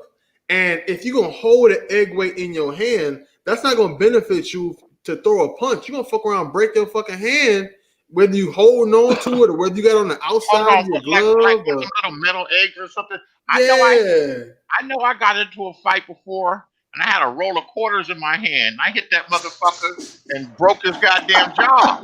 That's different, man. A roll of quarters. No, and my hand hurt for a month, but it was a one-punch fight, and I didn't want to fight this motherfucker, and I had to fight him. And if I had to fight him, he called me out. Yeah, I came outside and just stoned on him when he was talking, and that motherfucker had his mouth open. I stoned on him, and everybody in there was like, "Whoa!" I didn't have to have a fight for a couple of years after that shit. Word, but see, an egg weight is more circular, like almost like the mouse on your computer, maybe a little bit smaller. You know what I'm saying? You can't hold that in your hand and Hey, throw man. no punches, no straight punches. And you're gonna hold it in your hand. You're gonna fucking hurt your hand. And if you're gonna have it on the outside of your hand, you can't throw no straights Hey, and no crosses because you're gonna smash it into your knuckles. It don't make no sense. You got to give this one up, General. This ain't a good battle to fight. And It's then why? niggas that got the conspiracy theory on YouTube right now, though. It's niggas with the conspiracy theory on YouTube right now that this nigga got shit in his glove, or they took this shit out without the band. Man, that hell no. You know what I'm saying? If anything, hold on. I'm gonna get the information for y'all. Go ahead. No, hold on. But what did Wilder say? He been making excuses like a motherfucker. He didn't. He's had about 4 or 5 different excuses. Because he didn't, right? Because he talked about my costume was too heavy, and look. This is why I say the fight game is fucking dirty. It's always been dirty. How? Okay, so I'm not saying that he was in. What I'm saying is how you come to the ring in that same costume in the majority of your fights, and now all of a sudden because you lose, it's the weight of the costume. Yeah, you got to think of something. What did I tell you? Donald Curry told me that fighters have to convince themselves that they're the best, and even when they lose, they can't put it in their mind that they lost because that shit becomes too much. Let me run a parallel across from that right there, right? All right. So knocking a motherfucker out, the shit feel good. All right. When you knock a motherfucker out, it's like when you fucking a bitch and she done came all on herself and she fucking around and then passed out and went to sleep. Yeah, you feel like beating your chest and shit. And hell yeah, you like I done knocked that motherfucker out. It's the same type of shit. Now imagine getting a sandwich, bitch. Exactly. I'm hungry. Exactly. Now imagine you doing. Now take that same equivalent, right? Not sexual, but you done knocked out. You know what I'm saying? Then there are 40 niggas in your life. 40. This is a lot of motherfuckers to be knocking, and these ain't just regular pedestrian motherfuckers. These motherfuckers that went to a gym, they do shit for a living. You done knock these motherfuckers out. One punched him, man. That motherfucker knocked out Ortiz. I was like, damn. Knocked the fucking Jericho juice out his head. Damn. You know what I'm saying? Now you up there knocking motherfuckers out. Now say you up there, you fucking bitches, and you know what I'm saying? You got bitches calling you King Ding-a-ling from here to Beijing. You know what I'm saying? And you fuck around, you run into a bitch, and you up there, you going motherfucking asshole deep on this bitch. You know what I'm saying? You sucking your whole pelvis into this bitch. You knocking her down. And this bitch tell you like, well, you know what? I ain't even come. You're gonna be like, bitch, damn. What? Fuck you mean I ain't come? Or the bitch hell no, bitch, something wrong with your pussy, bitch. Something this, that, and third. Yeah, right. Something wrong with your pussy. Yeah. What the fuck's wrong with you? Nah, isn't Wilder like sick? But you know what?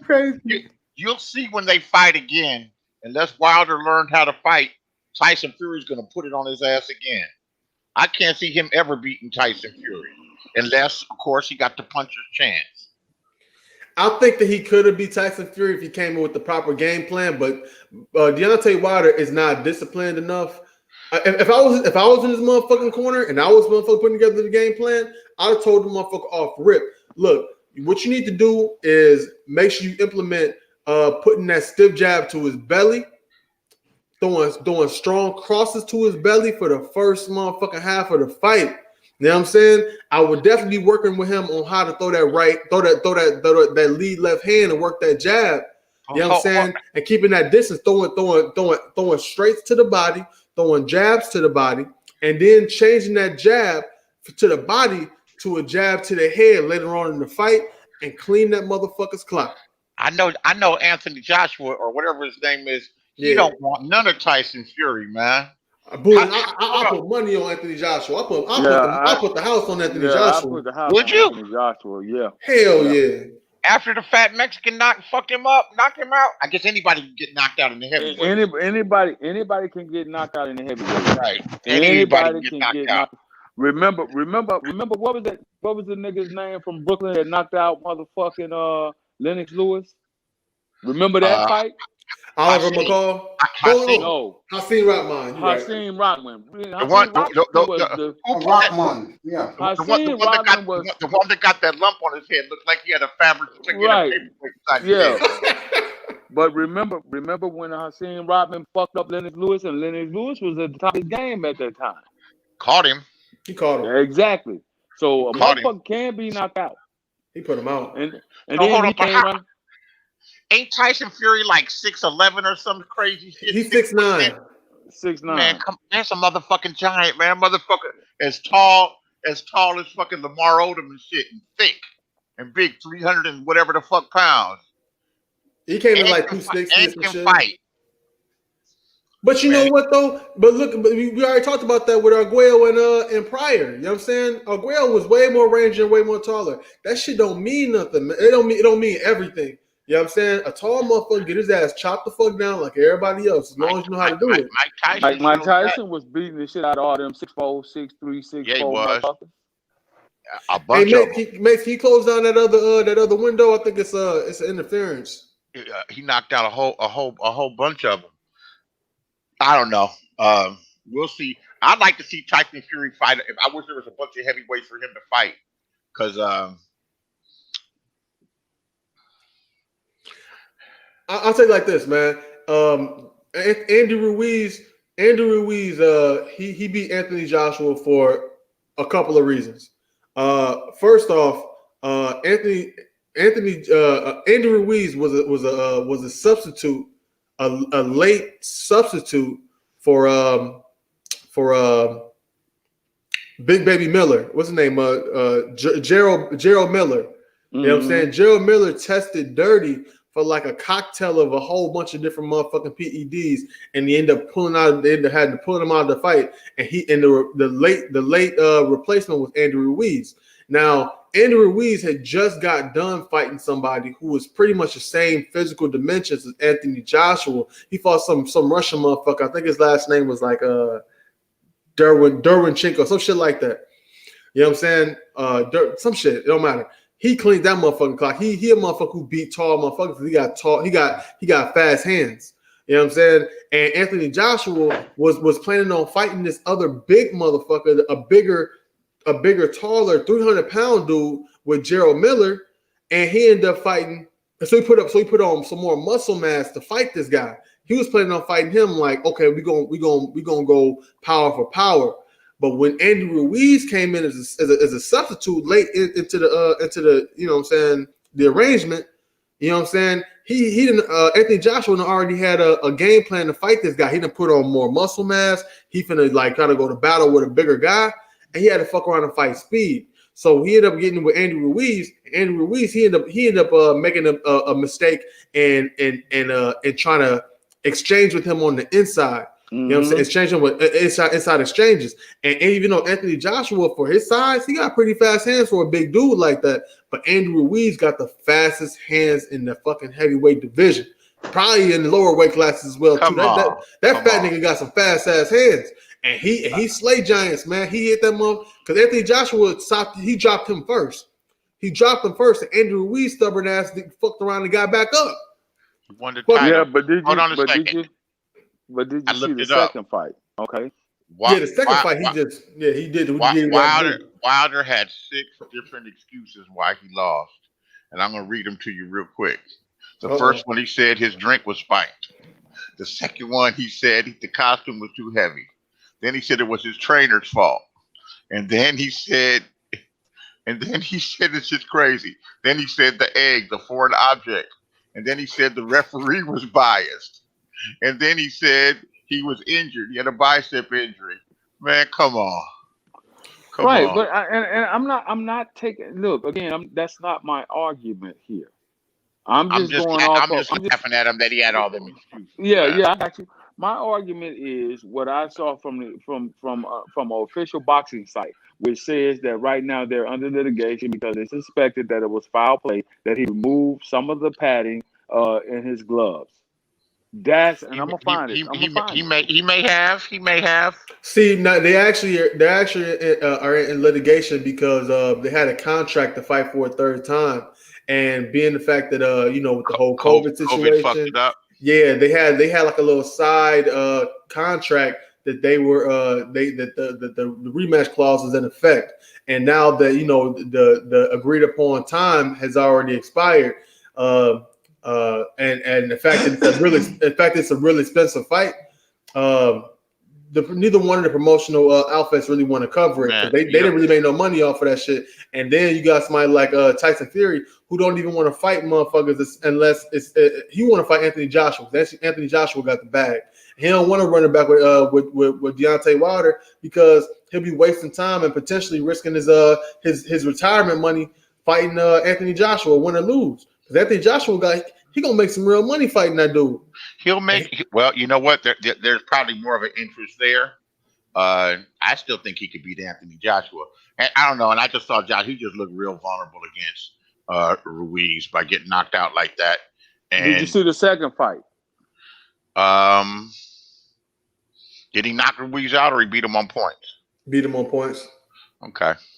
I don't remember it if I did see it, but he fought him on the back foot. Yeah, if you saw the second fight, then Anthony Joshua was he had trimmed back down. He was much crisper. His hand and footwork was much better. His decision-making process, as far as his fight game was much better. Like the brother was just saying, he was anticipating fighting someone else, and that threw off the game plan. Absolutely, you got to be able to take a punch, though. You got to be. Wait, whoa!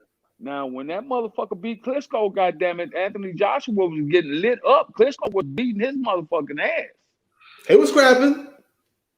Anthony Joshua can he can take a goddamn punch. Now, at the end of the day, man, he got the best chin, but he ain't got like the goddamn Ali or motherfucking Marvin Hagler. He ain't got like that type of chin. You know what I'm saying?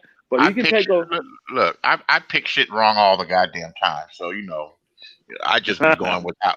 I don't know. I'm just the truth. I pick shit. That's why I try not to gamble on a lot of things, because especially NFL shit, I pick that shit wrong all the time, and I pick fights wrong too. So I wish I was gambling on the fights back when with the Ruiz Joshua fight, man, because I sat there at the bar and I knew it was a strong possibility because of the styles. The Andrew Ruiz could have got him, man, and them odds. I came up with the odds was like something stupid, like 3,000. You know what I'm saying? Yeah, man. What about 43-1 Buster Douglas against Tyson? That shit was hardly any contest at all. I remember that. Like that happened an hour ago, 30 years ago. Yep. Shit, Buster Douglas. That's still one of the best fights to watch. Tyson was undefeated, and Buster Douglas smooth put it on his ass. Boxed him. He looked like Muhammad Ali in there. He kind of did, man. Unfortunately, but that's the type of style that you need to beat Mike Tyson. And then Lewis did the same thing.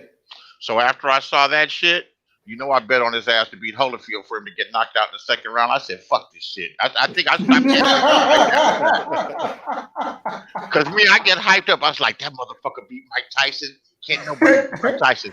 I said, "This motherfucker is he's a great boxer. He's a great boxer. He looked like Muhammad Ali. That motherfucker was hitting Tyson with the jab, pop, pop, pop, dropped the uppercut on his ass, and wasn't scared. Kept fucking. I said, he gonna fuck Holyfield up." And Holyfield knocked that motherfucker out, and he was checking to see if his nose was bleeding. I said, "Get your bitch ass up." Yeah, he was acting like a hoe. He was acting like a whole hoe. He came in the ring out of shape. He had a belly, some titties. Yeah, I was like, "Motherfucker, get the fuck up. There go my money." I think I bet a lot on him too. I bet like 500 on him. I knew it. And I think Holyfield was favored like 2-1. So that means I bet 500. I'm leaving with 1,500. I'm leaving with 1,500. I was in Las Vegas, man. That motherfucker got knocked out. Like, get the fuck up, nigga. And you know what, man? With that Buster Douglas fight, you know what I'm saying? Then they fought when Buster Douglas and Tyson, they fought in Tokyo. Mike Tyson came out later and said, like, he said he was tooting powder before he went into the ring. He didn't train. He wasn't training. His corner didn't even have no fucking. They didn't even have a. They didn't even have a cold compress. They was putting a fucking rubber glove with icing on his eye. Shit looked like They was fucked up out there. shit looked like a condom. Yeah, because Exactly. by all accounts, at that particular point in time, Mike Tyson was the baddest motherfucking man on the planet. So it was supposed to be really light work for Mike. Light work. Seriously, it should have been. Jerry was right. It was supposed to have been light work. Mike was like, I'm gonna go in here and destroy this motherfucker real quick. Who is this Buster guy? I don't know who the fuck this dude is. I'm gonna go in here. He came out of nowhere. He's like, I'm gonna go in here and knock this motherfucker out, and then we're gonna go party and kick it, and I'm gonna get high again. Fucking on all the Japanese hoes. Yep. Then he got a surprise Man. because he wasn't prepared. Man, he had Tyson on the goddamn on all motherfucking fours trying to put the fucking mouthpiece in, but they put the mouthpiece in wrong. But you know what? Even with all that being said and all that stuff being true, Mike Tyson dropped Buster Douglas around before then, and on some real shit, Dropped him in count. He dropped. They gave him a long count. He dropped him in the yeah, and you know what? Yeah, that was some sour grape shit. They're saying, look, he was out. Man, shut up. He got his ass up. He was on one knee at 7, and he got up at 8. Nah, bro, he wasn't up at 7, man. Hell no. Hell to the no. He was within the count, and then he came back the next round and knocked Mike the fuck out and knocked that mouthpiece out of his mouth. Well, had that motherfucker on the ground looking for the mouthpiece. That was a great part out fucking that nigga head. Well, Yeah, before yeah. you Hold guys continue- on. He hit him with that uppercut. That shit was like Rock'em Sock'em Robots. That his head could have flew off his neck. He hit that motherfucker with that uppercut, and they told him uppercut. He hit him with that uppercut. Mike's neck went all kinds of motherfucking ways.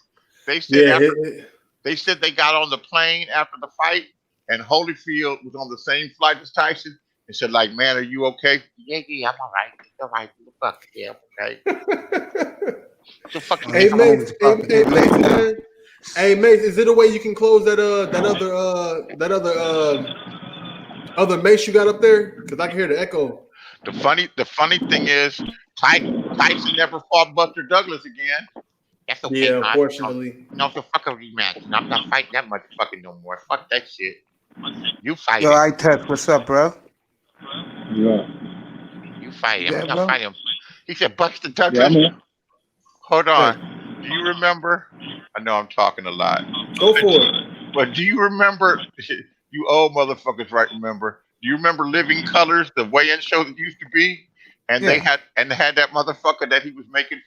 I think it was the old one, not Damon, whatever his name is. Keenan. Yes, Keenan. He was playing like he was Mike Tyson, and he was like on the phone prank calling. He said, "Hello, is this Buster Douglas?"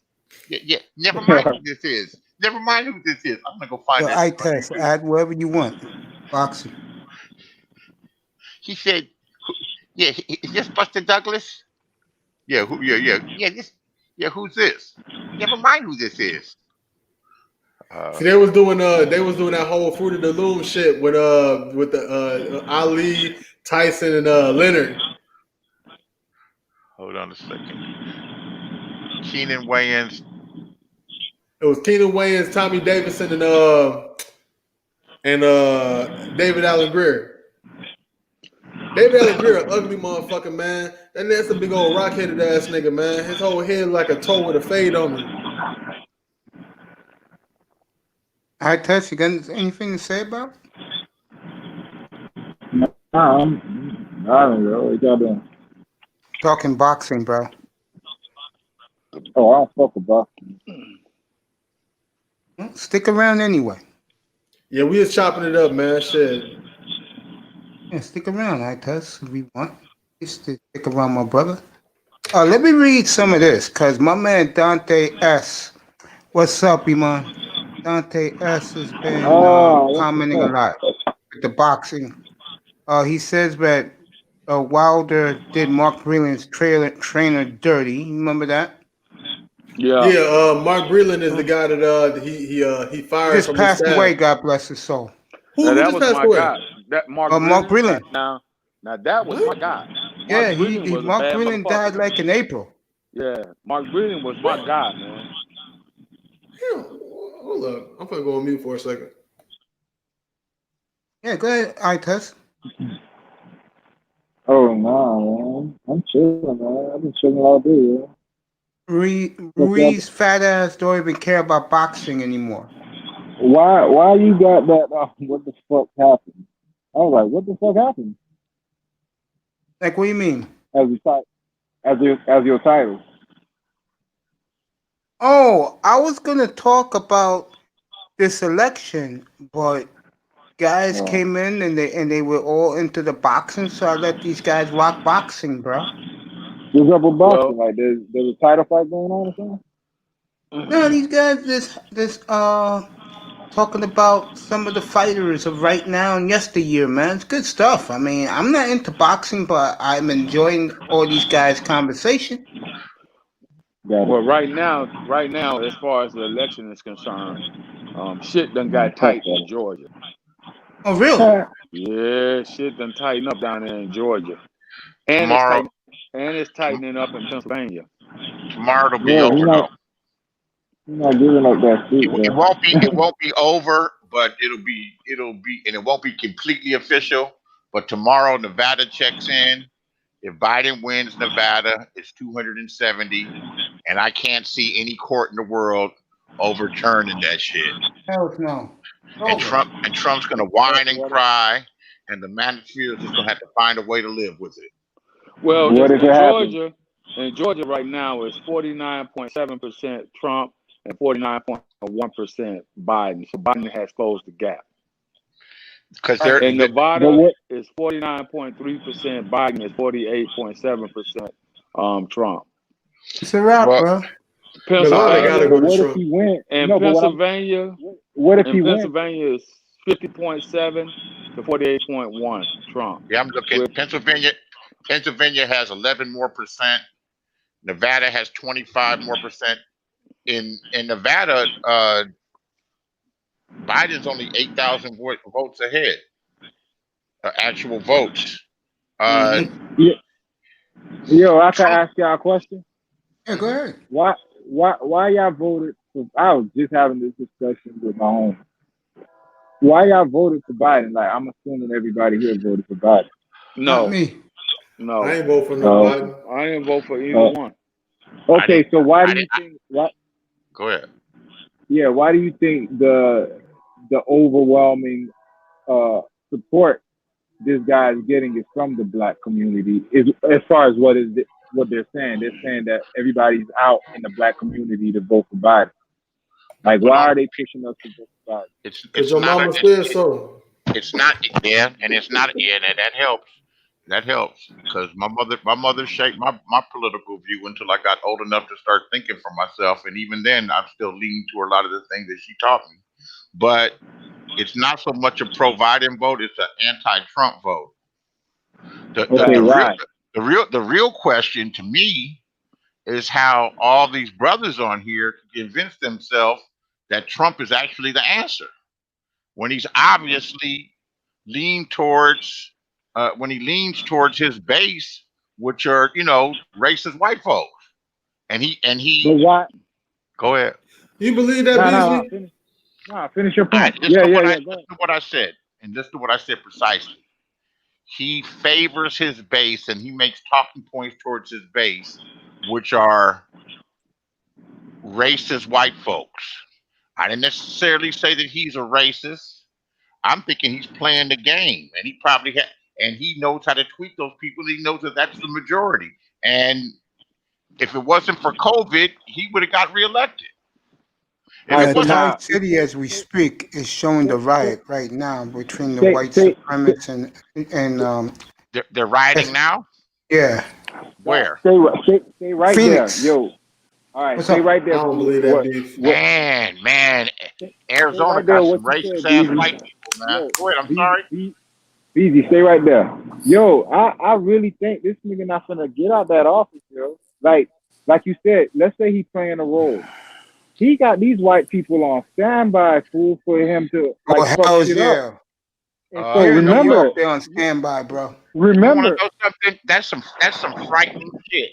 Because but remember, go ahead. Yeah, he could win. Yeah, he could win the election because the National Guard could be pulled in, and then there you go.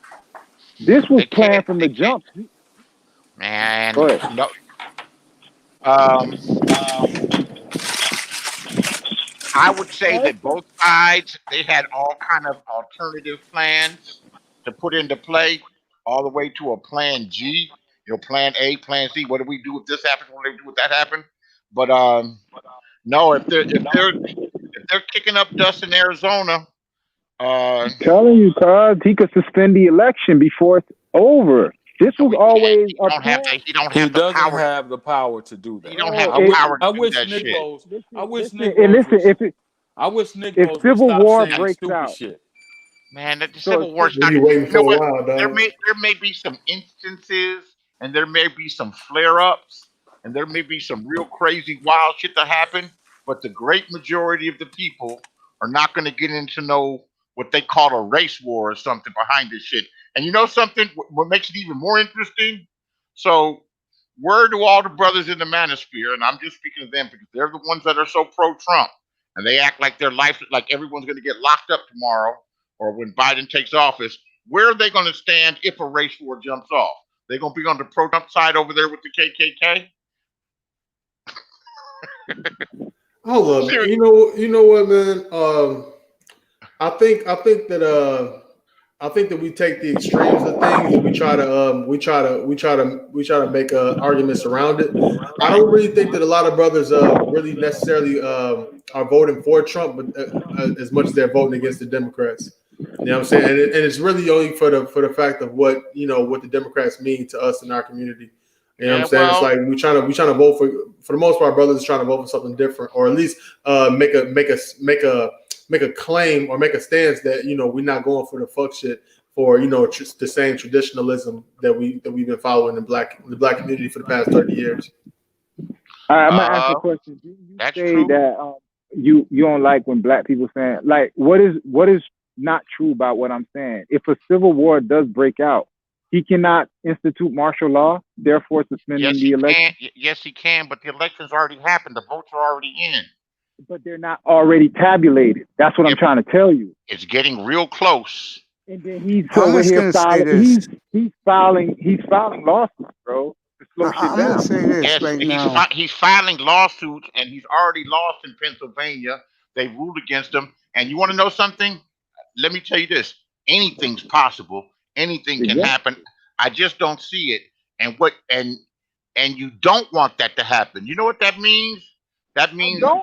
no. But that's our entire way of life as far as a peaceful transition of power. And General can speak on this stuff because he's military.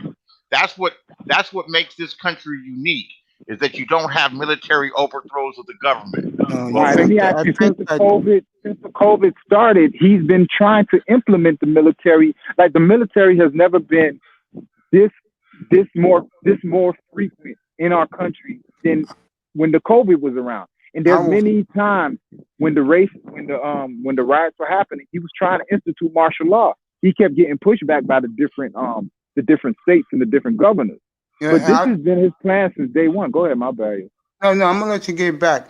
I will predict by the year 2040 we will have two civil wars in this country between the foreigners and the white man. I'm gonna say this right now.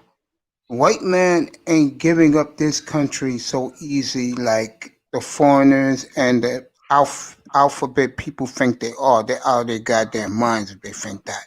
Of course not.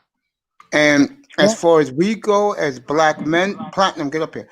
As black men, I will say that we will not get involved because oh of no, all this shit we have been through as African American men in this country through the years. And that's gonna, in my opinion, it's gonna tilt it towards the foreigners, bro. Because there's much more foreigners than white people here. Ty said he's hyping some shit up. This is what Yeah, I happened. told you. but Yeah, he but got it on right now. No. He's hyping some bullshit up. I mean, not some bullshit. He's hyping. This is what happened. This is some sick shit. There's a 35-year-old transgender Mm-hmm. named Brittany Erica Austin, who was formerly Eric Austin, who's 18 people who were arrested in downtown Phoenix in a violent anti-police protest. That's some agent provocateur, and this is a weird looking motherfucker with. Yeah, I'm seeing it right now. Yeah, this is some Yo, psycho. all right, you saying that it could happen? Yo, do you know that right now that the fucking gun stores, the gun sales went crazy, bro? They always go crazy. They go crazy after rice. You know what? Anything can Yeah, it's happen. not going to happen now. It's going to happen in the future, but it will happen in the next Yo, decade, right here. yo, I I hope need you to go not. look at Detroit, Michigan. They fucking getting ready for something, man. Yeah, man. White people ain't playing. White boys ain't playing, bro. But hold on a Just second. them, bro. You can look This is it a up, trend. dog. Black people getting Tell their me this fucking isn't some. guns. Tell me some man. Yeah, it's Beasley, possible. I talked to you about this shit last night. It's Yeah, no it's joke po- in my opinion, bro. You giving this country with these two people winning, you giving this country to the alphabet people, bro. You are, man. And I'm not racist, and I'm not still Hey, stereotypical, but I don't want my grandnephew, for Man, you guys example. been listening to these motherfuckers on the what up? Salute to all you. Salute to all you niggas, all you generals, and all these major motherfuckers in this motherfucker. What I was saying, I've Salute, been to nigga. Detroit, man, and Detroit is fucked up. But I know a couple of Okay, hours bro. drive, a couple of hours drive up north, nigga, is clean and pristine, nigga. It's a pocket in this area where niggas don't even know that shit exists. I was talking about this shit the other night, man, where there's certain areas where motherfuckers don't even know exist, bro. Where it don't, the same environment don't exist in the inner city, dude. It just doesn't. Totally at agree. all. Yep, facts, bro. I'm gonna make niggas mad off of this one. What do you mean, man? Who just said that? Sight Bud. Like, what do you mean by that? You said it's a whole. Me? Yeah. You talking about me? Yeah. I'm saying there's pockets of areas in these states, bro, where people don't even know they exist because they're so concentrated in the city where they live in, to where these motherfuckers having a fruitful as blossoms and bees, birds and bees, life, nigga, and they don't see all of this turmoil type life, nigga. They don't. Yeah, it's true, bro. I can Nice. go. So that's Like literally 0%, nigga, at all. You could do that. I can You go could do 60 that. miles from here. The hood can Right. do the same fucking thing if we chose to, but niggas be on some other shit. No, Man, it's he's crazy, talking about bro. he's talking about how people that live in the city in the hood and they don't ever go nowhere and they don't know anything else but the hood and they don't even know 60, 70 miles outside of their city. Right. Drive 56 miles upstate New York from Hells yes. New York City, and it's Beasley, you know beautiful. what I'm talking And it's about? beautiful up there. And it's probably the same thing in Detroit. You could do the same thing in most major cities.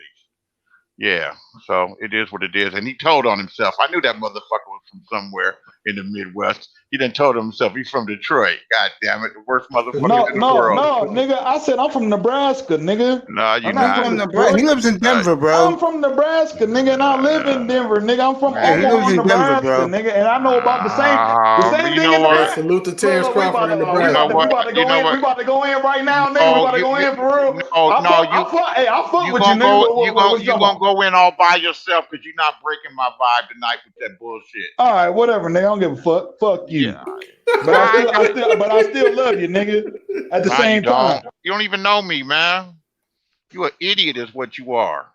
man, I That's fuck not- with your personality, nigga. But all right, I don't need you to. I don't need you to fuck with my personality. I thought we was doing some spooky shit, nigga. We was about to be telling these stories, nigga, unsolved mysteries, nigga. I thought, damn, nigga, you not fucking with me no more. No, I wasn't fucking with you then. I was just chilling you out. Oh, that's what's up. That's what's up. Yeah, I was Yeah, just. I was fucking just Phoenix, bro. Fucking Phoenix is lit. he does have a point though. I kind of was getting agree.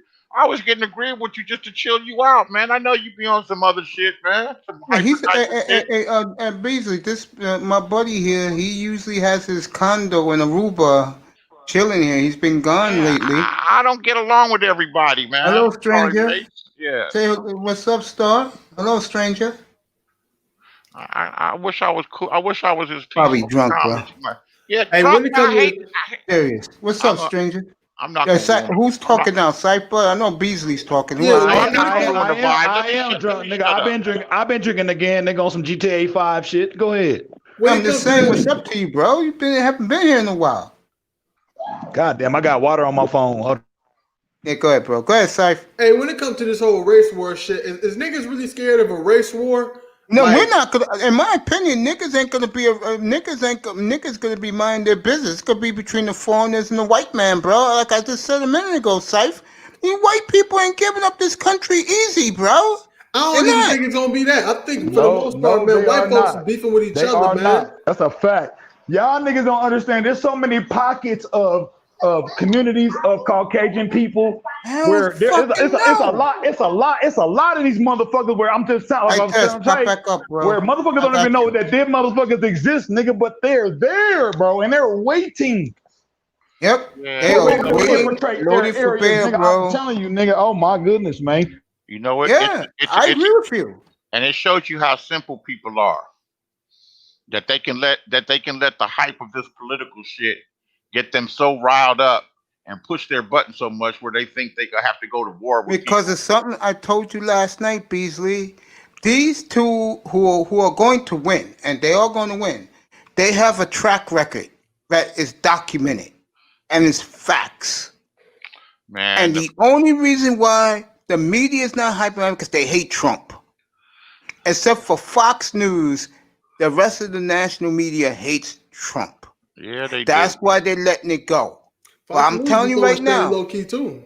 and let me say this: thank God I don't have little children in my family because the last thing I want, and I'm not being funny, I'm being serious. No, I The get last you. thing I want in the year 2032, and I'll probably be dead by then. In 2032, if I walk into a room and my nephew is acting like something he ain't supposed to be, and Bro, y'all that's niggas what don't. these people are going to Hey, represent. okay, so can I speak Go for a ahead, moment? All General's right. all yours. So let me tell you what's gonna happen. All that gay and lesbian LGBT shit, that's a personal choice. Has nothing to do with a presidential candidate's agenda. Has nothing to do with it. That's a personal choice. That's number one. Number two, on the day of the election, I was on my way off the installation. I'm at the second largest military installation in the United States of America, which is Fort Hood. The gate was shut down as I pulled off. They shut the gate down. Right? Do you know why? Because they had about 2,000 motherfucking white folks out there. But let me tell you what happened. So they Where's Fort alerted. Hood in North Carolina? No, it's in Texas. Okay. So what happened was, and you're not gonna see it in the news because they're gonna keep it quiet. They put the quick reactionary force out there, and them motherfuckers dissipated quick. When them big guns Mm-hmm. came out, them motherfuckers went Mm-hmm. home Yeah, quick. facts. Hold So on. Because now, they're not going to fuck with the so now, military. Hold on. Hold on. So hold on. it was 2,000 armed white people out there. Were they showing their guns? But they had a couple of motherfuckers out there with guns. They had a few. I didn't stick around to Hold see how on. the So shit was. what did they roll out? A couple of transports with troops, or they rolled a Yeah, tank out there? yeah, they rolled out a couple of transports with troops, a couple of armored vehicles with troops, man. General, can I say something, But let me bro? Can finish. I? Can I? All right, all Let right. me finish real quick. Right. So I would tell you, Fuck before with this, fuck with before them if this you country, wanna. before this country goes up in flame from an internal war with all the shit we got going on, Right. they will use the National Guard and active duty. They will enact the right of law, and they'll shut this motherfucker down. I agree. So Right. a civil war is something that we don't have to worry about. Yeah, you're gonna have small scrimmages between the little tiki torch motherfuckers and them other bitches. Yeah, they're gonna act a fool, but that shit gonna get shut down quick. I'm gonna tell you that right now.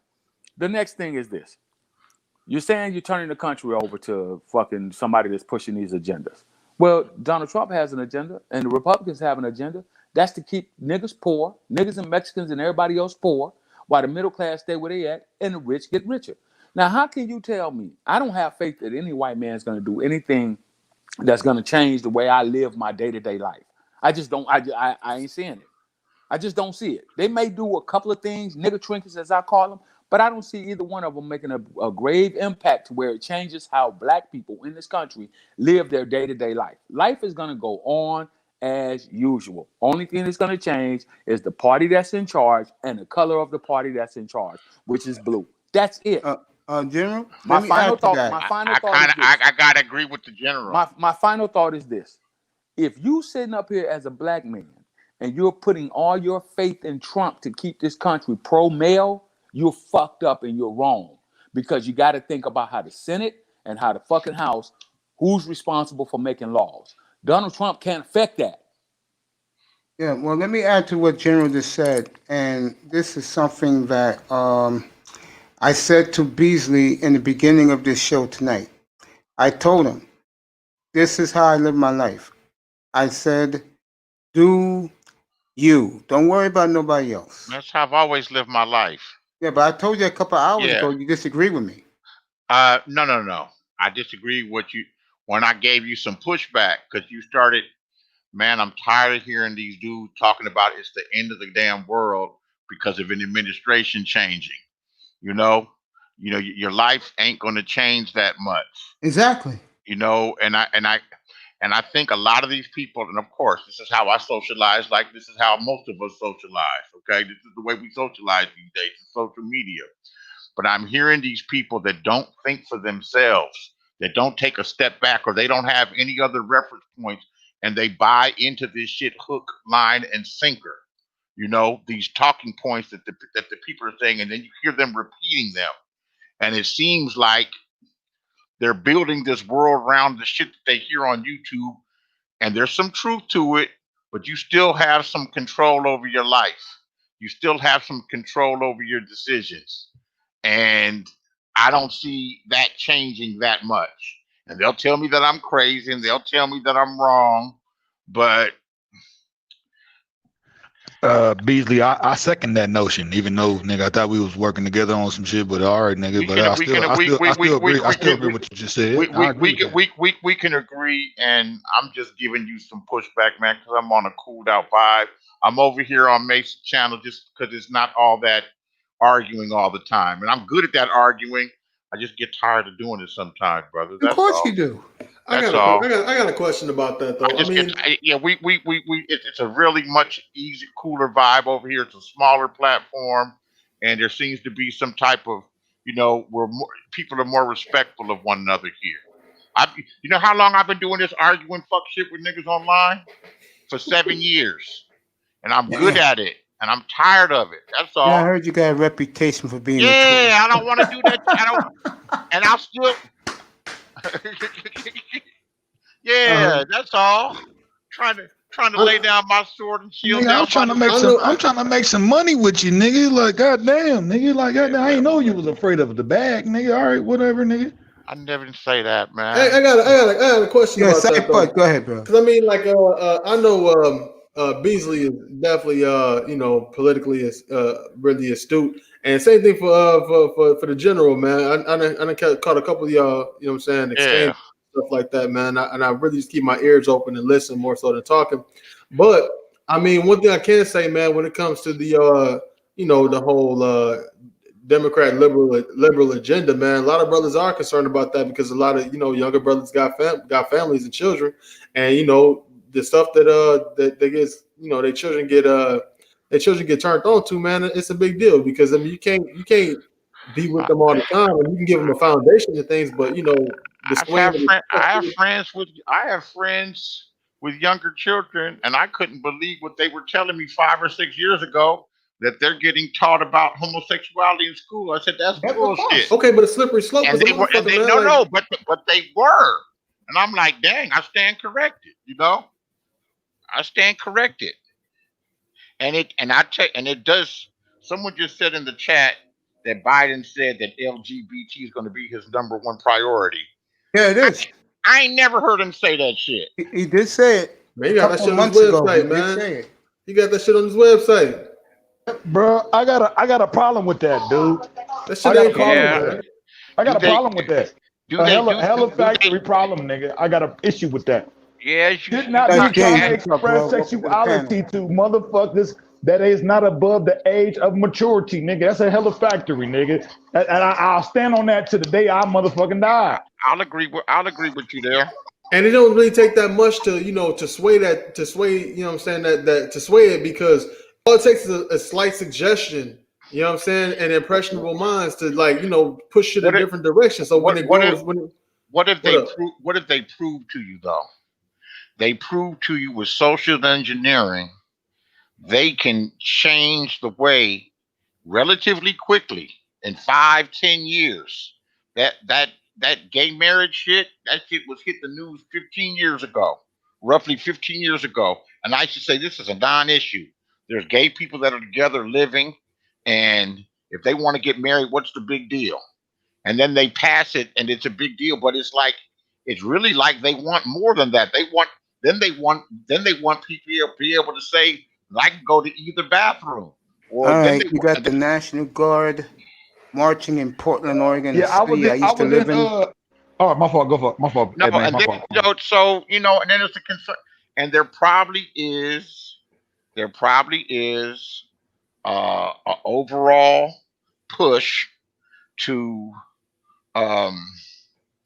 make people make the line between men and women and using the same bathrooms. There's social engineering people for the future. It probably won't happen in our lifetimes, but in probably 50 years from now. Not even 50. I'll say 20 years from now. 20 years from now, 30 years from now. Yeah, that's the future. That's the future. And you could fight it all you want, but that's what it said seems something like, in here that's what last they're week. gearing people to. And when you have famous people, famous people that people look to, for example, take a look at Will Smith and his wife. Mm-hmm. Look at their kids. Mm-hmm. They're like examples. They're Scientologists, but they're like examples where the girl, you can't tell if she's a boy or not, and the boy wears girl clothes and he identifies as gay. I think what they call it, the new word I just learned is binary. Where people are indistinguishable by their sexuality. It's non-binary. Non-binary, okay. Yeah, I just learned the word the other day, and I still don't know exactly how to use it. But yeah, they're creating where you're nondescript, you're genderless. And I don't know if they're doing that shit. I don't know if they're doing that shit for population control, and they celebrate someone like Bruce Jenner, but that's something that's going on. And let me say this up to date. I didn't mean to interrupt you. In Portland, as we speak, what's that new crew that starts with an A? The new white supremacists? I don't know if they're white supremacists. They're supposed to be fascists. Antifa? Yeah, they are marching towards the National Guard. So we're going to see something in Portland in a few minutes. They're about to get fucked up. Yeah, we're going to see something in Portland in a few minutes. Thai City's showing it live right now. Man, there's a whole bunch of people that have fallen in love with protesting because they've been doing it every fucking night. Hey, look. The chickens have come home to roost, man. There's a lot of this shit that's been sitting in the background. Yep, been simmering for years. Unsettled beefs. And this shit is erupting right now, nigga. It's a hell of a factory. It's been erupting. It's been erupted. No, what I'm saying, like, not really, bro. Not in this level. Hold on, no. It's more so as being looked at it where more people have access to what's going on. And it's amazing through the virtual world. And start planting them. It's amazing that this is happening in the pockets of this country where the majority people that live where this is going on is lily white. Just saying. And that's why I look at a lot of this shit as like manufactured beef, man, because I don't think these motherfuckers is really trying. I don't think this is like a real type of thing. I'm not saying like it's all right. Let me put it like this: if Cass is really on that shit, like fuck the government, why these motherfuckers ain't got no burners on them, man? These motherfuckers out here protesting with signs. I don't think that shit ain't real, bro. Like if you know you finna go at it with the police, man, how you ain't got no things on you, man, bro? Because motherfuckers is at the urge to where they willing to give their motherfucking I'm gonna say it one more time. They sitting up here. White people is not giving up this country, bro. White folks is not giving up this country. Yeah, I'm telling you, without a fight. But Mace, it's more than white against black or white against foreigners. It's not against black. I think I will say it again. I think it's against the foreigners, bro. White people are at war with each other. Exactly. I know that too. Yeah, the haves and the have-nots. Not all white people think the same. They're at war with each other. All right, now in Phoenix, I'm back in Phoenix now with Ty said you got now all the brothers out here and some sisters standing out here protesting. Yeah, the white got a whole group of African Americans together. In Phoenix? That's what I'm saying. This Yeah, ain't in no Phoenix. Yeah. It don't look Live. like revolution to me, man. It looked like a fucking party. It don't like no Yep. revolution to me, Looks man. like that's with the black folks, and with the white folks, it looks like something else. Why they ain't got no guns on them then? Yeah, they ain't no I don't revolution. know. Don't look at me. Hold on. Don't confront me with it. Let me tell you what's going to cool a whole lot of this shit out. When this shit gets 15 goddamn degrees. Hell yes. When it's warm and it's hot in summertime, and it's probably still warm in Arizona. When it's warm and it's hot, then people hit the streets. Hell yeah. My man Dante S makes a good point in the chat room. A lot of paid activists. You can literally Google getting paid to process. Yeah, I agree with this. The protest. Yeah, I believe that some of this is staged. I don't know Portland staged, but I think Phoenix is staged. I don't think Portland staged. No. Look, this weirdo they arrested in Portland. This motherfucker's transgender. Looks like a Muslim. It's a transgender Muslim militia Antifa. That's if anything, there's some ignorant ass white boys in Arizona. Yeah, I'm looking at it right now. On some Nazi shit, Yeah, I'm looking at it right now. On some Nazi shit, mad at everybody, mad at niggas. Ain't no black people around. Yeah. You know, they showed the black people earlier. Yeah, I'm looking at it right now. They mad at the black people living inside of their head. You know, I agree with that. I agree. I do second that notion too, because this is a lot of this shit is some psychological shit. Most of it, all of this shit. Matter of fact, all of this shit. It's all a lot of it's psyops to get there you go.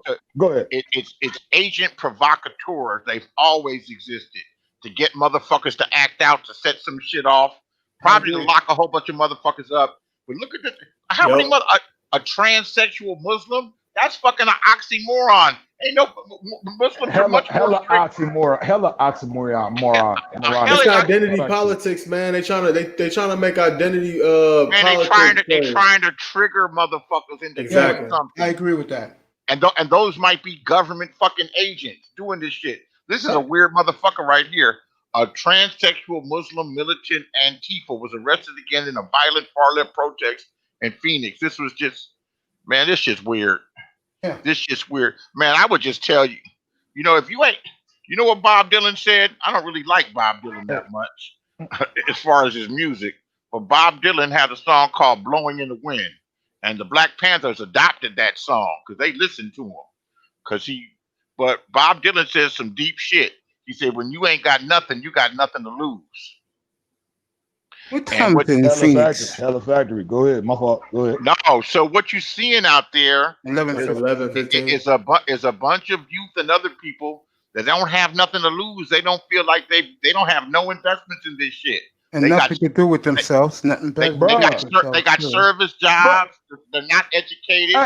Go ahead. No, that's a good point because you don't see no millionaires out here in the streets like that. Hells no. You don't see no billionaires out here like that. You don't. These niggas in the background. Not even a motherfucker that got to be to work at 8:30 tomorrow morning. Exactly. You don't see that shit. That's a hell factory. Or motherfuckers over 40 years old that got some fucking sense. They're not. These people are anywhere between 22 and 32. Yeah, there's lots of them. 18. I say 18 and 35. Okay. Well, as I sit here and chew on my popcorn and listen to you guys, I will. What do you think? I know what's gonna happen. When shit get out of order, they're gonna use the National Guard and they're gonna shut down motherfucking major urban cities.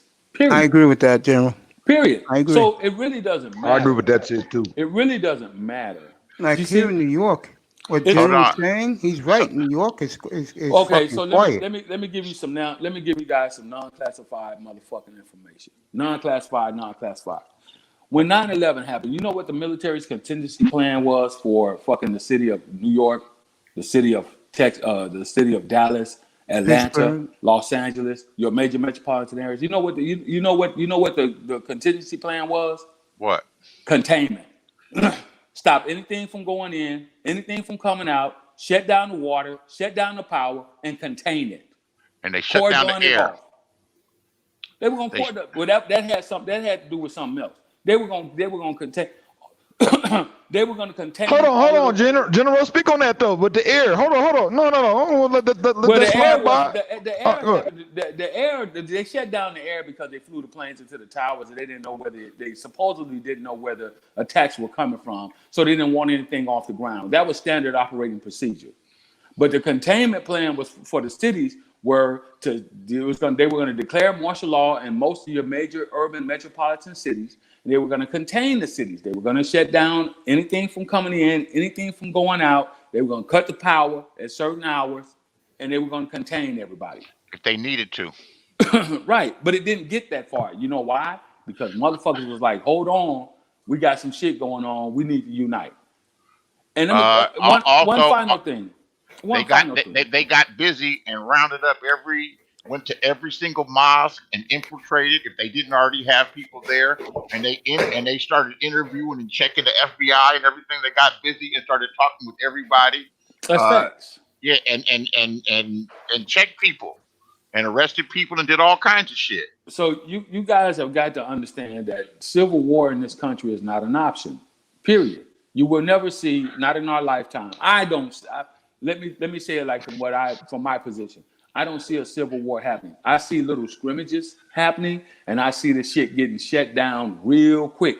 Because as Beasley said, and as May said, these white folks ain't finna get this country. They'll blow this motherfucker up before they yes, give they it up. will. Hell yes. And nigga, let these water companies or these electricity companies cut the faucet off, nigga, on any level. Or shut the power down. On any level. Or shut the power. That's what I'm saying. On any level. Y'all niggas will be fucked up. But you know what they could? You know one thing they could do? They could drive people into the streets. Is shut the internet down. Hell yes. And you know what? They don't want to do that. Because that keeps people in their house and contained and monitored and everything. The internet and the video games is what cleaned up the streets. Because like without that shit, niggas would be outside still doing what those motherfuckers do. You know what I'm saying? I kind of grew up in that era when I seen the transition from everybody being outside to all our devices keeping us on the inside.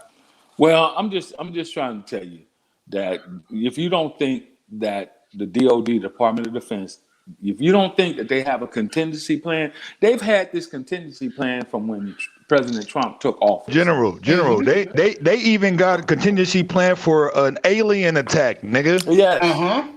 They've got plans for all these things. What? And they've had plans for civil unrest going back to the whenever since the 50s. Right, and they've witnessed civil unrest in the 60s. And believe me, when Los Angeles went up in 1992, I used to watch the way they would have planes flying and helicopters. The helicopters, they were surveying everything. And now they've got Google Maps and all the technology. Let me tell you this. If the Department of Defense can put 10,000 troops in a country on the other side of the planet within 24 hours, how long do you think it would take them to shut down America? 1 second. They probably can do it. In a couple of days. In a couple of days. Nah, 1 second, bro. They can shut this shit down literally right now. In about a week. Remember, they destroyed when Desert Storm, Desert Shield went on. How long did it take them to defeat a whole country? Not that long. It took them 100 hours. Exactly. Not even months. Not that long. They were over there for months, but the war was over within 100 hours. Man, within 4 days it was over. Man, well, America's a lot bigger. Hold on. What were they talking about? The Revolutionary Guard? Them motherfuckers was running on their way back to Baghdad. And I've had friends that had been there and saying they were coming there saying, George Bush. They didn't want none. So you got to understand now. You don't have to send any troops to get on planes and fly to another country. All you have to do is mobilize your military installations. You know what? America's a lot more. No. Here's a scenario. You know what puts all that shit at jeopardy right now is that you have a reactionary motherfucker who's probably half crazy, like Trump, who they've already shown he's given orders and has made suggestions and given orders that the military brass is disregarded. Like, oh man, we can't do no shit like that. Exactly. Yeah, because they know so he's the commander in chief, but they're not about to let him do no stupid shit. And So if he were to so there's going to be someone else giving orders, probably some high up general, or probably somebody that they have some faith and some trust in. What's crazy is between now and the inauguration, if some really wild stuff takes place, and he has to give an order to combat some civil unrest, and they don't necessarily follow the order. Well, you have what's called a lawful order, right? And you don't have to follow an unlawful order. For example, if he were to say, okay, we're going to shoot anybody that's out after fucking 10 o'clock in America, that's an unlawful order. You can't do that. You can't use federal troops on American citizens. That's an oxymoron. How you going to use Americans against Americans? You're creating a civil war. So it goes a little bit deeper than just that. The average American is not prepared to see that type of calamity in the streets where you got blood, guts, ass, motherfuckers, feet over here still in boots, brains blowing out. Yeah, the average American, listen to me now. Right. The average American, they're going to act a fool and come out there and do all that. But as soon as they see a motherfucker get hit with a 50 cal and their body get cut in half, and their legs and bottom half of their body laying over here, the top half of their body laying over there, and the motherfucker still talking, niggas gonna go home. I second that notion. I second that notion, nigga. That shit is not pretty. Smoke. That's just some ugly ass shit, man. I done seen it. They don't want that smoke. But if they're trying to mandate gun buybacks and mandatory vaccines, like COVID vaccines, you don't think that can cause a civil war in the United States? Yeah, it could, but at the end of the day, that's why we have this thing that's called democracy, where you can refuse. You don't have to take it. They can try to mandate all they want to, and they're not that stupid to try and mandate where, we're gonna take everybody guns. That shit ain't happening in America. It ain't happening. Period. That's a phrase that's been said a lot about America. That's not gonna happen in America. They say that a lot. They say that shit, and they put that out there to invoke fear. To invoke fear and to make people vote and act a certain type of way. They said Obama was going to do that. That shit's not going to happen because there are groups of citizens and militias that will fight back. But look, this is brand new news. This is 32 minutes ago from the Associated Press. Trump supporters converge on vote setters in Michigan and Arizona. Oh yeah, with the guns. Hold on, let me read this. Dozens of angry supporters of President Trump converged on vote counting centers in Detroit and Phoenix as the returns went against him Wednesday in the two key states, while thousands of anti-Trump protesters demanding a complete tally of the ballots in the still undecided elections took to the streets in cities across the U.S. No, it might not be civil war, but it's some shit. I'm gonna tell you, Detroit is a war zone for real, bro. I done drove through that motherfucker, nigga, driving the trucks and shit. Nigga, it's a dilapidated ass place where nigga that shit is a ghost town. It already looks like it's been in a war, right? So I'm just saying, but go ahead. Let me finish. This is brand new news. This is from the Chicago Tribune, from the Associated Press. Stop the count, the Trump supporters chanted in Detroit. Stop the count, they said in Phoenix. The protest came as the president insisted without evidence that there were major problems within the voting and the ballot counting. This is why this motherfucker's dangerous, man. Because here in New York now that the white folks are gathering around in Midtown Manhattan, bro. This is some shit. I'm going to say this again one last time. I don't care about what's going on. Damn, they even got the New York Police Department on bicycles, bro. I'm watching Thai City right now. Let me get back to what I was going to say. One more time. For all you brothers in here. White man is not giving up this country to the outfit people or the foreigners without a fight. They're not. I agree with that. I second that notion. I second that notion. Mace, you seem to be ignoring that these white Trump supporters that They're surrounding the voting centers and telling them to stop counting the votes so that their man don't lose for states that have already been decided. My brother, it's not just. I'm not talking about this Trump. I'm talking about in the future, moving on in time in this country. Well, I'll They're agree not going to with give it up without a fight. They've been General giving it up disagree the with whole me. time. They've been giving it up. They've been steadily giving it up. Yeah, they're not giving it up to the alphabet people. And they damn sure ain't Nah. giving it up to the foreigners. Nah. Had nothing to They do with give- us. They have giving not. it up They have slowly, not. bro. They have not been giving it up. It's what they project out there to make you niggas think that they've been giving it up, nigga. Hold on They a ain't been second. giving up shit. Hold on a What the second. fuck Hold you on talking a about, second. nigga? I Hold on a can't second. tell. Hold on a second. It's already given up to the foreigners. And when I say the foreigners, that the Chinese, which are very rich now, they have major investments in the United States. Okay, the Saudis, the oil people, the United States still has the most stable economy, and they have the most stable investment markets. If you're rich, this is where you have your money. Okay, you have your money in the stock market. You have your money in U.S. real estate. You do know you're talking about the 1 to 5%, right? I was gonna say, It's the 1 to 5% that control the damn beat that we all march to. Beasley. We already are in a conundrum of a reality that we don't fucking control, bro. We don't control this fucking reality, nigga. We don't. You know what? These motherfuckers are already present from the time we're born. From the Star is time we're right. You're only talking about the time we come 3 out the to womb, 5%, nigga. bro. What about the other 95%, bro? We're having a man. philosophical Go ahead, conversation man. now.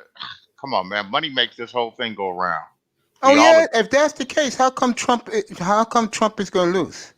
Because one thing about Trump, see, I'm from New York. I know about Trump. He cares about money. He don't give a fuck about politics. Yeah. Let me tell you why. Because there's money on the other side, and there's money to be made with people being divided. Beasley. No, You're missing the whole point, man. No, Beasley, No, I'm not. You miss you are, bro. Yes, you are. Let me listen. You're missing then. the whole point, bro. And let me listen. I'm going on mute. Go ahead and make your case. Star, you go first, then I'll go after you. I was just gonna say, man, from the moment we're born, we're already put into. It's like the Matrix movie. I don't even want to try to make it some movie shit. I'm just saying, from the point we're born, bro, we're endoused with a reality for us to live in, dude. And these motherfuckers already have that reality for you to believe in and to think in and to do things in order to have control over you. That's just the regular human condition. Am I fucked up right now? No, and let me say this. I'll be the first one to admit that. I went to school here in America just like you did. I was in the first grade. I pledge allegiance to the flag of the United States. But Beasley, you know where you're missing the point? Beasley, let me say this. General, hold on. Star, hold up. Let me say this. That's called indoctrination. No, you don't understand the point, bro. White people are come to the reality but a lot of them are not the 5%. And they're frustrated. And I said this to my mother a long time ago. My mother believes in the sensationalism, which is television. And I think one of the biggest problems in this society is these reality shows where people want to be rich and famous. And when they realize they're not going to be rich, hey, you're supporting the 5%, Beasley. I'm talking about the rest of the 95% of this society here. They're waking up now, realizing that they're going to struggle. And white people who've been so entitled their entire lives, most of them, they don't want to struggle. And that's one of the main reasons why you see this shit going on. General, I'm right or I'm wrong? I get what you're saying, and I understand. That's the point. It's not that what I'm saying. That's the point. No. I get exactly what you're saying. And the people in power, that are really in power, they win no matter if Biden president or general you're missing the point. I don't even want to say. I think of an infiltration. But go ahead, my fault. Go ahead. I'm agreeing with you. Y'all got to let each other finish their points and stop Okay, go ahead, talking Beasley. over Go ahead. each other. Right. Beasley, go ahead. Damn. What I'm saying is this: the powers that be, the big money interests, the big bankers, and that's really who controls and manipulates and sets up this whole thing. They win no matter who is president. As far as these white folks waking up and being angry, right? That damn, that my way of life is changing and this is fucked up, and I see all these other groups getting ahead and doing better. There you go. That's pushing their emotional buttons. But what happens is this: is you have the super rich elite, which are getting richer and richer and creating these smoke screens, these scenes of getting people out in the streets and fighting while they're still doing their thing. While the tech giants are getting bigger and bigger and having a larger and larger control, and we're participating in it right now. They're the ones that help control the media and control all the different damn things that you see that to turn the people on each other. And just like Trump won in 2016 by turning all the heat on the immigrants, they're finding it away. Now they're turning it on the other groups. They turn people on each other. It's divide and conquer. Exactly. And white I agree. people, the majority of white people, even if they're middle class, they're used to being treated and being entitled. They realize it now. That shit ain't happening for them No, no that's more. I disagree. That'll never stop. You're always gonna have, because this is a white country with white blood flowing through its veins. So white people's lives will not be impacted the same way as black people's lives are gonna be impacted the way you think it is. So Yeah, I but disagree. I'm not talking about black Mace, people, General. I know you're not. I'm talking about white people. Look. Okay, there's this thing in military. So I study military science. I've Of been doing this course, shit yeah. for 24 years. You're talking about the 2, 10, and 88% rule. That's what you're talking about. And most of the white people in this country fall within the parameters of, just like blacks and Mexicans and everybody else, they fall within the parameters of the 88 percentile. Now, let me break this down so you'll understand what I'm saying. 2% of the people in this country make the decisions. I just did this the other night. 10% push the agenda. This is these little people that you see out here protesting. These are the news agents. These are all these motherfuckers that coming up on these little platforms and shit. And that's the 10 percentile. They got a little money and they got a little influence and all that shit. 88% of the people, black, white, and other, fall within the 88 percentile. This is the governing body. It's a triangle. It's a pyramid scheme in this country. So you have to understand what's happening. Donald Trump is of the 2%. Joe Biden it makes up 1%. The Democrats and the Republicans, they each make up 1%. That's your 2% at the top. So now their job is to influence the 10%, which will influence the 88 percentile. This is why you got Fox News saying one thing. This is why you got CNN News saying something else. This is why you got people divided. Go ahead, General. Go ahead, nigga. You guys really have to understand. This is why you have to pick up a book that teaches military science, and maybe you'll understand how this game is being played. White people divide and conquer. White people divide and conquer. White people are gonna get up. The bulk of the white people in this country, they're going to do the same thing as the bulk of the black people in this country. They're going to get up in the morning and they're going to fucking work. Now, you're going to have small pockets that, the agent provocateurs that are out there, the little groups and shit, pro-Trump and the tiki torch carrying and the Antifa and the not fucking around clique. You're going to have all these little groups of motherfuckers that's going to try to cause some unrest. What's going to happen is, the government is going to be like, oh, you motherfuckers are crazy. Y'all got life fucked up. We're going to put the smash on this shit, and it's going to be shut down, and everything is going to go on, and life as you know it is going to continue to roll along. That's what's going to happen. From reading the article that I just read, General, that shit that you're talking about might be a little bit closer than what we thought. Because these motherfuckers are surrounding the voting, they know where they're counting the votes at. And they're out there protesting with guns, and they're doing it. All I'm saying is, General, is that it has nothing to do with black people. I'm not even thinking about that. All I'm saying is that as time goes on, I'm talking about like the year 2028. Okay. The more that certain pockets of white folks ain't seeing things the way they used to, I think Beasley said it best when me and him was talking a few minutes ago. White folks just getting tired of seeing other people other than black people, not only here, but getting ahead. I see it every day in New York City. They do resent it. They That's do. all I'm saying. They do resent it. Yes, sir. That's all I'm saying.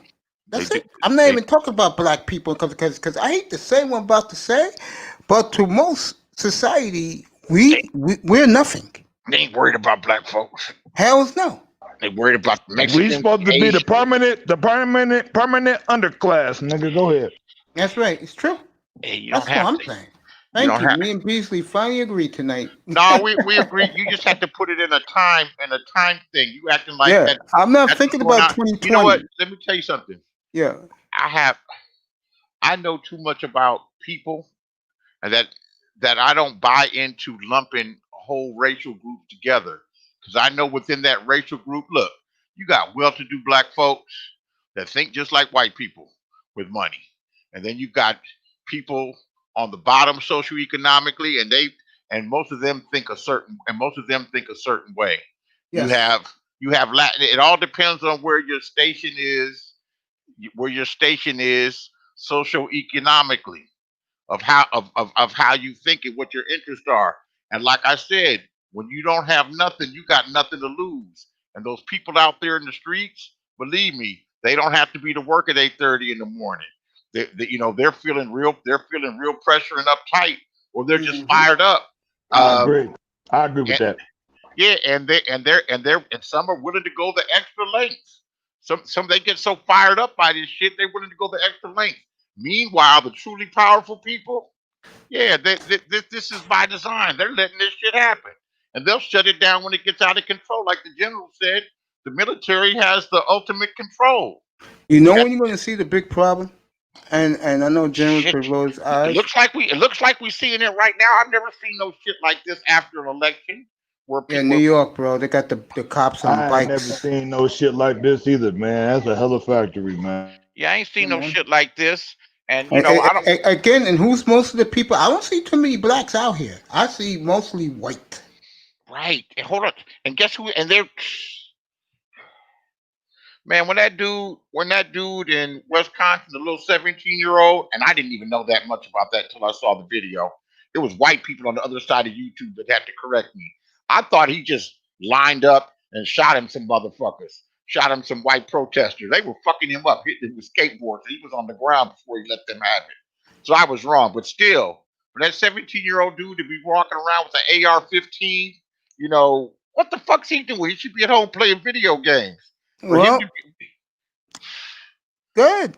Lisa, good. No, I know, but for some shit like that to happen, people get so riled the fuck up behind this political shit, man. And Privilege. You think if that was a black There's a boy? reason, but there's a reason though, Beasley, because it's a shift of it can be a shift of power within that position of presidency, bro. That's why I'm riled up over the shit because I know there's a shift in power that's going to take place. yeah, Ain't man, gonna be you know white. what? You know what? Ain't gonna be black. Ain't gonna be Latino. It's gonna be, let's just say, people who are totally different from, let's just say, us. Yeah, man, I don't know. I can't call it. I've been wrong before. I've miscalculated shit before. Um, we'll see. One thing I'm going to do is I'm going to keep an open mind. I'm not going to be afraid to say that I was wrong about some shit. When I just read the article that I read that they're surrounding the voting centers and shit, when is the last time they done some shit like that? Because those people see what I just said before. Who's gonna be getting privilege? Intimidation tactics, man. Yep, facts. I mean, this is fascinating. I'm gonna But click look, on the look, look, local look, look, news. here's what makes this shit seem a little ridiculous to me. Because these are the motherfuckers that's supposed to love America and care about America, but you're not letting the American process of one man, one vote, mean something. You're not letting that. If you love America and you care about America, you let the election process uh, uh, But finish out. Beasley, you gotta think it's a bunch of motherfuckers that want shit to sway their way without no contention. Yes, Yeah. and let me go a step further with that. I'm glad that Star Platinum said No, that. Let me obviously, go- you know what? And let me that's the reality. let me go a step further. I remember 4 years ago. Motherfuckers saying fuck fear. I want to win. No, it has nothing to do with that. I remember 4 years ago when Donald Trump started doing this shit before he became president, and I told people Donald Trump is speaking and representing white people who don't have the gumption to speak. He was representing those white folks. Gave him a What you're voice. seeing tonight is a lot of those white folks who believe that I'm gonna use black men. I'm gonna use black men as example. That we should be wiped out and treated like shit underground. Those are the people right now doing all this craziness out here. Right. But now, I'm sorry. I oh, didn't know. go ahead. I didn't know if you were done. Right. General, So go this ahead. is why. This is why I don't understand why you got these niggas supporting Trump, saying Donald Trump is going to fix everything. Niggas need to stop looking for a fucking savior. And he ain't talking to you. He's talking to Bro, white you folks. thought Biden was gonna be the He's best not talking. Biden is not. selection? You got to What are you understand what talking about? you got. Okay, you got to understand I what know what Beasley General said. was trying to say. I'm gonna You got answer to you, General. understand what Beasley said earlier. Neither side has the interest of black people at hand. They never Especially have. black Wait, men. we know. They never have, nigga. Okay, brother. So we understand that. Now, the point is, it's more people in this country that's dissatisfied, black, white, and other, with the way things are in this country under President Donald Trump. Man, Period. this shit is so crazy when you have these brothers on here who call themselves thinking black men, and they are thinking black men. When they find themselves aligned with right-wing KKK racist type motherfuckers. You know what it was Yep. almost. You know what it's almost like. So you You know telling that. me? No. Let me finish. So you telling me I mean, wait, no. the Let me KKK only finish. exists on the right side? Is that what you about to try to tell me right now? Well, let me tell you the irony of it. Okay. Oh, okay. Let me just tell you the irony of it, because all it is ironic. You know, it is what it is. Politics makes strange bedfellows, is the saying. But when you had the Nation of Islam preaching separation, give us some land here in the middle of the country, and we just get away from you motherfuckers and build our own little country. Guess who supported them? Guess who Elijah Muhammad used to meet with? He used to meet with KKK motherfuckers and say that's a good idea. Let me answer why So these the brothers politics. let me answer the Go question ahead. why these brothers in the manosphere support Trump. And I've heard them say this many times, and then there's a little bit behind it, that and General will be around these guys, so does Star P too. I'm gonna say I'm this. around them too. No, but I think, but you don't understand why. I think when I I finish understand saying, why, but go ahead. if you understand why, then you tell us. They feel that Biden and the Democrats are responsible for the crime bill. They feel that rightfully so. They feel they feel that the Democrats are responsible for the welfare legislation of the 60s. That's true. That provided benefits to women Mm-hmm. and excluded the black man and excluded the black man being able to raise a house. They feel that the Democrats have supported women and women's rights and causes and issues for allowing them to get Section 8, allowing them to get child support, allowing for men to be penalized. A lot of their issues are men-related issues. All right, They then are, I'm gonna add to that. and they'll go all the way as far back as the Democrats being the party of slavery. So I should not be penalized for being who the fuck I am as a man. Period. All right, I'm gonna add to this. I get all of that. All I'm saying is Trump ain't the answer. But this is also the reason. Two things that I've noticed from Didn't a I get distance. close? Nope, that's not it. I don't think brothers really think that Trump one, is the answer. number one, it's because a lot of brothers in the manosphere believe that when Trump became president, it opened up opportunities for them to be entrepreneurs, to be truckers, to own their own business. And these guys are just being loyal in their minds now. The man that gave them opportunities to live a normal life. That's number You one. Ben could have Num- done I that don't, shit. I don't think Num- it's that either. Number two, I'm just going by what a lot of brothers say in the manosphere. Okay. Number two, and this is more important. You got some brothers, man. I hate to say this, but they believe in coonism. You just have to read between the lines when they talk. When they talk, you listen, and when you listen to them speak, a lot of the shit they say, especially towards black men, it sounds like coons. Mates, can I jump in real quick? Go ahead, bro. I'm trying somebody else talk besides me. I can't get on board with all of that, man. I kind of lean a little bit more toward what Beasley was saying, but I think that the whole crusade for Trump ain't even a political thing. It's more of a cultural thing. I think a lot of young brothers are pretty much trying to put their foot down and make a statement against the status quo of the traditional way of doing things in Black America. You know what I'm saying? It's pretty much, this is pretty much young black men, putting their middle finger up saying, fuck what mama said, so I'm gonna let my nuts hang and do something different. You know what I'm saying? I think it's way more of I think it's way more of a cultural gesture than a political gesture. Okay.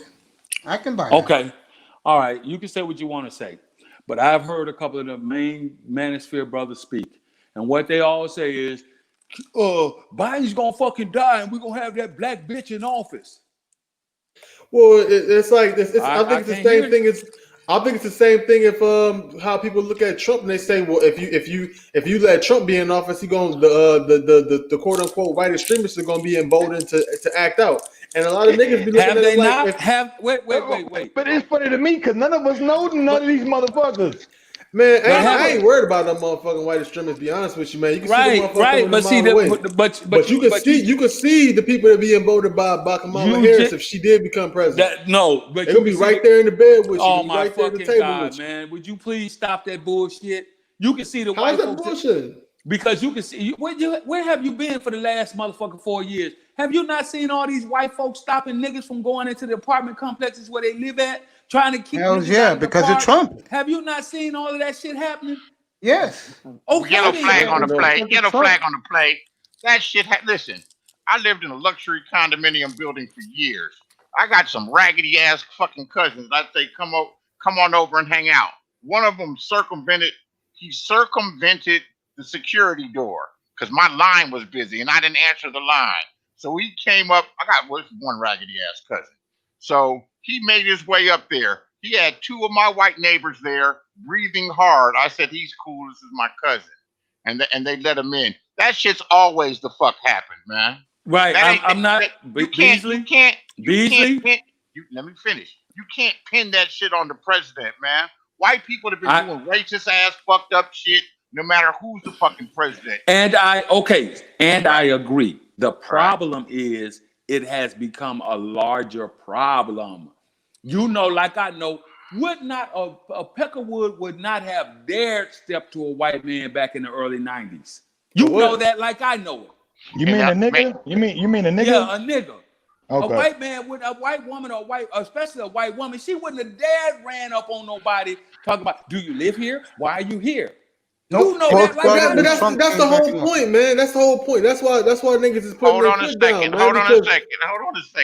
In my building, which was a security building right in Los Angeles with a security guard that wasn't always right there, I was fucking around and I moved her in with me. This fine ass little El Salvadorian chick. She didn't have a key to the main door. They gave her a hard time getting in the building. Not saying that it doesn't happen, Beasley. I'm not saying that. It has always been a race problem in this country. You know it, and I know it. Right. It's the fabric of America. But these motherfuckers have become more emboldened under Donald Trump. No, they got more emboldened because niggas are weaker.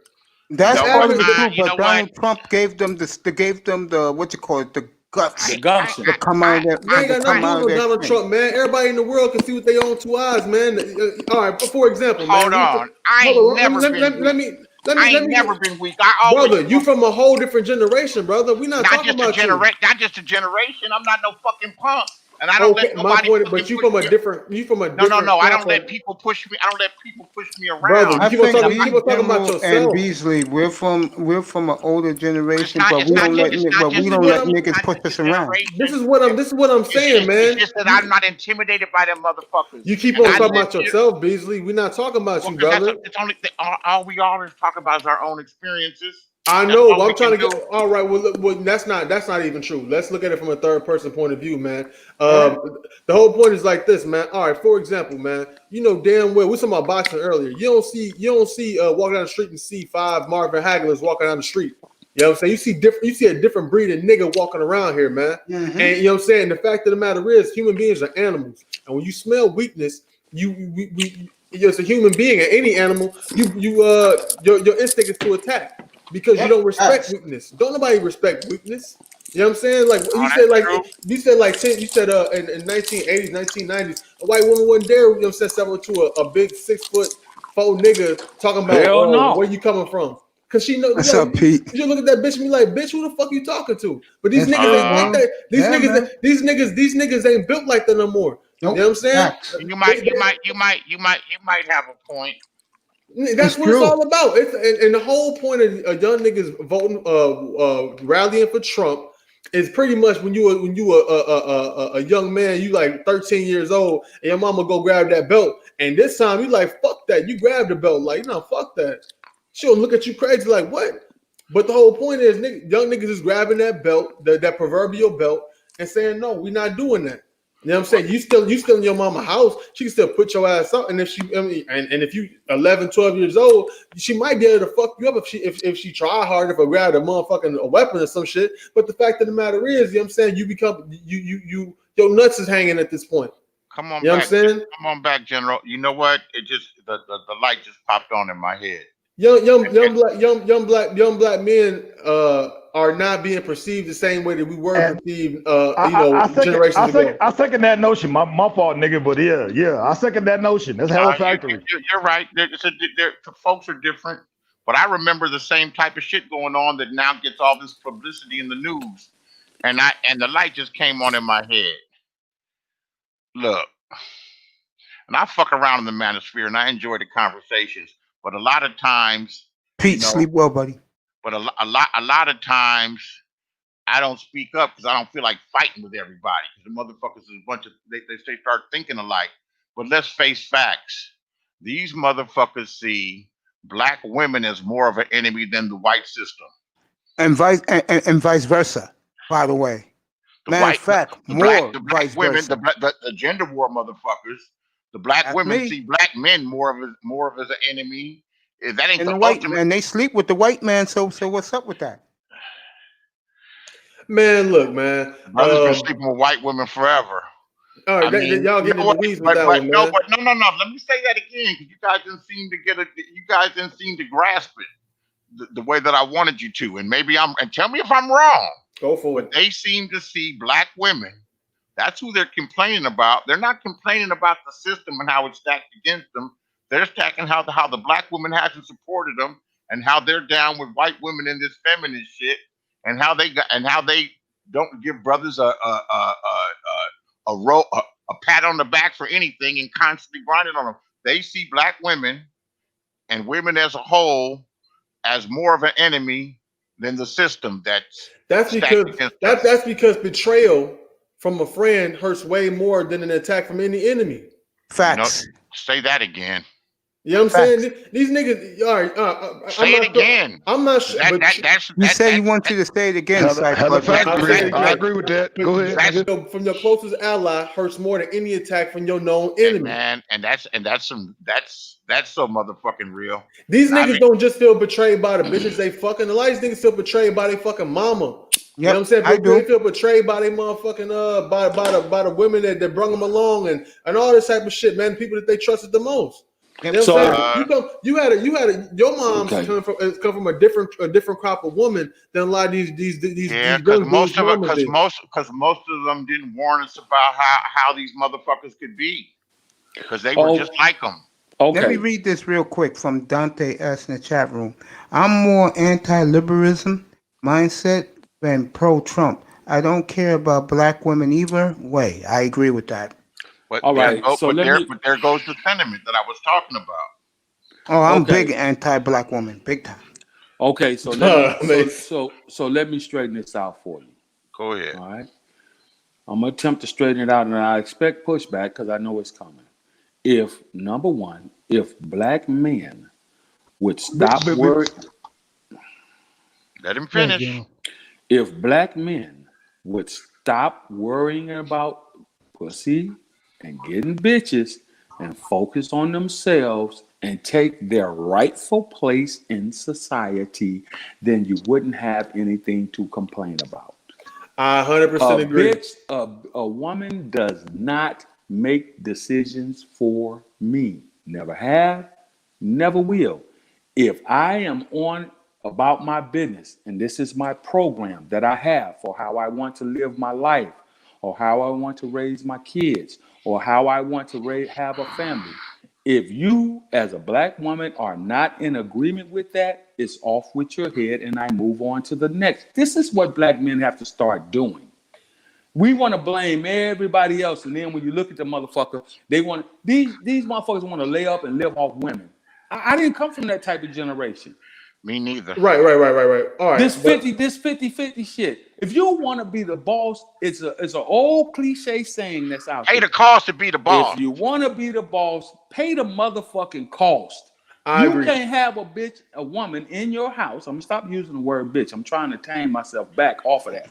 You cannot have a woman in your house that you're dealing with, or a woman that you're dating and that you're seeing. And every time you go out, you expect for her to pay her way, and you expect for her to pay for you. You can't have a woman in your house and expect not to get pushback or feedback from another grown ass person about, well, you make more money than I make, so you should pay the mortgage. That's not, no. I agree, man. But you're preaching to the choir right now, bro. So But stop complaining about fucking what black women are doing and get on your own purpose. I Mind your own purpose. I That's what I understand do. that, I brother. stay on But my own you, purpose. I understand that, brother. But you said you know, an age old parable about what you said. But another one is an elephant never forgets, bro. You know what I'm saying? And the thing Facts. is, a lot of these guys were trained and conditioned in a certain type of way. You know what I'm saying? The reason why they say an elephant never forgets, because as an elephant is a young calf, you know what I'm saying? You can chain his leg up to the ground with a flimsy little chain, and he can't go nowhere. And when you can tie his leg up with that same flimsy chain, when he become a 2-ton beast, and he'll still stay stifled by that chain, because that's the way he was programmed to be. Okay, He's so not, let me he's ask, not even gonna try. I get that. It's called fleet training. So too. let me ask you a question. If you and I are boys, we grew up on the same block, right across the street from each other. We come from the same, born on the same day, and all this shit. If every time we meet in the middle of the street to come out to play ball, or we just come out to hang out, and I punch you in your face, you may just be like, okay, I don't want to fight, I'm going out. But as sooner or later, if I keep punching you in your goddamn face, you gonna learn, like, okay, I got to do something back. I either got to hit this motherfucker in the head with a lead pipe, or I'm gonna do something to this motherfucker sooner or later. This is why even elephants that have been trained like that from a young calf, this is why they go wild, because they finally figure out, they're like, wait a minute, this little rope can't keep me here. And this is why they run over and trample motherfuckers. Sometimes. Yeah, sometimes. But it's a whole bunch more of them motherfuckers still sitting in the fucking circus. But at the end of the day, you're talking to men that have learned how that they can't be controlled with a little bitty fucking piece of fish wire also. This is the problem. Yeah, but I mean, but a lot of the elephants don't get it. I'm kind of surprised you brothers don't understand that. So listen, again, I understand it completely. I understand it too. So I apply, but here's the issue. I apply, once again, military science to it. And this is what I'm gonna tell you. I believe in the law of attrition. It is not for every man or every woman to get it and understand it and comprehend it. Some motherfuckers are just gonna be lost. Exactly. And all I'm saying is, man, the factory is pumping out a different product than what y'all used to. And nobody disagree. Nobody disagrees. No. wrong there because General's a little younger than me, I'm assuming, but we come from the same generation, and our generation was like the first generation of empowered women, where Facts. where women had the opportunities, and they weren't, and they were expected to go to college and get a career. It was our generation. It wasn't no generations before. Before, if they went to college, it was to meet somebody cool that's going to get a good job, get out of college and get a good job. It just has increased. When I used to go to the library to study in 1991. I used to go to the library over there in Inglewood, and I would notice there was nothing but young sisters in there studying their ass off. Wasn't no brothers. This was 1991.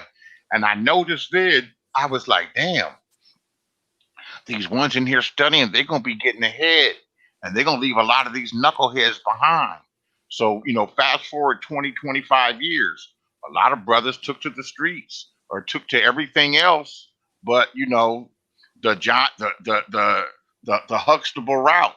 While a lot of those sisters took to the Huxtable route, the straight and the narrow, and they've benefited over the long run. And they put themselves in positions of power when motherfuckers was going in and out of jail. So, I mean, hey, was y'all raised by y'all pops?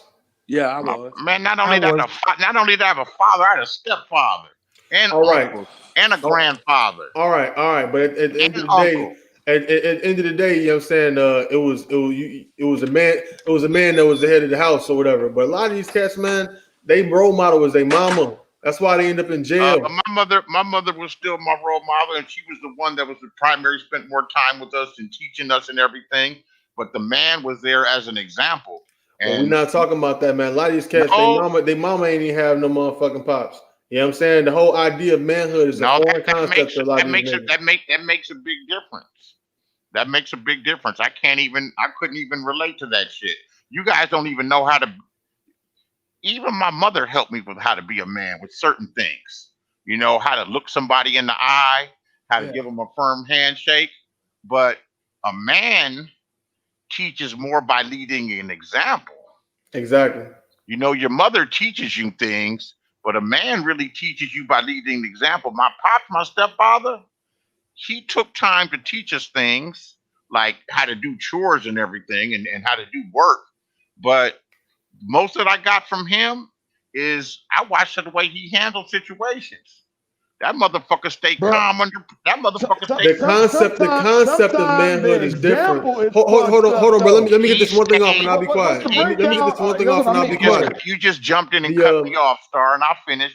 But he taught me by example how to stay calm under pressure, where my mother used to panic and get hysterical like a woman will do. Exactly. Bro, that's what I'm just saying. An example could be some abusive ass shit. For my instance, when I grew up, my pop used to motherfucking beat my mama motherfucking ass, nigga, and hang us from goddamn ceilings in the goddamn room. That's an example that you want to follow?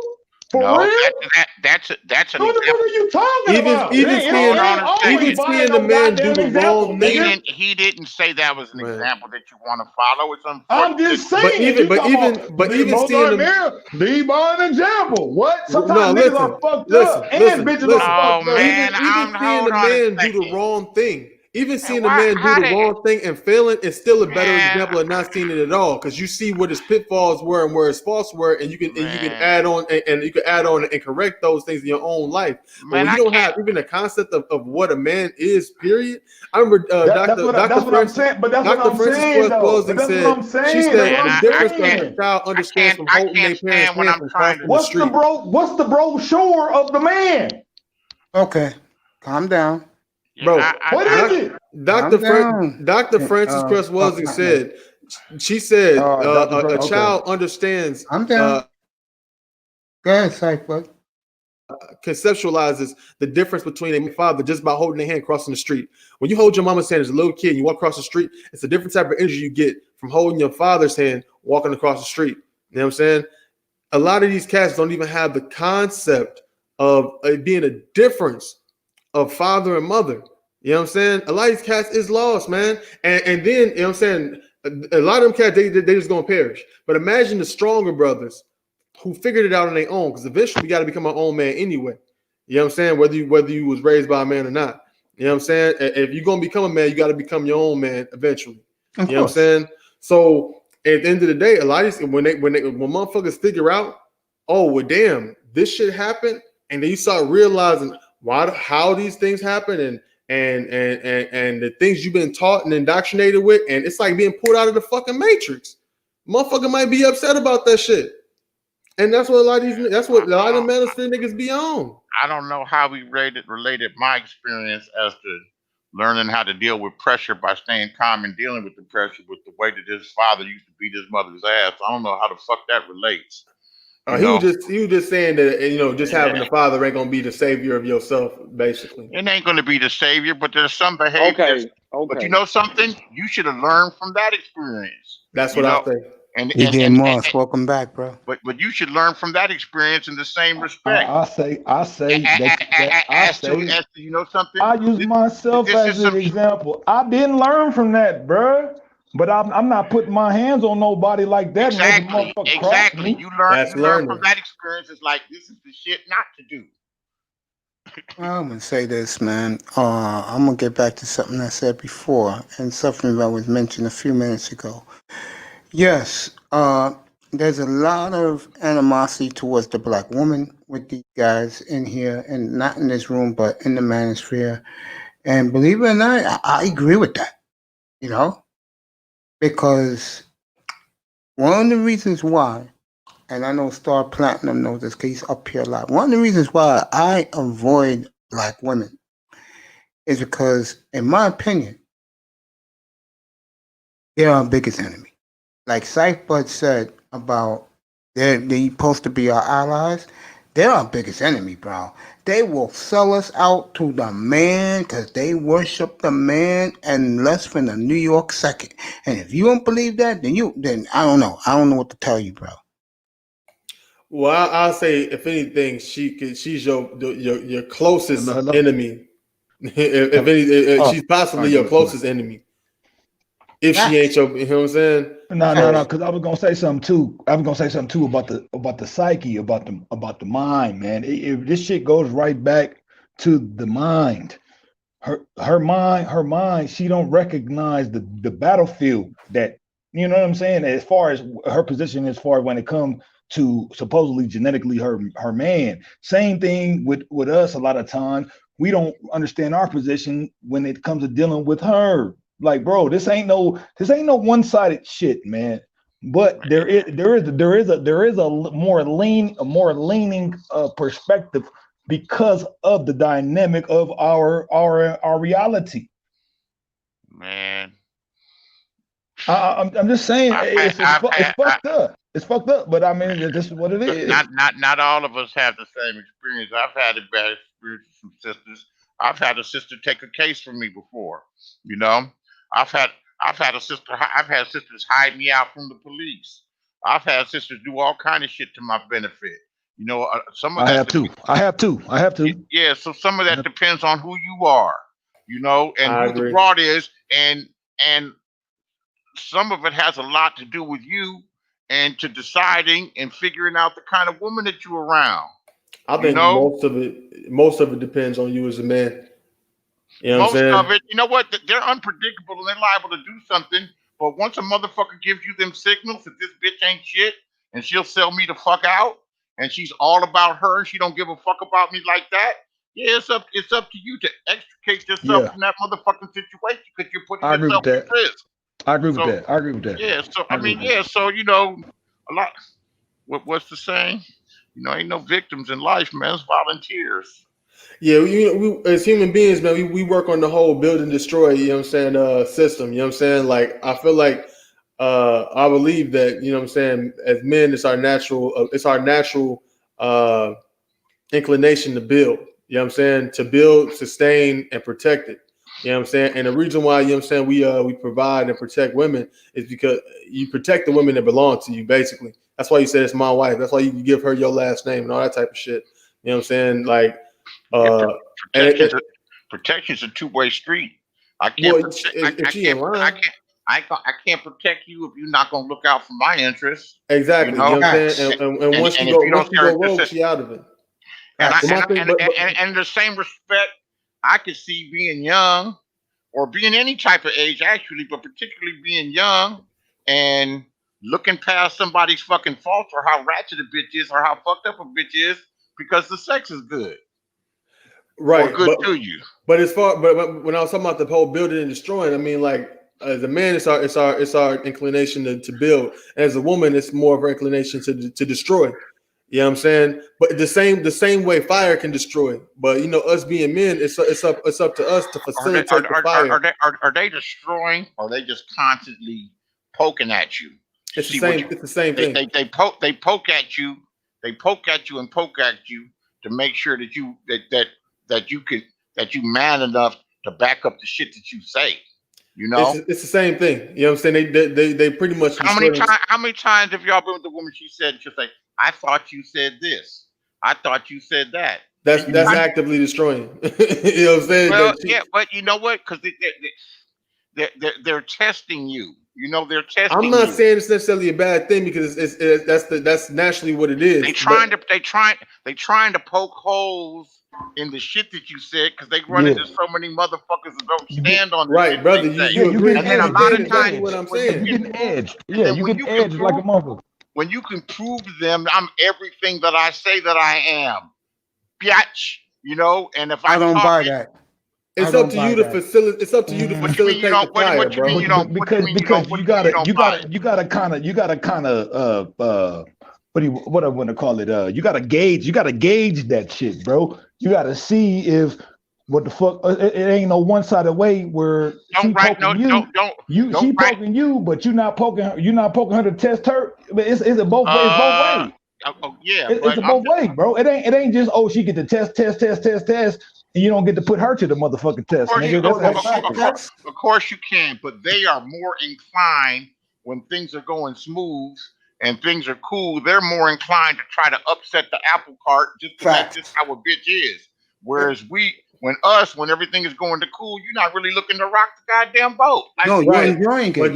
You enjoy her presence with you. That's the whole balance of it. That's the whole yin and the yang of it. You know what I'm saying? Yeah. Like, it's like women. That destructive nature is like fire. But us being men, it's up to us to invent the stove to facilitate it.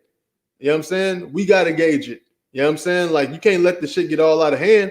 You know what I'm saying? If you're gonna play with fire, you gotta be a motherfucker who know how to motherfucking play with fire. I've had women that I've been with that have put me through all them goddamn tests. And I stand up to all of them. And once they found out, let me finish. And once they find out they can't control me and can't manipulate me, they find a way to end the situation. And at first, I would feel some kind of way. And then secondly, I'm glad I stood on my fucking principles. I'm glad that I'm standing on something. Right, because the chick got free will. My experience is different.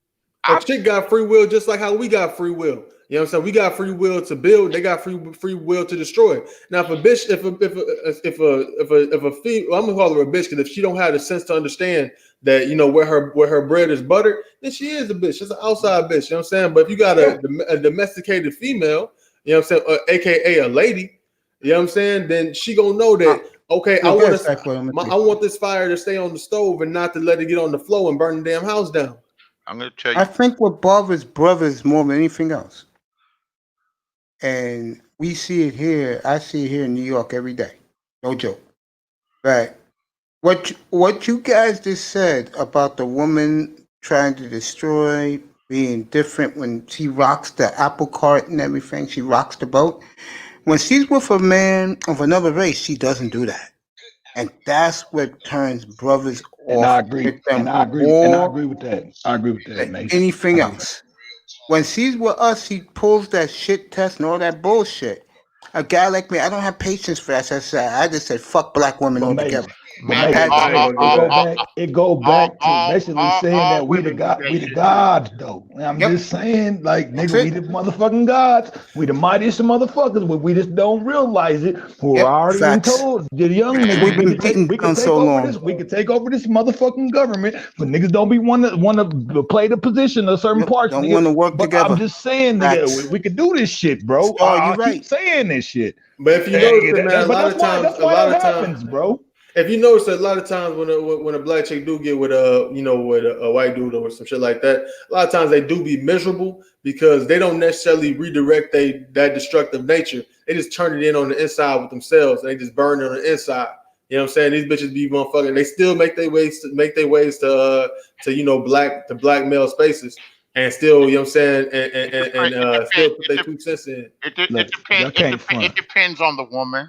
I've seen some that have grown up like around all white people, and they comfortable as fuck with the white dude. It's no difference. Beasley, hold on. You can't tell me that these motherfuckers don't want to hear what we got to say when we at the round table. Of course they do. You got them drunk. I think. Let me add to that. I think some do, but most don't. Most rather be on the other side because they feel something that I just said, that he is superior, that in their minds, and these women get brainwashed in college especially, we never did shit, even though we did, but in their minds, it's the white master that done everything. I think some do, but most don't. That's true. No, that's true. But there's chicks around here like Mella that you'll always find in the bushes somewhere, you know, that'll get drunk enough and hop up on these damn panels around a bunch of men just to get some masculine energy in her life. Is that a sneak? Is that a sneak shot, nigga? I'm the drinker, nigga. I'll be drinking, nigga. No, that wasn't a sneak shot at you drunk. That was a direct shot at Mella, because Mella is the perfect example of what you're talking about. A woman that digs that masculine energy so much and wants some pushback, but don't nobody fuck with her in real life because she's an older, drunk-ass bitch whose husband left. But I'm not talking about the Mellas of the world, bro. I'm talking about, let's say... And you drunks get on my nerves, too. No, I'm not talking about... Yeah, I'm drinking now. I'm drinking now, nigga. I'm talking about the woman I know, but I'm not on that vibe, man. I'm really not on that vibe. I'm talking about... What's up, Bratton? You want to come up? Come up. I'm talking about... Look who's here. Mella. Speaking of woman. Speak of the devil. Hello. Speak of the devil. Hold on. Let me get back to this. Let me say this, because I want to be a real man. Talk about it. Look about Mace talk about he just like women. He just finally seen his teeth. No. I'm not mad at you. I want to say hello to this one right here, but while I do, again, I think some do who come in these spaces, but I will say most of them don't. There's a number of them. Mella, Trinity. Man. There's a bunch of them. Sister George. Can I say this? What are we talking about? Because when females come to see what men are talking about, they take that and share it with their friends about what they think about what niggas is talking about, type shit. You know what I'm saying? And how to figure out a way to operate when they approaching the motherfucker. I don't think they do that, dog. These are old bras. These are old bras that are past the dating age and that are just so miserable and toxic. Don't nobody fuck with them, and they drunk all the time. You know, I mean, I'm talking about, 6 out of 7 nights out of the week they slurring drunk, and they just want some men energy around. And there's a whole lot of them that are so dysfunctional, and we've all been with that woman for a period of time. The one that wants to start an argument with you, you get into an argument, you get physical, and it's about to get fucking physical and everything. And the next thing you know, you fucking, and everything's cool for a minute, cool for a day and two until the next argument happens. I mean, I agree with that. There's a lot of women that get off on that shit. Yeah, but it's only natural. That's what they're attracted to, man. I mean, there's a lot of women that get off on that shit, and there's probably a lot of cats that get off on that shit. You know, once you get some perspective in your life and you start getting some shit together, you're like, bitch, I'm not doing this shit no fucking. Let me give you a wrench. Yeah, this is a crazy game we play. They lust for the thrust, brother. Fight the fuck right, exactly. They got to get you riled up and everything where you almost want to hurt them. You get No, you I riled don't. up. I don't. I don't believe in the abusing women thing, bro. I That I don't agree believe. with. I don't believe in it I don't agree either. with that shit But either. but Yeah. they play this game with you to get That a rise out of you. that aggression is a turn on, bro. I'm telling you, it really is. But not it's in a Not word. for It's in a me, certain. bro. It's in a I certain walk way, away, though. bro. Man, It's in a certain way, though. I'm especially not if you're a saying cool all. motherfucker like me, bitch, you're gonna try to break. Man, I'm a cool, positive dude, man. I've had them and be happy about life and be winning and shit. Yeah, And I'm the type of guy with women. I'm serious, bro. I'm gonna let you get it right back, Beasley. I'm serious, bro. If I really like a woman, bro, it's on with me, bro. I tried to make it work the best I could. Go back, go yeah, ahead, Beasley. All yours. no, I was just saying, man, there's been times I've been around and I'm winning in life and I'm happy about shit and I'm feeling myself, and I feel like there's nothing I can't do. And I might have won some money gambling. I like to play cards. I used to play the horses and everything. I'm a lucky motherfucker. I got conversation in cap. I move my way around through the motherfucking world and I'm feeling good about myself. Usually there's always some woman out. What did they say? What's the saying go?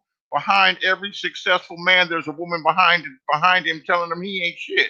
Telling him that he's wrong. Facts, bro.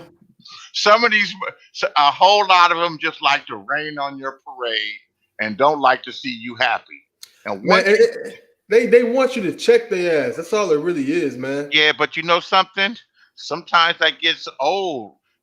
Man, I dated Latin women They do it too. I know they do, but not the same way. That I've done it, and I've had a lot of. Man, I've had some cool Latin women. I dated Latin once they started. One sisters in the late '90s stopped really checking for light skin. Well, no, late '90s. Yeah, it's the late '90s. The late '90s, '97, '98, when like Wesley Snipes came real popular, and Tyrese Gibson and Tyson Beckford, and they didn't like light skinned motherfuckers. That's what it seemed like. Man, I got with them Latin girls, and I've always liked them Latin girls anyway, but I got with them exclusively. Go I knew ahead, you was a light-skinned nigga, Barack Beasley. Obama looking ass nigga. Go ahead, I nigga. knew you was a light-skinned nigga. Man, I talk like one. I just knew you was a light-skinned nigga. I don't know how I knew. I just knew you was a light-skinned nigga. I don't even think in terms like that. I'm just talking about my experience. I'm just fucking with you, man. And I left them. I'm just fucking with you too. It's all right. bro. It's cool. We don't really believe that colorism shit, bro. We know I don't believe in it that much either, because I'm that light-skinned motherfucker that'll steal on you. Hey, light-skinned niggas. Hey, the craziest nigga in every hood is a light-skinned nigga with light eyes and sandy hair. Them niggas got me. bodies. That's yeah. I'm not no killer, but that's me. We had to prove how down we was. Yeah, man. It's like that. We It's like that red nose pit bullshit. A lot of us had to prove. We had to prove how that. We had to prove how black we was. I'll show you. But Vanilla Factory, I agree with that. I seen that shit all over where I grew up. That's the truth. But I didn't have the same experience with a lot of them Latin chicks. They wouldn't test you the same way. And it's But see, niggas like their culture. The darker complexion niggas a little jealous, like nigga, because you can bag that bitch because you look like her. Nah, man, no, that's not. Chicks from other races like darker skinned dudes, bro. But they say they gonna get a nigga. They want to get 100% of a nigga. They want to get a nigga that look is acceptable to her family type shit, nigga. I didn't think this shit. You a nigga ain't no alone, man. I'm gonna leave that alone. Ain't no acceptable. I can speak Spanish. That helped, and man. I'll say one thing though, man. When it comes to Latin, I found they were easy. I found a lot of them were easier to deal with. They like making a home better. By that time, I'm in my 30s. They like making a home better. You bring the woman over your house, and she sees a little mess in the kitchen. You ain't got to ask her to do nothing, and you hardly know her. You just the first couple of times you met her, and she comes over and she starts wiping off the damn counters and washes the dishes and everything, and starts and doing some shit like that. You'd be like, damn, I didn't even have to ask her. She's just doing this shit automatic. And what you see is then that she's putting her bid in. And man, I was with that shit. I'm like, why I gotta be arguing with anybody that wants to give me a hard time when you can have it a better way. I think this is the same thing. But the thing is, like the thing different is with black chicks and I ain't gonna just say Latin chicks because if you got a Puerto Rican chick, it's gonna be way different than a Mexican chick. You know, my personal opinion. But like with Latin chicks all together, you know, you could tell them, you know, shut the fuck up at certain points in time. Like they're gonna go at, they're gonna press you. They want that interaction sometimes too, just like any other woman. Yeah, they do. They gotta be checked. And they'll say something. They want to be checked. No, that's true. All of them want to be checked. That's when they start acting up. They want to be checked. And like one thing, only problem is with this. With I don't like saying the sisters because I ain't got no sisters, and I don't really, that dynamic is weird to me. But like one thing with black women is they sometimes believe they own bullshit and they forget that they bullshit. Man, they really sometimes they really think they can whoop your ass because they've been doing it for so long. I can see that too. I agree with that notion. I second that notion. Yep, I done seen it. You know, if she had a daddy in the house, tell her at one point in life, tell her, hey, shut the fuck up. She won't be so fucking surprised when a nigga told her, hey, shut the fuck up. That's enough. I don't want to have people going back. Once I say, I'm gonna let you pop off for however how long I want to let you do it. When I say shut the fuck up, shut the fuck up. You ain't gonna tell me to shut the fuck up, motherfucker. You shut the fuck up. There you go. Exactly. And then you about to go to jail, nigga, because you gonna call the popos on your motherfucking ass, nigga. Who the fuck you think you talking to, motherfucker? I get my brother to whip your motherfucking ass. You ain't shit, little short. That part. I hope I don't never deal with that because that's another body. Hey, that shit gets old real quick. That's the kind of shit before you know it, you putting your hands on her. And you know that's a violation. That ain't no shit you can do. You really can't do no shit like that in California. In California, that's a $50,000 bond. And if that, and if that bitch is trying to provoke you to get you to put your hands on her, and you slip up and do it, my boy Gucci Mike was arguing with his wife. He said, "Shut the fuck up." The bitch don't shut the fuck up. So he takes a dining room chair and throws it through the sliding glass door window, and threw that through the window. The neighbors call the police. The police come. He gets arrested. That's domestic violence. I'm like, fellas, what? Fellas, was it his house? Any type of situation. I'm gonna say this for all the fellas. In any type of situation. No, I'm not the best example of this shit because I done argue with my bitch too. But I'm just saying, if you find the emotions are getting raised, nigga, just walk away. Just leave, nigga. Just That's leave. what I do. That's what I do all the time, bro. That's what you learn. Just fucking leave, man. The last, I fuck with a sister now, but we're old and grown, and she don't do. But the one before that, man, that bitch would take swings on me, man, and I would have to, I'd have to Floyd Mayweather that bitch. I'd have to hit her with the angles and shit, and move out the way. But one time, tell me, y'all like wrestling with your bitch though, nigga. I done wrestled with my bitch a few times, nigga. We be wrestling, nigga. You like, yeah, she like that shit. Like I let her know, nigga. I might have. Go ahead. Well, that's the fighting and fucking thing. It turns into a little bit of wrestling. Next thing you know, you're kissing. The next thing you know, it's going down. And then until the next time it happens. Those aren't healthy. But you know something. Hopefully, you learn that this ain't no healthy relationship, and I'm going to end up killing her, fucking her up, or going to jail. And that's the last shit you want. That's the last shit you want. I agree with that. You mean wrestling like on some real shit? Like y'all was really pissed off at one point in time? And yeah, that's what he said. Man, but like wrestling, both. Yeah, I am a drunk. Both playing and serious. I'm a real nigga like that. Don't throw on me shit. Like, come here, girl. I'll wrestle. I'll grab your ass, girl. Come here. It's crazy. Them is grab ass games. That shit. That's like slap boxing. That shit's all cool. That shit's all cool until a motherfucker gets hit in the nose and his nose sting and his eye water up and it turns into a fight. That's hella factory. No, that's right. You're right. I agree. Be like, hey, look. Hey, you're right, nigga. Yeah, that's the kind of shit you avoid, man. I don't even get into no contentious conversations with the woman. I might do it online, but in real life, and if it's somebody that I'm fucking with or that I'm thinking about fucking with, I'll be like, and if that goes on and that happens, I stop that shit and check it right away. I said there's no reason for us as grown folks to even talk to each other like this. If you angry, you could send me an email and express your things. You can write me a note. You can send me a text. Man, but something?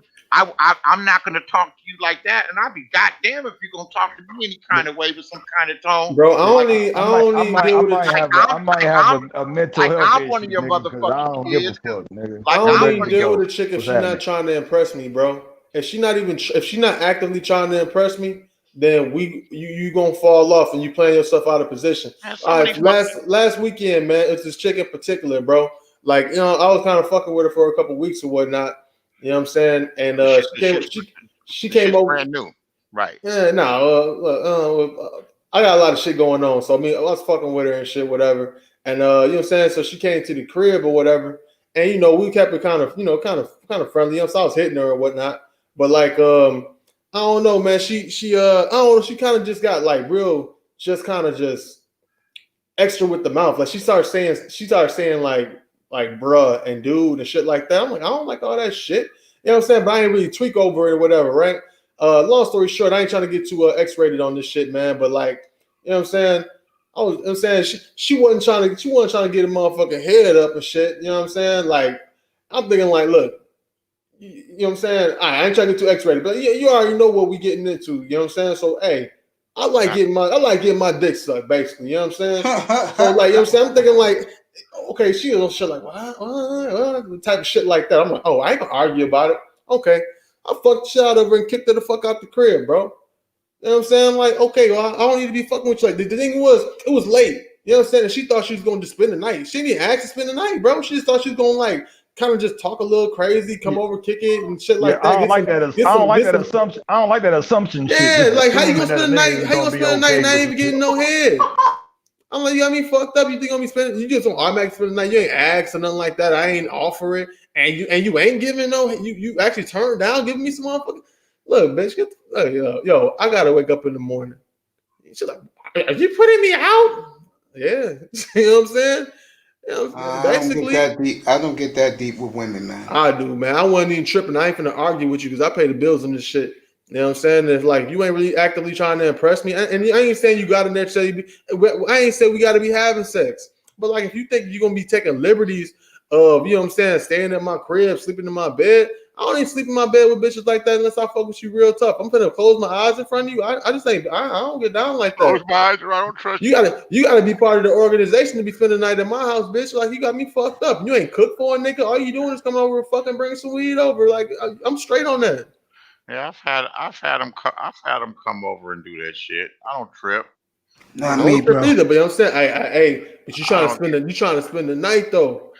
Yeah, let her spend the goddamn night. What the fuck? Hey, if she's Big spending the deal. night, man, she better top me off, bro. That's how Not I me, look at man. No things. girl staying, no woman staying in my place, bro. It's beneficial for the both of us. I feel you. But that's not me. I mean, if those are your rules, those are your rules. No I don't rules, be bro. I don't be that uptight. I figure I get it eventually. I try not to stress the sex. You know what? It's not even necessarily that. It's not that she didn't want to do it. It's kind of how she did. She kind of flipped off, like, you know, because I was already being, you know what I'm saying, nice to her and shit like that. You know what I'm saying? I'm a pretty nice guy. You know what I'm saying? Did you put the thing in her face and point at it?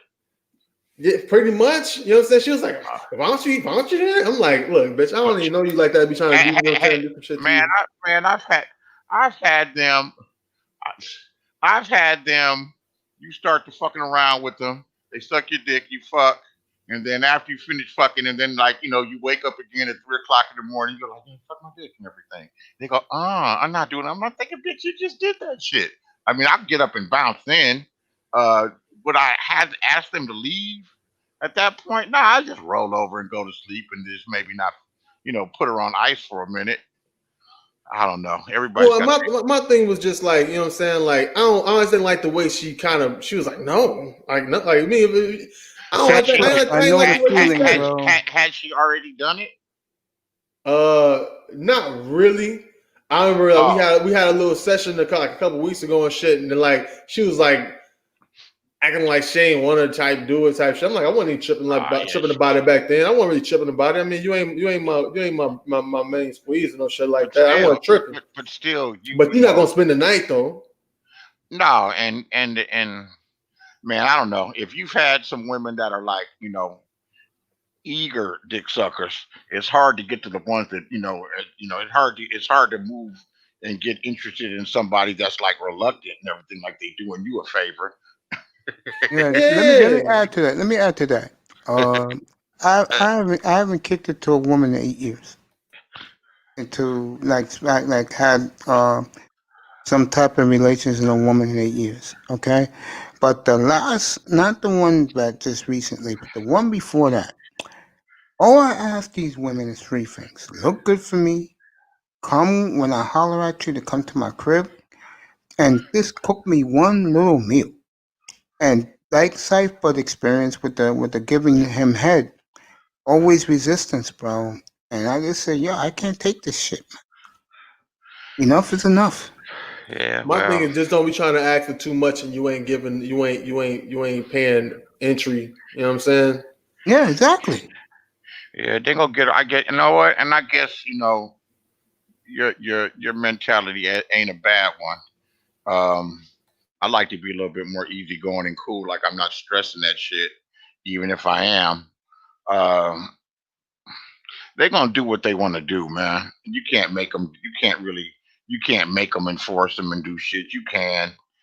Yeah, I don't want no I begrudging don't know. head.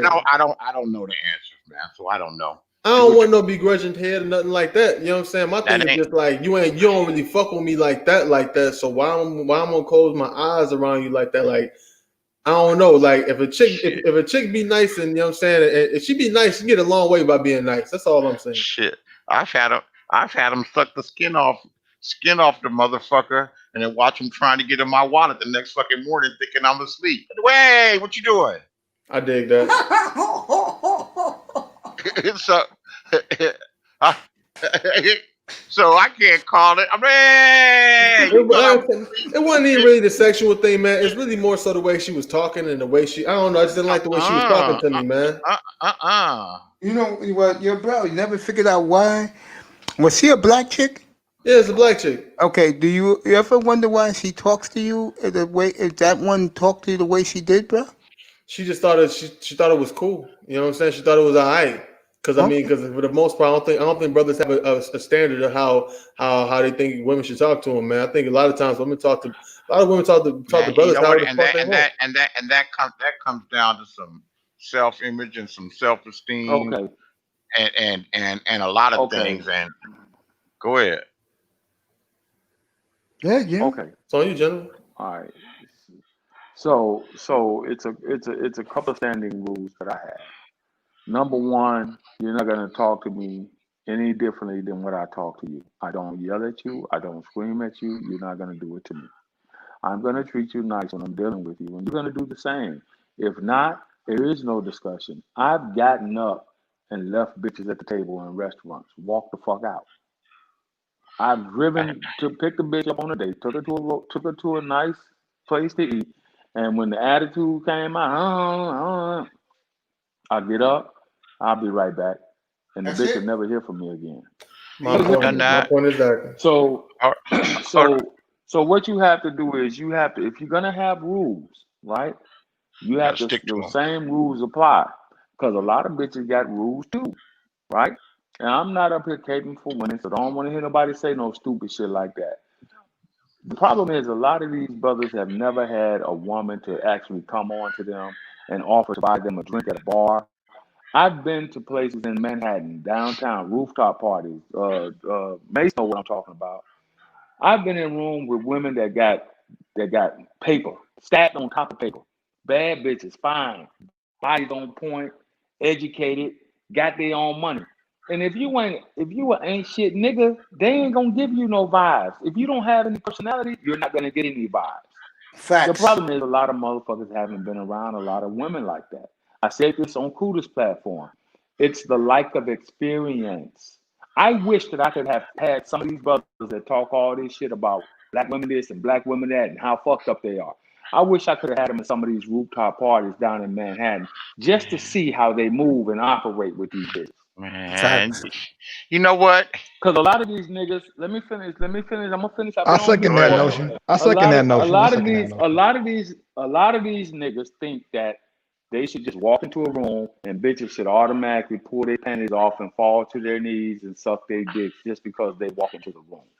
And No. unfortunately, That's not how society is set up. Today's modern black woman is just, some of them ain't taking no shorts. Now, if you're dealing with a bitch that maybe just fresh off Section 8, she got a little nursing degree and she straight hood and get old, and she still got that type of mentality, then that's what you're going to get. Facts.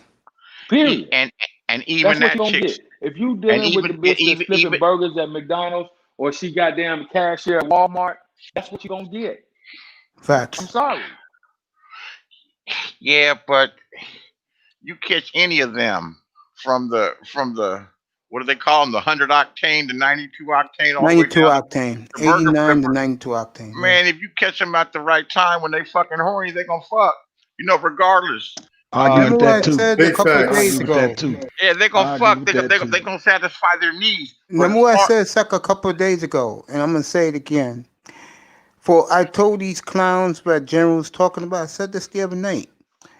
The time you gonna catch women like that is when you least expect it. With me, it's always at the malls in the suburbs because that's where a lot of them live. And all I do is go about my business. I rock my little chain and wherever, and I'm shopping. And when these women see you with a couple of bags, they automatically assume, oh, this nigga is doing something for himself. Oh, Yeah, they be looking. it's, They be it, looking. That's a factory. Hella factory, mates. Go yeah, ahead. this nigga, look at him. He's clean cut, no tats. Oh, he got a cute earring in his ear, you know. And then they say something to me. I start talking to them, and one thing leads to another. They put their phone number on my phone. They make sure that my phone number is real, and there you go. The question is what you do with it. A lot of these guys, their problem is they want to be fucking how can you say it? They want to be the way niggas were in the 90s, where they treated women like they were garbage, bro. You walk in front of me or you walk behind me. That's the mentality these guys have. It doesn't work like that no more.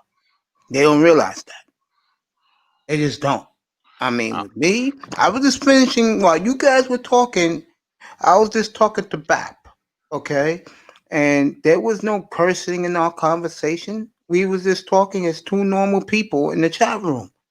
You know, I don't know. I just think that even though I do not, and I said it about a half hour ago, and I'm being honest, I do not really get along. I avoid the black women. I do. That said, if someone's going to come out of their way to say hello to me at 2 o'clock, 3 o'clock in the morning, in my room, I'm going to say hello back. There's nothing wrong with that. Nothing wrong with that. It's called being normal. Nothing wrong with that. And that's the problem with a lot of these brothers. They don't act normal. They act like savages. And some of them dudes don't know. They don't won't even. They're scared to approach. There you go. They're I used scared to be approach. that way. And Once I lost my weight, I changed. And I wouldn't care who you were. You could be Rick Fox. You know, you could be Shamar Moore, and you gonna get rejected. You know, light skinned niggas. You don't. Yeah, you can take. I mean, you gonna get some. When you go out to the club, you're like, you want to dance? I'm like, you want to dance? Okay, you want to dance? Someone wants to dance. You just think, get to talking about. I mean, I've done that shit, you know, a trillion times. What did my partner used to say? So, man, the bitch don't like me. She don't like herself. These dudes were never cultivated with having any type of playerism about themselves. That's an excellent point. Any type of playerism, Beasley. any type of anything. I like that. It's one thing to be a little bit nerdy or something when you're younger, but I don't know. I'm from Los Angeles, man. You know, we got at them and they got at us, and there were dozens of them. And I only wish that I could do it all over again. I wouldn't have acted so stuck up and fucked some of the ones instead of playing them so damn hard or playing hard to get with them because they ended up fucking my friend. Y'all niggas, bro, I fuck bitches in school, nigga, like literally, like in the hallway. Like, bro, I already know all this shit that niggas be talking about. The bitches just give themselves to you. Nigga, you gotta do shit for real just to have a little character about yourself, nigga, and it's a win. Hold on, what did Bell Biv deserve? Sometimes it's not even win. It's not even you.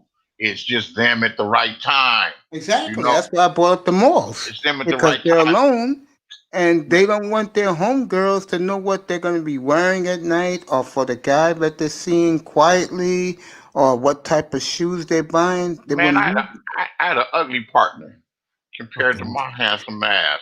And Okay. he had all the proper gear just like I did. But I see a bitch, I was like, damn, look at that bitch right there. I was like, shit, I don't know. You know, I don't know. Why the fuck I'm debating and thinking about what to say? That motherfucker done stepped to her and He everything. bagged her. He done bagged her. Man, Exactly. I was like, God damn, it Exactly. could have been me. It Yeah, could have man. been. Those It could things have. happen, bro. It could have That's why been. I'm Man, alone, and that's why I stay to myself. And when I go get me a little thing to shop, I'm not shopping in the city. Nah, I'm fuck that, going. mate. I'm on up to the We gonna get you suburbs, some. bro. We gonna get you some bitches, nigga. You gonna have a crowd of bitches around your motherfucking ass, nigga. When it's all said and done, nigga. Yeah, you keep fucking with a nigga like me, nigga. I'm gonna get you right. I'm glad to have you back, by the way. Seriously, I miss you. I mean that. It's all good, nigga. Much love. You my There you nigga, man. go. And you my nigga too, bro. General, it's great to have you here, sir. As always, salute. You know, General, since I got you here, let me say this to you. Unmute yourself for a second, sir. General, let me Yeah, go say this ahead. to you. I Yeah. got you here. Mm-hmm. You are one of my favorite people in the manosphere. And whenever I see you in other Well, I'm platforms, not in the manosphere, but I appreciate but it. you know what I'm saying. When I see you in other platforms, that's what I mean, sir. Yeah, yeah, When yeah. I see you in other platforms, I always respect what you say, the way you present yourself. And you're right about one thing. And I'm glad for the most part. I don't think I've done it all the way, but I'm glad for the most part in here that when you have something to say, I let you say it. And you're always welcome here, sir. And Appreciate it, man. I enjoy being over here. I'm gonna change your wrench to the salute. You know what I respect about you, General? Even though we What's that, agree the brother? majority of the time, and we're both from like the Los Angeles area, is that you will go ahead and speak your mind when there's 7 or 8 of them motherfuckers on the goddamn panel, and they all start taking shots and going fucking wild because you going a bit against the grain of the shit, man. These motherfuckers be some groupthink motherfuckers, man. It clicks, bro. This is an atmosphere of clicks. That's why I don't like it, bro. It's a human thing, man. Scary. But it's a human thing, but it really exists, man. And they pick like a leader, and they pick like a leader that speaks to them. They make talking points, and these motherfuckers fall in line like soldiers, man. It's scary, isn't it? It's scary to people that are that group think. It Yeah, really it's is. like they don't have a mind of their own. They weren't encouraged to have a mind of their own. They want to be part of the pack. It's so sad. I mean, I remember I observed Ty City, and I saw the way he did his shit. And I said, when I get my shit ready, I'm going to be like that. And I have, bro. I have not looked back, bro. Like I say, if you come up in here, you're welcome. If you don't, I don't want to see you. And Beasley's been here the last couple of nights. I treat him like family, right, Bees? Oh yeah, appreciate you. Man. You let me talk. There you go. I mean, General, I have the utmost respect for. Shit, we've had some good conversations, man. Yeah, man. Last couple of nights, boy. Man, talking about dumb athletes. You know who knows where that one came from? I wasn't in that one tonight. Man, but that shit, people. You would think normally you get into disputes about people. There you go. Grey Goose, baby. Goose. I'm on that dark over here, man. Okay, man. Hey, Syph, did you use pineapple juice or cranberry? But I ain't mad at you, nigga. Straight raw, my bro. Straight raw. There you go. Straight raw. I got a full bar with all that fly shit downstairs. I'm about to go downstairs and get me a couple of bottled water. Yeah, man. I'm gonna wrap this shit up at 3. I'm gonna wrap this shit up at 3:30. I fuck with y'all niggas though, man. I don't know if y'all fuck with me, but I'm just saying I fuck with y'all niggas, man. The General, we be locking horns and shit. Motherfucking Beasley be locking horns, nigga. Everybody, even me and Mace, nigga, locking horns in this motherfucker. That's what we're supposed to do. That's what the fuck we supposed to do as men. Lock horns sometimes. No, it's not. I think it's healthy to disagree. I agree with Beasley. Not all the time, man. I agree with Beasley about one thing. Star is right. It's good to lock horns sometimes. Me and Star has gone at it about women a few times up here, but Beasley's right. When you got 8 niggas talking over each other, cursing each other out, Oh, it's acting getting like fools, that shit is so much of a turnoff. yeah. But To me, unfortunately, this what these Hold niggas on, hold like, on, and hold on, hold that's on, what hold these on, hold niggas on, like, hold though. on. Hold Yeah. on, man. You said turn Go ahead, off babe. to just the audience, or what you talking about? just Turn No, off. like when me turn and off you the went, when me participation. and It's you locked off-putting. horns about the women a couple of weeks ago, Star. It was good theater because people in the chat room they loved it, bro, and they were on your side. But what Beasley just said, he's absolutely correct. When you got 8 niggas on a panel and they're cursing each other out, you can't hear people's opinion. It's a Not, turnoff. but I get that point of what you're saying. But what I'm saying is when it comes to people's perspective and having them joust with the perspective, that shit is entertaining, bro. Yeah, that's what I just said. I said that's Oh, good. I okay, said when me and you went at it a couple of weeks okay. ago about the women, it was me, you, and Ism. We were going at it, bro. The guys in the chat room was riveting. They said this is some good shit. But That's why it's good that if it's 8 niggas and the smoke go down, then go ahead and form a circle and make them 2 niggas that got the most smoke go at it. yeah. But Yeah, what Beasley hella said is factory. right too. That when you got 8 niggas talking all over each other, and you don't respect that person's opinion, that's a big turnoff. I come from the smoke sector, the roast sector. Of Where course, all we because you're a where all, troublemaker. where all we do but I ain't always up for that shit, and I've done Yeah, that. neither am I. That's why I went my own way. But I've done it for ages. I know you like the entertainment. For ages, and it's fun. It's good just to have a regular old like barbershop type conversation, Yeah, the like we Edward having Anderson tonight. room. I like the Edward Anderson room. Hey, yo, Beasley, man, you got a channel? Yeah, but it's just for fuck shit. It's just for dudes that I For regard. fuck shit. Yeah. Hey, you don't be talking about all that what's that? I hear you talking about some that trilateral committee shit. Nah. Let me see if my man got his channel up. Not Beasley. When I heard you on it was at the end of one of Bernard Riley's channels, man. You was talking about talking about that. Yeah, the shit that moves the world. Talking about rule by secrecy. Yeah, like, man. That sounds like conspiracy theory. I'm like, and then the dude hopped on and said, "How many books have you read?" I'm like, "Motherfucker, you only got to read one book to really open your eyes." And I was telling him about the book. He never read the damn book. No. Nigga, I'm intrigued, nigga, by the one book. Nigga, goddamn, nigga, what's happening? I'm curious, nigga. What the hell? The book that opens you up to secret societies and the groups that control policy worldwide is called Rule by Secrecy by Jim Marrs, Marrs. Yep. And it explains. I read that book. It explains secret societies. It explains the Council on Foreign Relations, the Trilateral Commission, and the Bilderbergers. And what about the International Monetary Fund? Mm-hmm.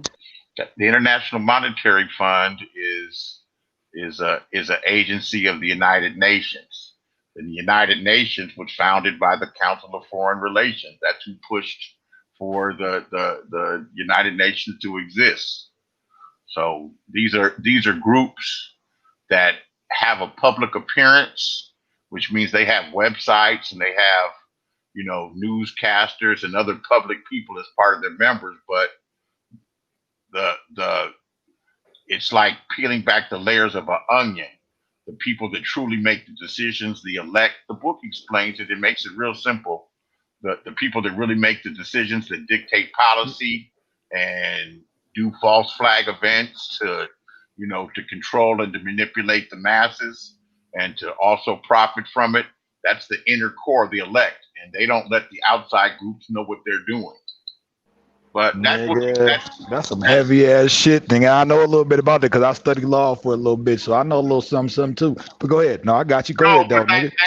That book will open their eyes to a lot of things, and it makes it simple enough that you could that you could digest it. In fact, a book that BGS talks about by Quigley, that talks about tragedy and hope. he's a counselor, a CFR, Council of Foreign Relations member, and he just discusses, the world and the factors that control the world, and their motivations. Mace is smiling. What you looking at, Mace? No, I'm listening to you That's some deep guys. ass shit, my nigga. Go ahead, though. No, that's about it. If the book will explain a lot. The book will open your eyes to some things.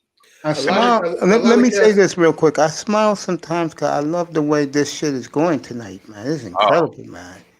I mean, you guys are giving me 7 hours. Great stuff. The funny thing is that when you explain that shit, even as like soberly as I did to Bernard, that thick-headed motherfucker can't even fucking grasp the shit. It sounds like some conspiracy. It sounds like some tinfoil hat shit to me. I'm like, get the book, motherfucker, and read it. Hey, General. Bro, people confuse conspiracy with conspiracy theory, nigga. I'm gonna let you guys get back at it. Look, what's a conspiracy theory is proven, nigga. It's no longer a theory no more. It's the true shit. General. It doesn't even have to be. Yeah. At this When point, Lil Big Nate gets his platform ready, it should be this weekend or next week. Are you going up there? For what? I don't know, man. I may visit him. Oh, you know I love him. Man, you gonna be up there, General. Stop playing. I love my Lil Big Nate. No, because I typically don't go anywhere uninvited. If I'm on a platform with a brother and he has a channel and he says, "Hey man, I would love to have you over," then I'll come, much like Mace did. Bernard Riley did the same thing. We was over on our Obsidian show, you know what I'm saying? So I typically don't just see a link and click it and jump up on nobody's panel uninvited. No, I don't do that either. I'm from the he old invited me. I do. I'm from the, That's you. He invited me. I That's do too. I do too. I just hop up. Yeah. Can you imagine? Can you imagine how he? Can you imagine how? If I see the link, I'll be like, okay, I'm invited. Let me go. And I'm like, okay, let me make myself at home. General, can you imagine his platform? How crazy that's going to be, man. General. Well, I heard him over on, and it's not I'm here. It's not a knock at the brother. I heard him over on, they were discussing the election the other night over on T-Pop channel. And there was a couple of brothers over there, J.I. and the brother from the Black Brain Trust that was tearing his ass up. And then I was over on Bernard Riley one particular, yes, indeed. And then it's not that I don't like him or his opinions or his views. It's just that we think differently. And then I heard him over on we were over somewhere. Was it Bernard Riley's panel? I believe it was. And it's just a lot of outlandish shit. And you can tell when somebody has general kernel knowledge of a subject, and then when somebody is just running their mouth. Because that day that he was on Bernard's channel, and give me a second, that day that he was on Bernard's panel, and then MOT came up, and they had their back and forth. That was kind of epic. Yeah, I had him up here about 2 or 3. You know what the problem is? A lot of them motherfuckers aren't mature. They aren't civilized enough to let you have your opinion instead of having to shout you down, trying to belittle you. See me, and I guess it's just maturity. I can completely disagree with you, but if you can back up what you're saying with some intelligent shit, I'd be like, okay, that's just the way that dude thinks. I'm not going to change your mind and convince you. And I'm not even that fucking vested. That's your opinion. Go ahead and carry your opinion. That shit ain't bothering me. These motherfuckers. I second that notion. These motherfuckers be so vested in their opinion that they get personally offended, and it really has to turn into something. And then, I forget a lot of times you be talking in front of 200 or 300 people. And these dudes, they take a personal offense to being challenged. Your ideas and the shit you say should be able to stand up to some scrutiny. And I'm number one on a certain person's panel, and we was talking about Michael Jordan, and I came out with my feelings towards Kareem Abdul-Jabbar, and the host of his panel, that we all know who he is, I'm not going to mention his name, he's basically said, you know what, Mace? You know, between the lines, you're right. I know you know your shit. Can you stay quiet? Because it was his platform. I said, okay, I don't have a problem with that. Stay quiet. The point I'm going with this is over here. If that person was over here right now, I'll make sure his ass is mute. Not because what he did to me, because I'm not gonna let him act like some foul or some fucking wild ass animal Go ahead, like he Captain. likes Go to ahead, do Captain. when But people so hold disagree on. with him. So your opinion is that Kareem is the best basketball player ever, which is your opinion, which is cool. Kareem was definitely a great player, Yeah, unstoppable. this person is a Jordan / Kobe Bryant fan, and he respected me with Kareem. I guess because because these young people he's believe in stats. So you see the stats, you go okay, and the championships and whatever. But the point I'm making is I'm not letting someone walk in here act like an animal on the platform. That's the point I'm making. Yeah. General come over here. Hell, I would give General the whole goddamn platform if he wants it. I'll just stay quiet and smile like you saw me smiling earlier. I mean, you tonight, Beasley, last 3 nights, fucking the ratings have gone sky high with you here, nigga. Hold on, you went from 4 people to 12. I'll do it. I'll do it. You can say that. I'm just fucking with you. You know, No, it's okay. You know why? I'm gonna be honest with you. I enjoy the conversation more than. Yeah, I'm gonna be honest with you, Bees. I do the same shit in front of 300 people. And Star Platinum knows this because I said it many times in here. With me, I don't care about subscribes. I don't care about viewers. If you're here, you're here. You're not, you're not. I'm here to entertain you guys and let you entertain our audience. I don't care if you're not here. F you. That's the way I look at it. I'm not here. Mace, man, I'm watching your whole platform grow, man. Like I remember when you first started, like the first day and shit, and your shit been growing consistently, man, because you've been consistent. So, hey, man, you doing your thing in my eyes, brother. I appreciate it, fellas. 71 shows in 41 days, man. We're gonna keep it going, bro. This is just the beginning. Back to the election. Yeah. 99% of Wisconsin is in. Yeah. And at a 3.2 million votes cast. Yeah. Biden looks like he's won that shit by 20,000 votes. Yeah, doesn't surprise me. That's crazy. I mean, last night we were here 24 hours ago. Me, you, General, and Tac-Man, and Trump. I was telling you guys this. Trump had a 51-47 lead with 94% of Wisconsin in. Sure. What the fuck has happened in the last 22 hours? Man, this shit crazy. They counted the votes from the bigger cities in these areas that probably were getting in last because they're counting physical ballots. Yeah, Madison they're counting physical ballots, Milwaukee. and they counted the areas that were stronger Democratic, and it's got these people thinking that it's some kind of fix-in. Man, ain't no fixing no damn elections like that. They got rules and regulations and people watching it. And it's balanced with Republicans and Democrats, and now they don't trust the damn system. They was gonna do it. They would have did it this time. But you know something? Hold on a second. Do you think Trump would be fucking whining and crying and going to the courts if he won by a landslide? Hell's no.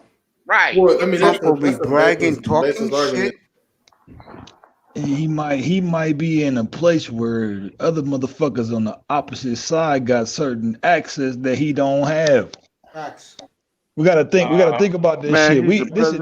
This government shit is some mafia shit, man. I'm trying to tell y'all, I've been said this shit. All right, go ahead. I'm trying to explain my point, but go ahead. I don't mean to. Oh, I'm sorry, brother. I apologize. Maybe it's a lag or a delay. I apologize. Go ahead, brother. My fault. No, I was just gonna say, man, there's sectors all around this motherfucker, man. You got I spoke on this on Kuda's channel. There's pockets of society that have their own society within these damn states that have a certain ideology that they literally live by, that the rest of the world that's in these concentrated cities don't even have no idea about, bro. But them same pocket cities of them motherfuckers are the ones that really are affecting the political environment of America. But they're just out the way. They're out the way though. They're not involving themselves or in these metropolitan cities and shit. They're not even there. I agree. They're somewhere else. Yep, facts. This is a big this shit crazy, man. I try to say this shit, man. Motherfuckers be thinking I'm saying some off the like, no, nigga, that's the real shit. Because you know something. Because you gotta back up your suspicions. Is what you're talking about. It's your suspicions. You gotta back up your suspicions with some facts. Bro. Yo, Vic, what's up, bro? Bro, you said back up my suspicions with my facts. I done been. Dude, the only reason why I'm even saying this shit because I was a truck driver, nigga, and I've seen areas in society all across America, dude. I've seen these places. Seen what? True, bro. What do you mean? I've seen these places, dude. I'm not making this shit up. Tell me what you've seen. That's outside of the metropolitan areas of the country. So you've seen isolated. This motherfucker. All right, go ahead. I know what he's saying. No, I'm want to let him say what he's saying and make a point. Go ahead, Beasley. I'm not arguing with him. I'm just trying to hear what he's saying. All right, go ahead. Star Platinum. I know what you're saying, but go ahead. Tell him. What I'm saying is, look, dude, these metropolitan areas, and you know, this is a now. I'm not gonna say this 100% factual, but this is what it looks like to me. Okay, this is what I'm gonna say. These metropolitan areas are experimental situations where motherfuckers are already creating this shit from the outside, where they don't live amongst the area what was being constructed to be a certain way. They're outside of this shit, bro. They're not within the amongst the pushing and moving of everyday society, nigga. They're not even there. They're making up the rules for everybody else, dude. Let me expand on what he's saying, because I know what he's saying. What he's basically saying, fellas, is this: when you go to the rural areas, to places in the outskirts, it's a whole different planet, especially if you're not one of them. Because if you get caught out there, good night, and you're not coming back. You get caught out there. You going to the underground camp, nigga, which you don't even know exists. I know exactly what you're talking about. Next. Oh man. Go ahead, man. Speak, Beasley. If you're saying the obvious, that people in the cities operate with a different mindset and a different reality than the people in the rural areas, that's a given. Anybody, that's nothing special. To say that these, but that's not what I'm saying. I know what he's saying. I'll say it a little deeper. When you get caught out there in places where, let's just say, I'm gonna come out and say, fuck it. When you get caught out there with I'm gonna say the upper middle class, not the rich people, the upper middle class white, there's a good chance if you're a person of color, especially if you're a black man, you ain't coming back. All right. So what does that have? What does that have to do with them being able to have the power to manipulate the votes? What that has to do with is to let you know that there's another body world of decisions that's going on, that where it looked like on one side where everybody is going mayhem and shit in the inner motherfucking cities, where it ain't even got to do with what's going on in the inner city. It's got to do with what's taking place on the outside of the city, where these motherfuckers that's making these decisions that don't even live. Yep, same thing with the popos, bro. It's the same shit, bro. I'm about to drive myself crazy talking this shit. What's the fact that people what I just said. Bro, let me just put it this way, and start revelation to him, brother. Dude, I used to live in Oregon, bro, and I can tell you right now, if you're not in Portland, even in Portland, if you're caught at the wrong place at the wrong time with the wrong way of certain white people think, you're not coming back.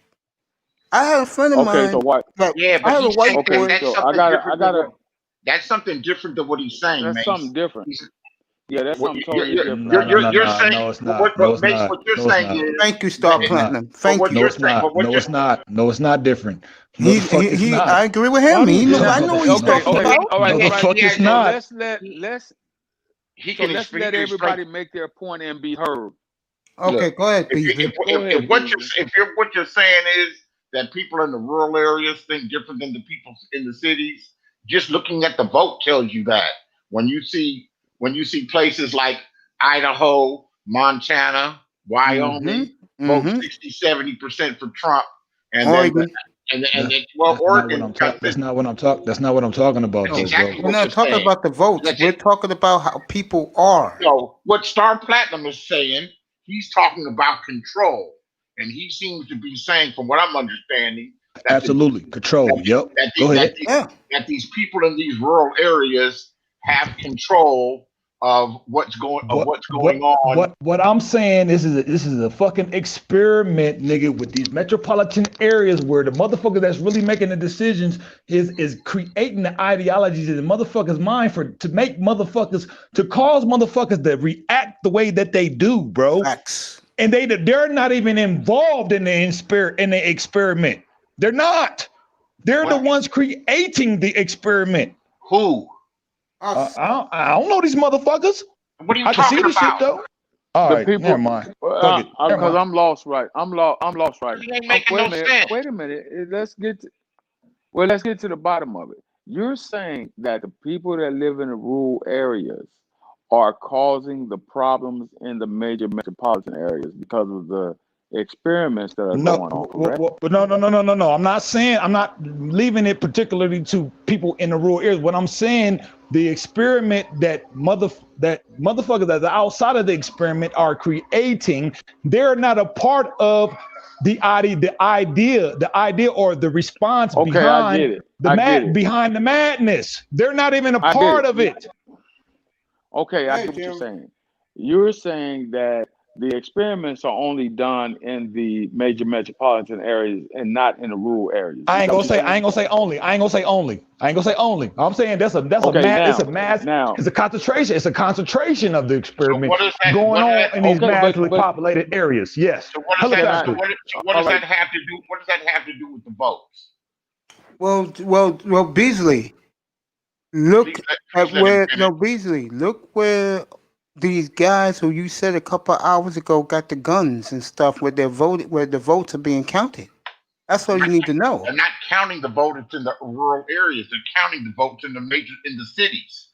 They're counting the vote. They're counting the vote in the major in metropolitan Madison, areas. Wisconsin. They're counting the votes. They're counting the votes in Madison, Wisconsin.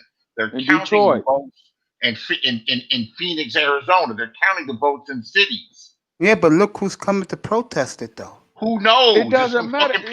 Oh my there's some God! Listen, people. man. Listen. It doesn't matter who's coming to protest.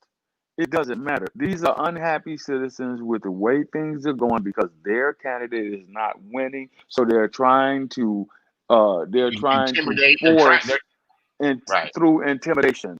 That's what's happening. That's all that's happening. Why is it only two places that so far that's protested? Ain't nothing going on in Atlanta. I'm watching them. Beasley, can I finish my point, brother? Please. Ain't nothing going on in Atlanta right now. I'm looking at them count votes right here on CNN. They're not protesting in Atlanta, Georgia, and Fullerton County. It's only two little places right now that's done sparked up: Phoenix and goddamn up there in Oregon. Oregon votes are in Portland, which is Oregon. Portland votes. That state has already been decided. What are they protesting for? Phoenix, they're protesting down in Phoenix because it's the hotbed right now. So you're going to have small groups of motherfuckers who are dissatisfied with the electoral procedure that's going on this particular year. Never before in the modern era have we had this type of shit going on. Never before. You know why? because most presidents that we've had in the past, in the modern era, right, since I can remember, since goddamn Nixon, they was like, let the procedure play out. The best man win the job. I'm not trying to separate the country or divide the country.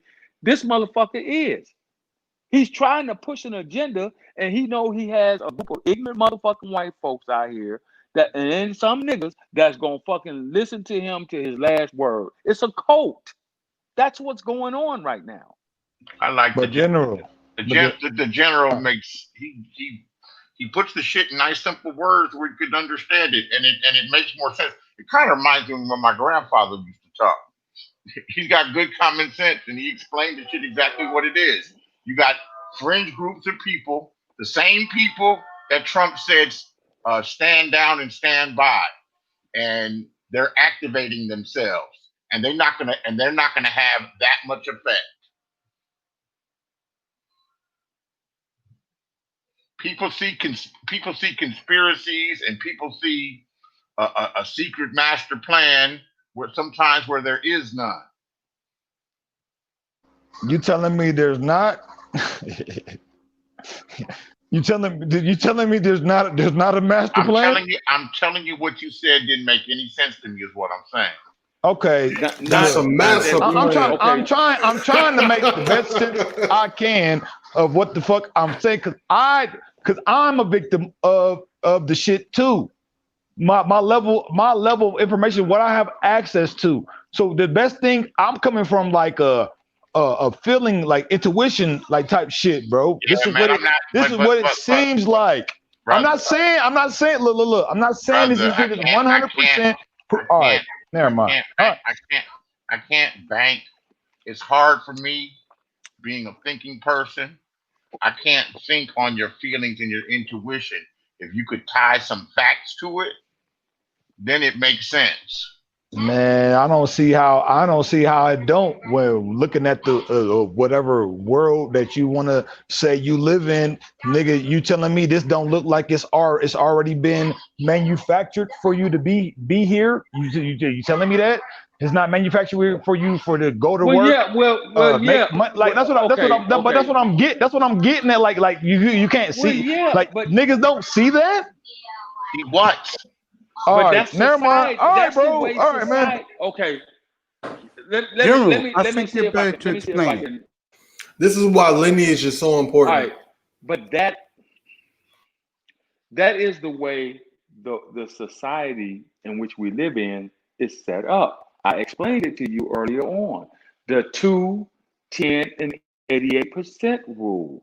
This is how the country was set up when in its infancy. When it was born, it came out of fucking aggression and motherfuckers fighting, and we don't want to be a part of this. We want to do our own thing. So this is our history and our lineage, just like the brother just said. Listen, society is designed. You know, do you know why we have famous people? Simple question. Why do we have famous people? They're role models. They're cultural role models. No, they're not role models. I think the reason is because if we don't see an example of people who live the life that people fantasize of, we would really go crazy. I mean, a lot of people will go crazy. People need an escape. No, that's not exactly why. All right, the reason why it's aspiration. It's aspiration. It's aspiration. It's aspiration. What motherfuckers can see to them to aspire to. It really doesn't have. All right. General, go ahead. No, it really doesn't, because everybody knows you're not going to be a Michael Jordan. You can aspire to be him all you want to. You're just not. Michael Jordan just happened to be have a special set of skills on the basketball court, which earned him a lot of money. But you don't have to be Michael Jordan, though, bro. You can let the general finish. So what if nobody if everybody was like, oh, them niggas in the NBA, they just play the game of basketball to make a living, they make a lot of money. Okay, all right. I watch the game because I enjoy the game. Okay, fine. If nobody bought their shoes, they're set up to get people to think a certain way. This is why endorsements became huge over a span of time. This is why motherfuckers go out and they want to buy that person's jersey or wear that person's shoes, because it's like, I'm a part of him. I have a part of him. I didn't go get the jersey off the nigga's back. I ain't gonna get the shoes off the nigga's feet. And just by me wearing his shoes is not gonna make me play like him. We're conditioned and trained to admire these people and like exactly. These people. Like the lady used to say, a day without orange juice is a day without sunshine. Or you have celebrity endorsements of things because you trust. Go ahead. If 88%, you trust and believe, but even that is an example of what I'm talking about, where these motherfuckers that have people in the experiment, nigga, where they're not even a part of it. They pull on the strings of the psychological mind to say that, all right, I know what I can do to entice a motherfucker to make somebody want to do a certain thing. Same thing with this internet shit. But you can't make. Man, but you can't, all right, man. But let me ask. I'm gonna ask you a question. Have you ever seen a Rolls Royce commercial on TV? Nope. You know why you don't see Rolls Royce advertising? You know why you don't most see people Rolls can't afford Royce advertising on TV? It ain't about what most people can afford. There are people that can afford it, but you know why they don't advertise? Because you're either going to buy it or you're not. The product is just that good. Every other fucking item, everything else they advertise. It's conditioning. It's not a group of mad scientists sitting in a fucking laboratory somewhere saying, let's come up with something to make these niggas go this way. No. We become a society of consumerism. So people advertise to force you to buy a certain way. That's business. That's capitalism. That's society. Consumerism makes this shit, what makes this motherfucker tick.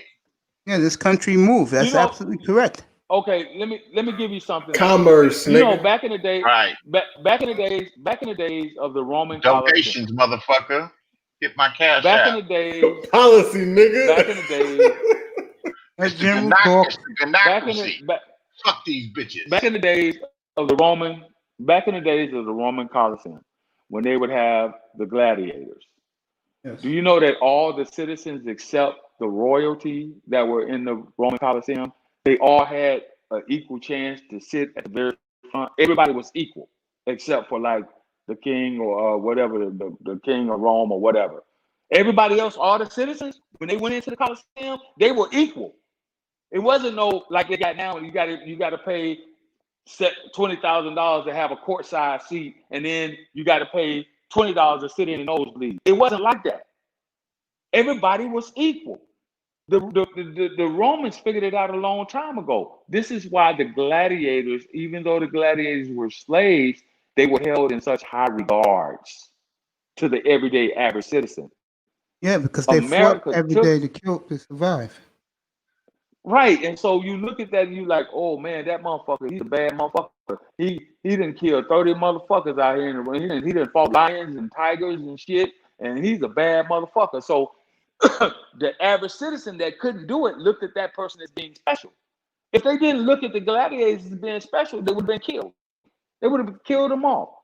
If you don't look at LeBron James as being special, nigga, that nigga put his shoes on like I do, put his pants on like I do. General, you're giving another example of what I'm really talking about too, bro. Because the motherfucker that was in power, they weren't the gladiators, dude. They're sitting in a certain high seat, away from the chaos, away from the motherfucking they're not involved in that shit. They're coming from the they're not in the, like, but it's the same thing with these cities, dude. That's what I'm trying to say, bro. I explained it to you with the 2, 10, and 88% rule. The governor of the state and the mayor of your cities. Well, I'm sorry, the governor of the state will be the 1%. Pick any state. The governor and his cabinet that governs the state will be the 1% in that state. The mayors of each city, of each parish in those states would be the 2%, the fucking 10%. And everybody else that's just everyday, ordinary working citizens are the 88%. They're not part of you the just get up in the morning. Though, the general, they're not a part of it. No, they're not. Nobody. I don't understand we know that. We understand that. No, we don't understand that. I've been saying that the whole damn time. We don't understand And that. ain't nobody disagree with you. Oh, Yeah, okay. nobody Of course we disagree. don't. Well, I just laid it one out person for did. you. It's the two. I just laid it out for you. It's the 2, 10, and 88% rule. I laid it Yeah, out you for said that you. earlier. You can Yeah. read any book on how to. You can read any book. The book that the brother just mentioned about the secret societies. I've read portions of that book. All right. You can read any book that talks about how to rule or dominate a group of people, and that's the first thing that's one of the first things they teach is the hierarchy, the 2, 10, and 88% rule. That's the first thing they teach. How to get people, how to be at the top and reap the benefits and have everybody else below you do all the hard labor and hard work. This is Yeah. the way the country was set up. Yeah. Facts. That's James It's writes. been a It's game like the since we movie. came over here. This is why you have the presidencies, the presidents and the cabinet and all these motherfuckers that signed the Declaration of Independence, but you still had slavery going on at the same time. You still had motherfuckers picking the cotton fields, smoothing out the roads. You still had motherfuckers working the apple orchards. You still had motherfuckers doing all the hard manual labor, clearing the fields, cutting logs, while the white man was just sitting back on his goddamn rocking chair, drinking Mick Juleps, and his little boys and girls was playing while your kids was out in the field with you chopping cotton. It's the 2, 10, and 88% rule. No matter how you break it down, that's where it is. That's society. Okay. That's And I- James. My fault. Maybe I was a little belligerent. My bad. But I hear you though, the general. My bad. My bad. Yeah. It's like the movie Nightcrawler, where a reporter created mayhem to produce a story. Yeah. That's James just said that in the chat room. All right, guys. That's it. Before we go, I think that it's important for brothers to know that, or first recognize that the practice that the general was talking about, a lot of brothers look at as evil, and that's why a lot of black men today are liberal, because we're taught that power is evil, and the practice of power, and in the many different ways the practice of power is evil, and we fight to be powerless. So I just think that it's important for brothers to recognize game when it's been displayed on the world scale, and adapt and adopt. Yeah, you see it as evil because you see it hasn't oppressed you and oppressed your father or your grandfather or your great grandfather and everybody before and everybody beforehand. So I mean, naturally you're going to see it's the way that those with power control those without. It's that simple. And you want to be on the side of the people who control. You want to be people that control and not people that are controlled. So I mean, it's just like the same metaphor I gave about women and fire and stove and facilitating the fire. Facilitate the power. You know what I'm saying? But what's fucked up about that is like Monopoly, bro. The motherfucker that collect all the motherfucking paper at the end is the winner, nigga, and everybody else suffers. That's the fucked up part. You just said it. Stop that shit, bro. Nigga, get the money. I'm just saying. But that's what you have to beat a nigga with all the paper at the end. Yeah.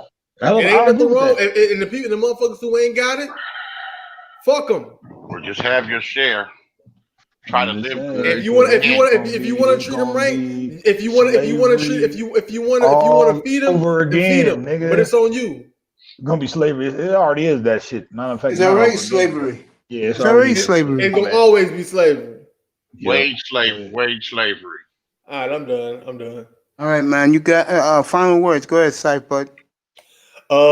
Get this motherfucking get this power. You know what I'm saying? Get this power and start printing the money. Then you win. I'm done.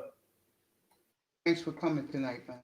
Appreciate you as always. And Thanks for having me. subscribe to his boxing channel, Fighting Words with Cypher Bud. And it's right there in the chat room, so you can get the link and go subscribe to my brother.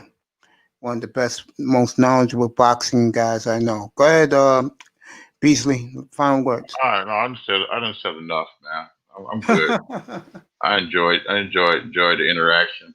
It gets late. Looks like Biden wins the election, and we're gonna have to fight to stay out of prison. That is I shouldn't make a just joke. what I you shouldn't said make a tonight. joke out of that shit. Because if I end up getting caught up for some shit I did a while ago or something, and because these motherfuckers are getting in office, I'll feel some kind of way. Try to live right. There But you go. Better we'll see believe it. we'll see what happens. With that woman in there, and like a lot of white guys on sports talk radio were saying today, and this is coming from white men, that she's going to be running shit. I've been saying it all along. She's going to be running shit. And as much as I think she's hot as a woman, I think she's very attractive. My friend used to fuck her, but go ahead.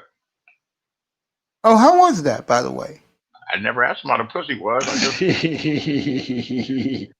Anyway, I never asked him that, but he definitely said, he kept telling me, don't you remember her? She said, she remembered you. I talked to her not that long ago. Last time I talked to him, it's been about 6 or 7 years and everything. And we were best of friends at one point.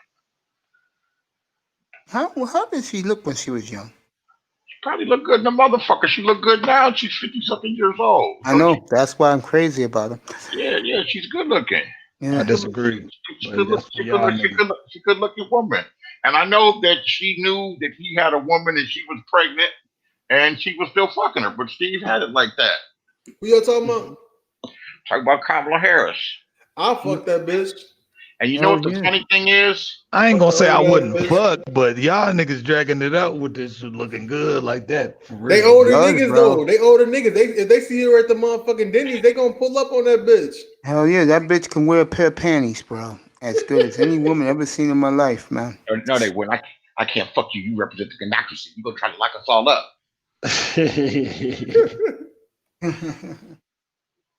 But I think Steve did her dirty and shit because he did them all. You know, he's he's a decent looking dude, but he seemed like he's the preacher's kid. So he seemed like he's real cool and polite and friendly, but he'll do you dirty, male or female. He'll do some fucked up shit to you. Shit. But yeah, that's that, man. That's it. I'm gonna try to reach out. I can call his mother. In fact, I'm gonna get his mother up now and give her a call tomorrow and tell her I want to say hi to him, give him my number, and ask her what he thinks about it. Dang, they act like Biden's gonna drop dead tomorrow. Clinton, yeah, man, he's 78 years old, bro. Yeah, but that is old to be getting elected president. And the only reason why he's elected because America hates Trump. The media hates Trump. Start planting them. Final words, my brother. And you better be back here tomorrow. Don't tell me what the fuck to do, first of all, but nigga, capital E, lowercase h, ellipsis, nigga, ... You got it. All right, folks. Guys. Mace, one more again, man. I just seen something on YouTube right now. Yeah. Just a little picture, a thumbnail of Kamala Harris, and she holding the microphone. Look, man, hey, I ain't even thinking about her in a sexual way until y'all start talking about it. But she holding the microphone like she know what to do with it. You feel me? Yeah, I know what you're saying. All right, I'm done, man. I'm out. Good night, fellas. Let me end it with this. First of all, thanks for all you guys coming in tonight. Appreciate it. Damn, I did another 7.5 hour show. I guess that's what I'm all about, I guess, these days. My final words is this. My man who's still up there, unmic yourself, bro. My man who's still up here, start planting them, hit it on the nose, and I think it flew over everybody's head. Another thing that you said, bro, is that what you was trying to say is that the motherfuckers that make the decisions, they don't live here among us in the cities. They live in the outskirts. Exactly. And if you get caught out there as a black man, let's say you dating one of those women out there, white women, black woman, or your car break down, there's a good chance you're going to disappear and you're never coming back.